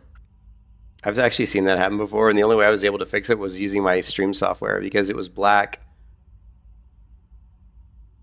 Because for some reason it was black on my screen, but in my streaming software it wasn't black, which is really weird. I don't know if that's what's going to happen with you, but that actually has happened to me before, and the only way I was able to fix it was I had OBS running, and on my OBS, I could basically look at my OBS screen, and I could see the WoW screen, so I could see the buttons, like, you know, change the graphical settings and stuff. But on my main monitor, it was black, so I don't know if that's what you're seeing, but that was weird. Yeah, but this is cool. I mean, I definitely think the HD patch looks better for the world textures. I'm kind of bummed that I couldn't. I'm kind of bummed we just couldn't turn off the character model ones for the player character models.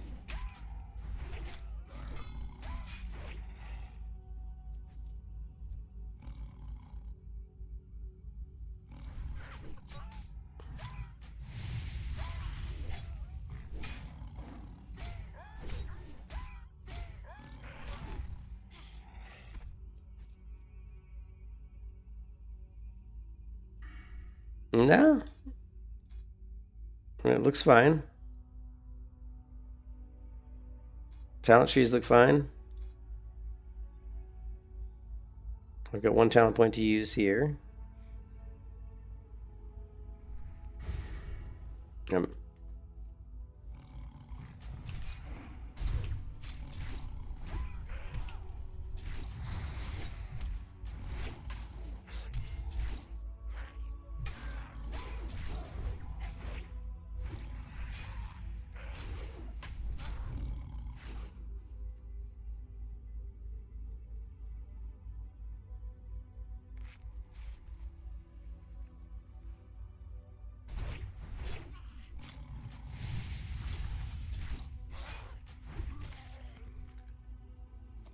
A little more tricky. My pet's only level 31, so he's probably not doing much damage at all. Yeah.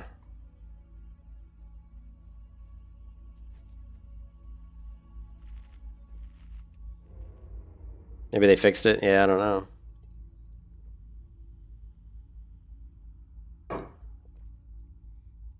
Well, I've got the HD... I've got the non-HD character models. Here, I'm running... So currently I'm running the HD for the environment and the HD for the... You know, I'm running B and C. I'm not running the Legion character world models music. I'm not running this. I'm just running these two.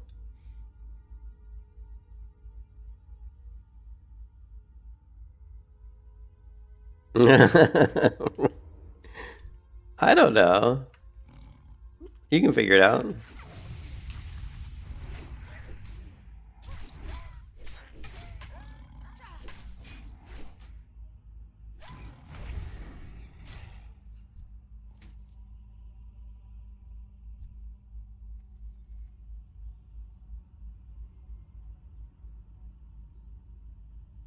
Okay, I guess she's not. I thought she was going to attack this one, but I guess not.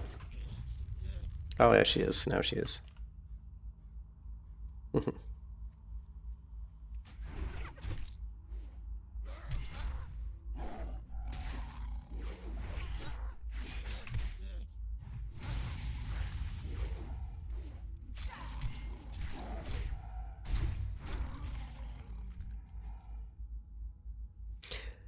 I don't know, Jordan. You just need to just change it to some resolution that's a higher res, then shut down the client, restart the client, and see if you can change it to the one you're trying to get to. They take away everything. The dev from Epoch have too much pressure. Well, the thing that I don't understand is why are they letting the community put pressure on them? Like they don't have to do anything for the community. They're not under any pressure to do anything. They're putting the pressure on themselves by trying to rush and get things out for the community. Like they don't need to do that. They should take their time, do whatever they want. Just communicate in a nice way. Say, hey, we need to take a couple weeks to fix issues, get stuff ready. We'll relaunch in like 2 weeks, but make sure that what you're saying can be met. Make sure those timelines can be met, because you know how these stupid people in the general chat can be. They're gonna freak out if you miss a deadline. Say the whole world's falling. The world's sky's falling. The world's crumbling. Their lives are ending. I'm gonna go hang myself because I can't play Project Epoch. All that kind of nonsense. Yeah, they're rushing too much. They need to take their time. This is Turtle WoW, yeah. Just not, yeah, and don't touch Discord, yeah. That's one way to take care of it, right?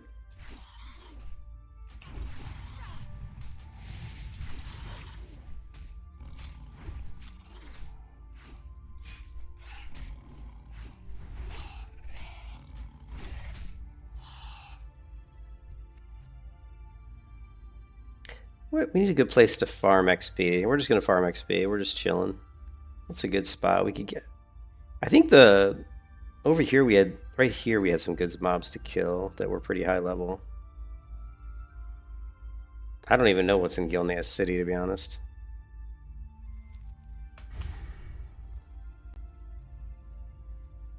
Yeah, they definitely need a moderator with a sense of humor. I agree with that. That would actually work really well, is if they got some mod with a sense of humor and could deflect, But I think anybody that says super negative stuff, I would just ban them. Just ban them off the Discord, or warn them. Say, we can't. You're warned for bad behavior, and if they do it again, you just ban them. I did try with the Legion models, and it worked. We did just a second ago. Why do you want to see the Legion models? See if they fix what? What is it going to fix? I don't know what you're talking about. You want to see if they? Oh, you want to see if they fix the models? Oh, you mean for the talent tree? Oh, I think I understand. For the talent tree? Oh, okay. Yeah, I can check. Yeah, we can do it.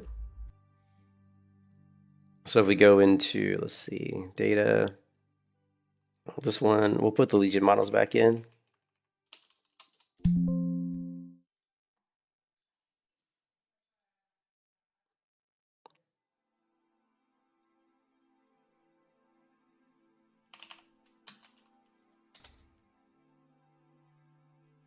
Yeah, well, I just rename them. I don't even paste them back in. I just rename them. And make it do. Alright. Okay, the talent trees definitely look messed up. There's like some weird thing going in here. Yeah, talent trees looks messed up. So that's... Yeah, it definitely looks like the talent tree is mucked up.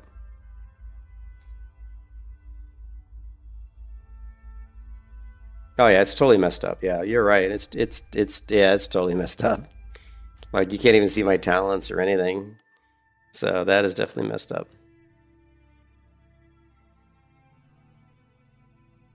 Oops, wrong folder. So patch, where is it? Patch A.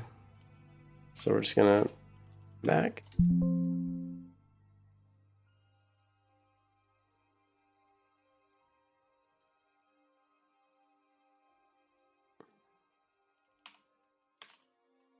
I do need to get off here pretty soon though, because it's now almost 10 a.m. and my wife's out of bed. And we have some company come over today, so I gotta be ready for that.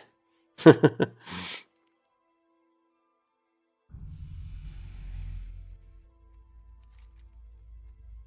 yeah, I think I'm gonna go over and maybe farm these guys. I still think we need to, yeah, we need to fix this. Still isn't dark enough. Actually, I don't think it's this. Let's go down here. Curves.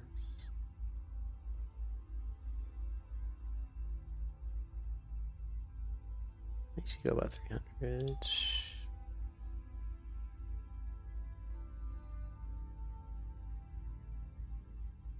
It's looking a little flat. Yeah.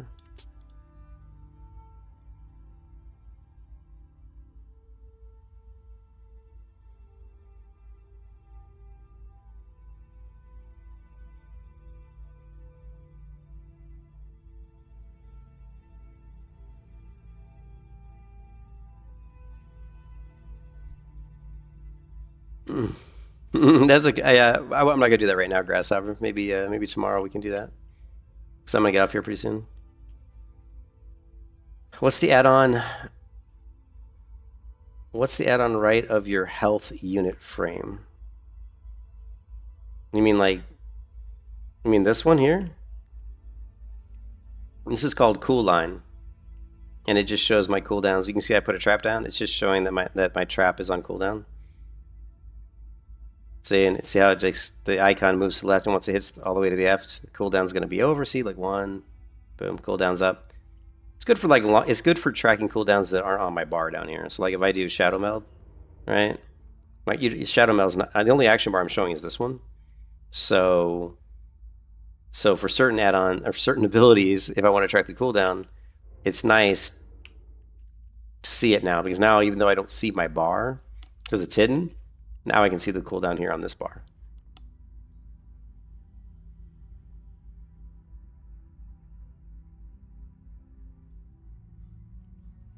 If I went to do max level BGs and PvP, which realm is better? Well, I don't know if the realms are cross. I don't know if the battlegrounds are linked across the servers. I have no idea. I would assume the PvP realm is probably better.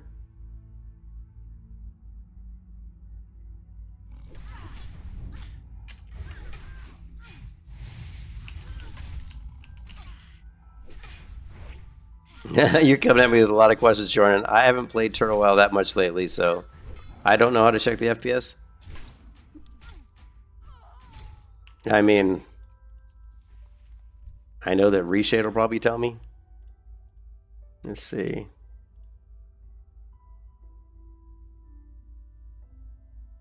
You know, I'm sitting at 100 FPS.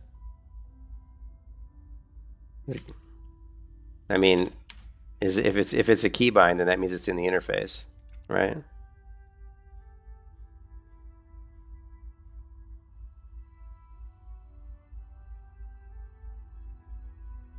There, toggle frame rate display, right? So for me, it's F11, right? So I'm sitting at 100, but it's capped at 100.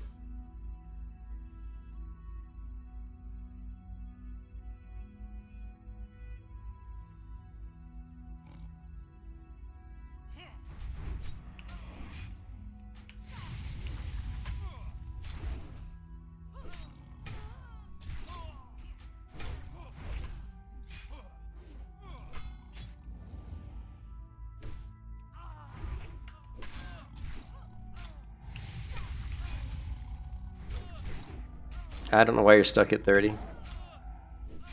Yeah, I know. I changed most of my keybinds, so a lot of times my defaults are. You can kiss your ass goodbye. A lot of times the default keybinds aren't going to be what my keybinds are, so.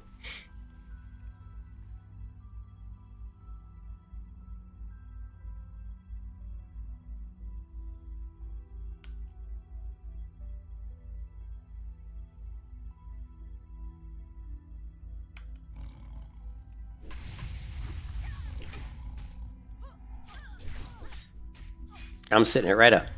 I'm sitting at 100. It's not. It's bouncing from 99 to 100.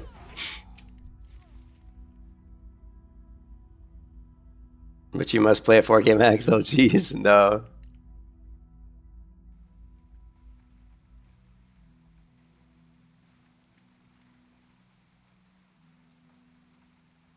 Finally, we get the rain, man. This zone's awesome in the rain.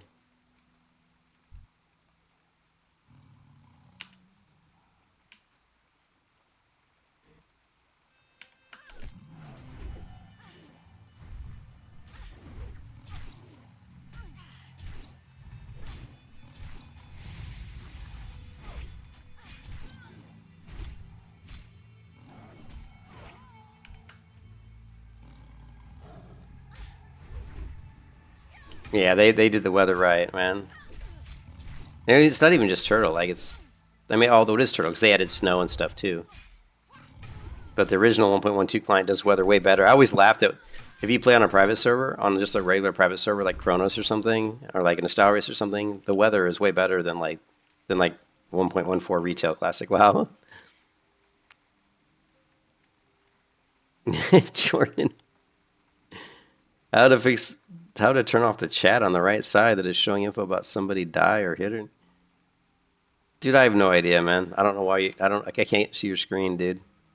You're asking too many questions, buddy. You're just gonna have to figure it out, man. Figure it out. Feel like you play a different game. Maybe he hasn't played Vanilla 1.12 in a while. Yeah.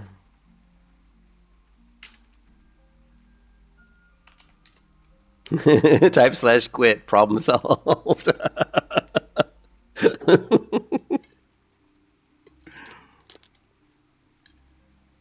I'm not sure what you mean by the right side of your screen. I don't remember there being any chat on the right side. How do I had to off the chat on the right side that is showing you a... Maybe he's talking about my screen. Maybe that's what he's talking about. Maybe he's talking about the fact that mine has numbers going here. No? Okay, I didn't know because mine's is an add-on, right? That has the numbers on the right side. So no. All right. Well, I'm not sure what you're talking about, buddy. Sorry, but anyways, I got to get out. Man, see this? Yeah, with the new models, the ground looks way better. You can see the ground textures look much nicer. Let's change the frill density to, I think, 256. Yeah, we can add a little more grass in here. That looks a little nicer, doesn't it? Can we go higher? 512? I don't think... I think 256 is the highest. Yeah, okay. Yeah, it looks better, though.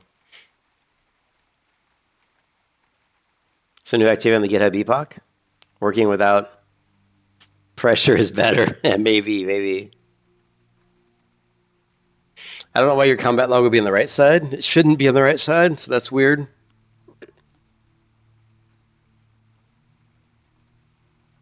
I didn't see anything. Oh, they had that podcast. That's right. Yeah, they had that podcast. I forgot about that. Can we like check the podcast out? Where was the podcast at?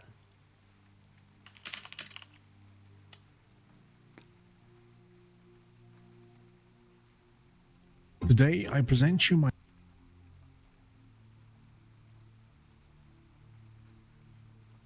In the launcher? What add-on am I using? What add-ons am I using for the UI? I went over it already, dude. Like, if you go back, if you watch the stream, I went over the... If you're talking about, like, the vines and stuff, I went over that already. I'll put together a video for the UI. That way, because I'm getting a lot of questions about that stuff, so... Psst, didn't need to leave. Nox. Maybe on their X.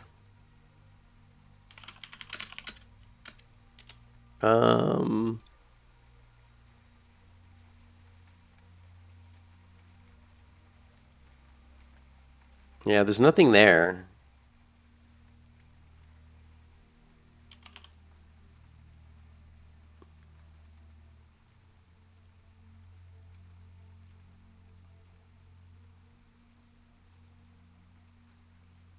What's today? Today's the 9th.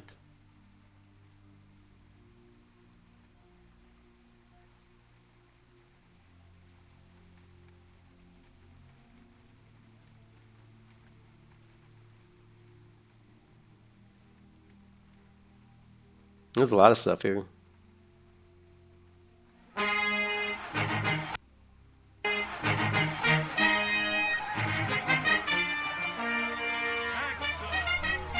Get on with it. Today we shall have the representative from Kul Tiras. Like falling stars on a midnight sky, it is within these lands that we create the bountiful, beloved goods of our kingdom, and keep watch over the darkness that lingers on our northern border. Sadly, the serene peace of our people has come to an end. Insurmountable problems pile upon us day by day. Our lands are now besieged on all sides by the voracious and bloodthirsty Blackrock orcs. Even now, the clatter of axes on shields reverberates throughout the kingdom as they pour through our broken borders. Those vile, dark iron dwarves skulk within the shadows, greedily grasping for the bounties of our kingdom that they have no right to. We have been abandoned.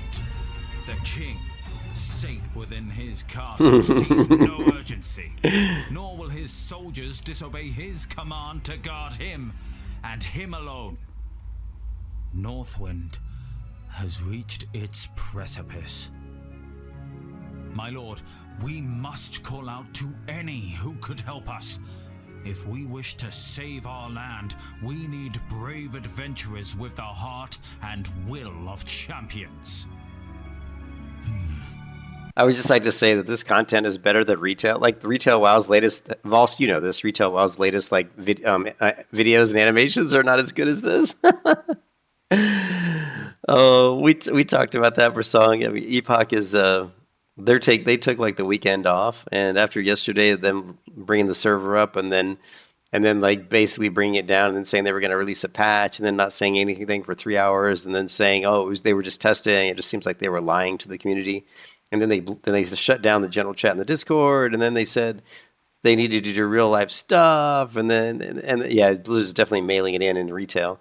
And then they said they needed to take the weekend off because there's too much pressure, people are stressed out, and all this kind of crap. And it just sounds like there's a lot of bickering going inside, behind the closed doors at the Project Epoch headquarters. It sounds like there's some frustration and bickering, and who knows what else. And one of their development team members, Magic, seems to have completely disappeared off their Discord, and it just feels like the cracks are showing through. You know what I mean? So it looks like slight like cracks are coming. A lot of drama, a lot of weird stuff going on. So we'll see what happens, man. See what happens, but yeah, it doesn't look good. But we all hope that Epoch comes out and is good. But it just looks like they're kind of crumbling under the pressure, to be honest. Send word throughout the realm for help from any who might provide it. Let them know Northwind calls for aid. And pray Wind calls. Look at that amazing carpet texture there. You think that somebody could just go through... You know how like Skyrim? Fully code. You know how Skyrim, like everybody mods Skyrim? It'd be cool if people... I mean, people are modding World of Warcraft, right? Could somebody please do like a texture upgrade pack for World of Warcraft? I mean, just go like this carpet, like this rug. You know how like in Skyrim, like there's like mods for like snow and footprints, and there's mods for like, upgrading like all the like the... like upgrading all the furniture. Oh, here's a mod for this particular town to upgrade all the town walls and the wooden doors and the furniture, right? To upgrade the textures for all that stuff. I would love to see the people doing that for Turtle WoW. Let's just get a mod to update these textures and make this picture and, just to increase the quality of the graphics, For aid. And pray that someone finally answers us.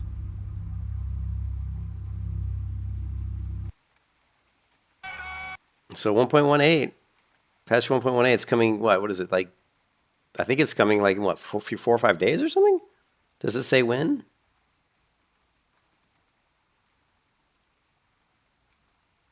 Brace yourselves, Sean, and set up the next chapter of Mysteries of Anne's. Here's the roadmap. Okay, okay, the Unreal Engine 5 update. So this is 2025, new zones. So this is the Scars of the Past, but it doesn't have a date on here. So they were look, notice how Turtlewell is kind of smart. It is the 17th, thanks Knox. Notice how Turtlewell is kind of smart. They don't communicate any dates. They just say, "Hey, 2025, this stuff's coming. Hey, 2026, this stuff's coming in." Right in between, we're gonna have Turtlewell 2.0. Yeah, I saw the Kotha loss. That was that image off their X account. Yeah. Yeah, I knew that they were launching 2 days before Amber because they said they want to have a couple time to fix any issues or any bugs they could find in the 1.18. They wanted to be able to have a couple days to maybe fix some of those issues before Ambershshire launched, which I thought was really smart actually. So, but anyways, I have to go, guys. I have to go. I have to do some real RL stuff myself. My wife was up out of bed. I gotta check in with her and see what's going on. I need to take a shower and get some breakfast, maybe make some coffee. I will be streaming later tonight, though. Later this afternoon sometime, or maybe sooner. It just depends. I'm not sure what's going on. I got to check in with the wife, see what she's doing today. So, but yeah, thank you, John. I'll let her know that you said good morning. Good morning to everybody. Hope you guys have a good time wherever you are in the world. And we'll come back play some Turtle. But really, we're just waiting. We're just waiting for Ambershshire or Epoch to come out. So we're just kind of. This is just the waiting room, so to speak. Yeah, thanks, Nunya. Thanks for stopping by. Appreciate you, man. Now we'll catch you guys. Yeah, thanks for making it. It was a fun stream. We had a lot of good people. Met some new people, which is great. So, Automata, I know you've been here before. I'll see you guys. See you guys later. The turtle amount they gave for free is normal run speed. Okay. I know my turtle amount's slower than slow. That's why I just run around in cheetah form, to be honest.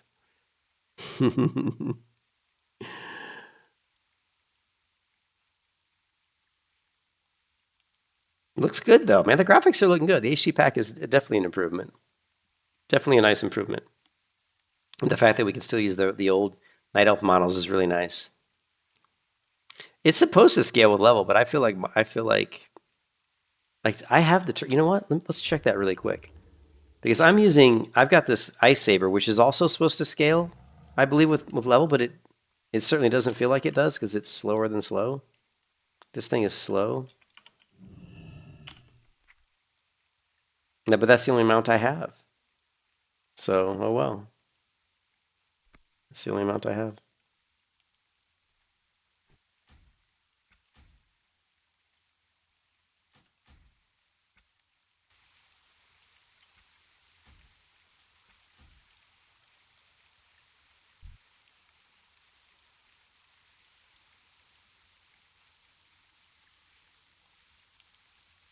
Yeah, I need to go. So I need to train maybe. I don't know. I don't know what's going on. I'm still learning Turtle WoW. I mean, I played Turtle WoW so many years ago, and it's just been so long. I kind of have to reacclimate myself to Turtle WoW again, because it's been so long. Some of these characters, like this character here, I created this character back in like a long time ago, back when I was talking to Tora. This must have been like. I wish they still had the graph that shows the population of Turtle WoW through the years. We may. I'm sure we have that actually.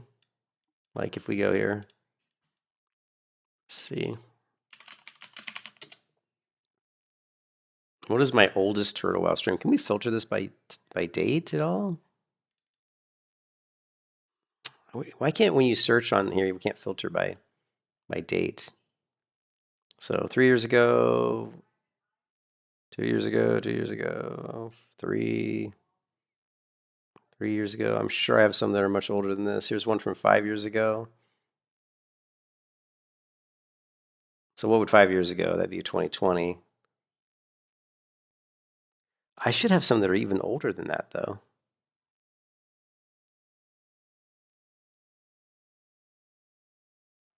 Maybe not. Well, let's look at the 5 years ago one.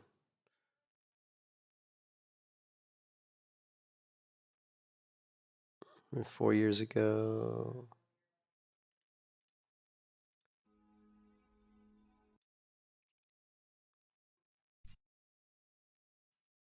Okay, that is that character, I think, right? The one with the weird face. Okay, so maybe I was. This was June 7th. So early, well, January, no, I guess not early, but first half of 2020. But I'm pretty sure I played Turtle WoW before that. They do have a graph? But is that the player? What I'm looking for here, I'll take a look. I'll take a look at that. What you sent me, Valst. Oh, Valst, I wanted to ask you about the Discord too, about the guild for Ambershshire. Right? Where is? I'm looking for that graph you sent. I know you said your friends. Oh man, we got a lot of people in the Discord. Nunya, Foxy. All right. Where is that graph? I'm looking for that graph that you sent. Where is it? Can you send it again? Because I'm having a hard time seeing it. To talent builder. Can you send it again? Oh, is it that one? Oh, it's that one. Okay. Oh, but this one doesn't show. This isn't what I'm looking for. Does it show years, though? Yeah, but see, this just says last scan. We can't go back in time. I want to see what it was like. Yeah, see, this doesn't show like way back when. You know what I mean? Like, I want to go back to like, 2017. Do we have? Let's see if we did. I know I've done it on stream before where I've looked at it on stream.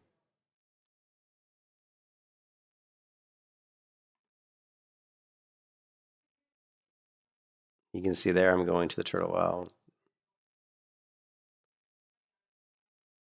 I wonder, you know what? This is a stream though.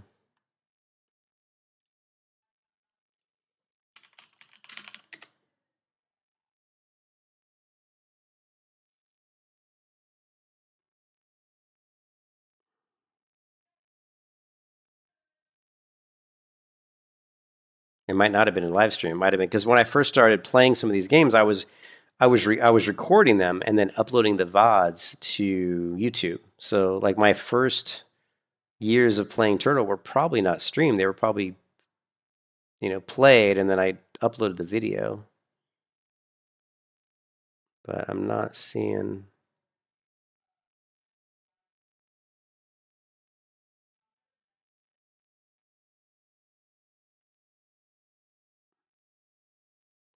I got quite a few streams of Turtle WoW. So you can see I've played Turtle WoW quite a bit. It's just been spread out over, years. And I had kind of been away from Turtle WoW for probably like 2 or 3 years until I just played, recently. And that's why I was kind of having a hard time remembering some of the things they changed. Yeah. Wow. Now some of this isn't Turtle WoW. Oh, I'll dig around. Maybe I can find it. Maybe I can find it.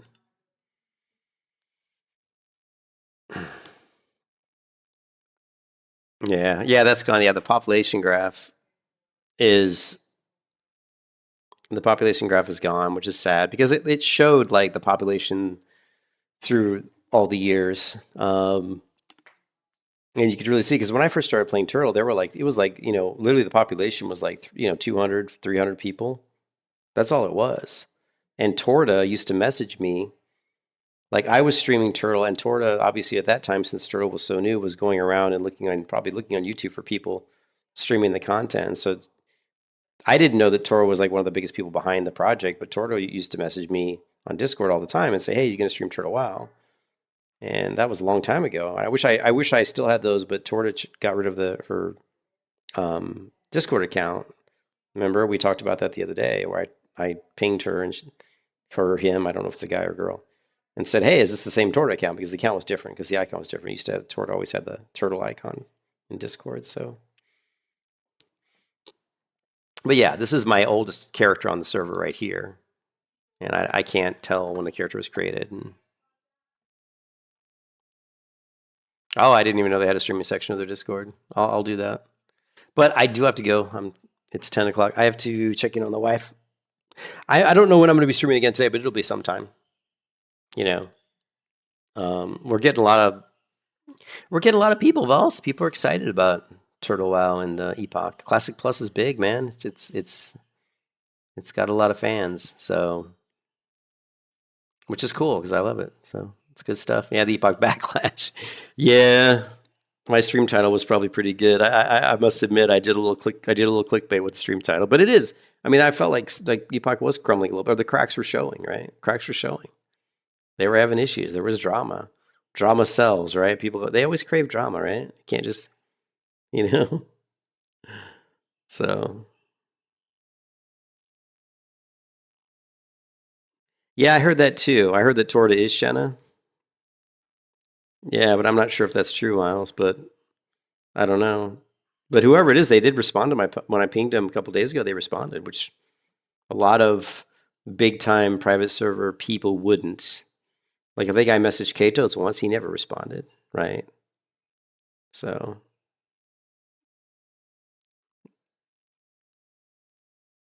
it's good. You know, you would like to hope that people that are behind these projects are friendly and even when they get busy, they still feel like, you know, oh, nice. It's Nakamoto. He better give me some of his Bitcoin, man. You better give me some of that damn. Come on, Nakamoto. I know you're hoarding those 10 million Bitcoin or whatever it is he's got. Man, I haven't checked. Let me check on. Let's check Bitcoin. I know it kind of was coming back, as we always know it will, right?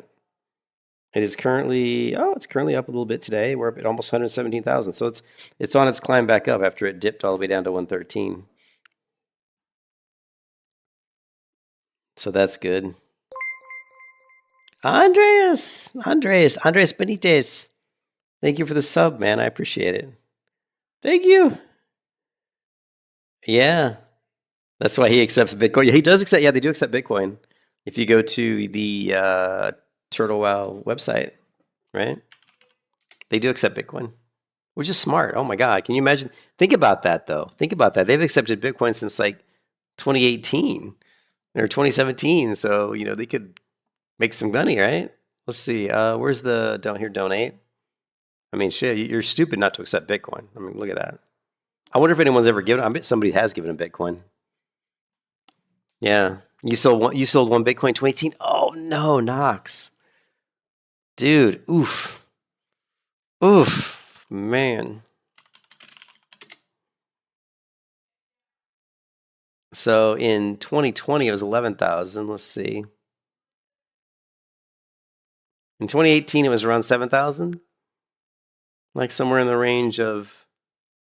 The highest it was in 28. Actually, that was 2017. So in 2018, at its peak, it was around 12,000. Actually, around 17,000. Actually, it was all the way up to 17,000. Then it dropped all the way down to about 3,800. Right? And now look where it's at. It's up to like 116,000. So I started buying Bitcoin right around here when it was right around 50,000. So I started buying Bitcoin in very early 2024, and I'm just mad that I didn't get on the hype train sooner. So, but when I started buying it, it was around 50,000. So that's not bad. Even when I came in and started buying it, it was 50,000. Now it's at 120. So, you know, Bitcoin helped me buy my car. Bitcoin helped me buy my house. Like I bought a brand new car last year, and I put down like $9,000. All that $9,000 was pretty much profit, you know, or mostly profit that I made from Bitcoin. And then I bought a house. You know, you get a credit card that I bought a house. Just me and my wife just bought this house that we're in now, and I put down a lot of the money I put down for the down payment on the house was Bitcoin money. That wasn't all profit, sadly. I mean, some of it was, but some of it was just Bitcoin. You know, I just sold Bitcoin because I wanted money for the to put the down payment, right? So it was not all profit, unfortunately, which is that made me cry because I never want to sell Bitcoin. Don't ever sell Bitcoin. Just buy Bitcoin. You got to take the Michael Saylor approach. Don't sell, just buy. If it's high, I don't care what the price is. Buy. You won't be sorry. You will not be sorry. All right, guys. I'll catch you later, man. Peace out.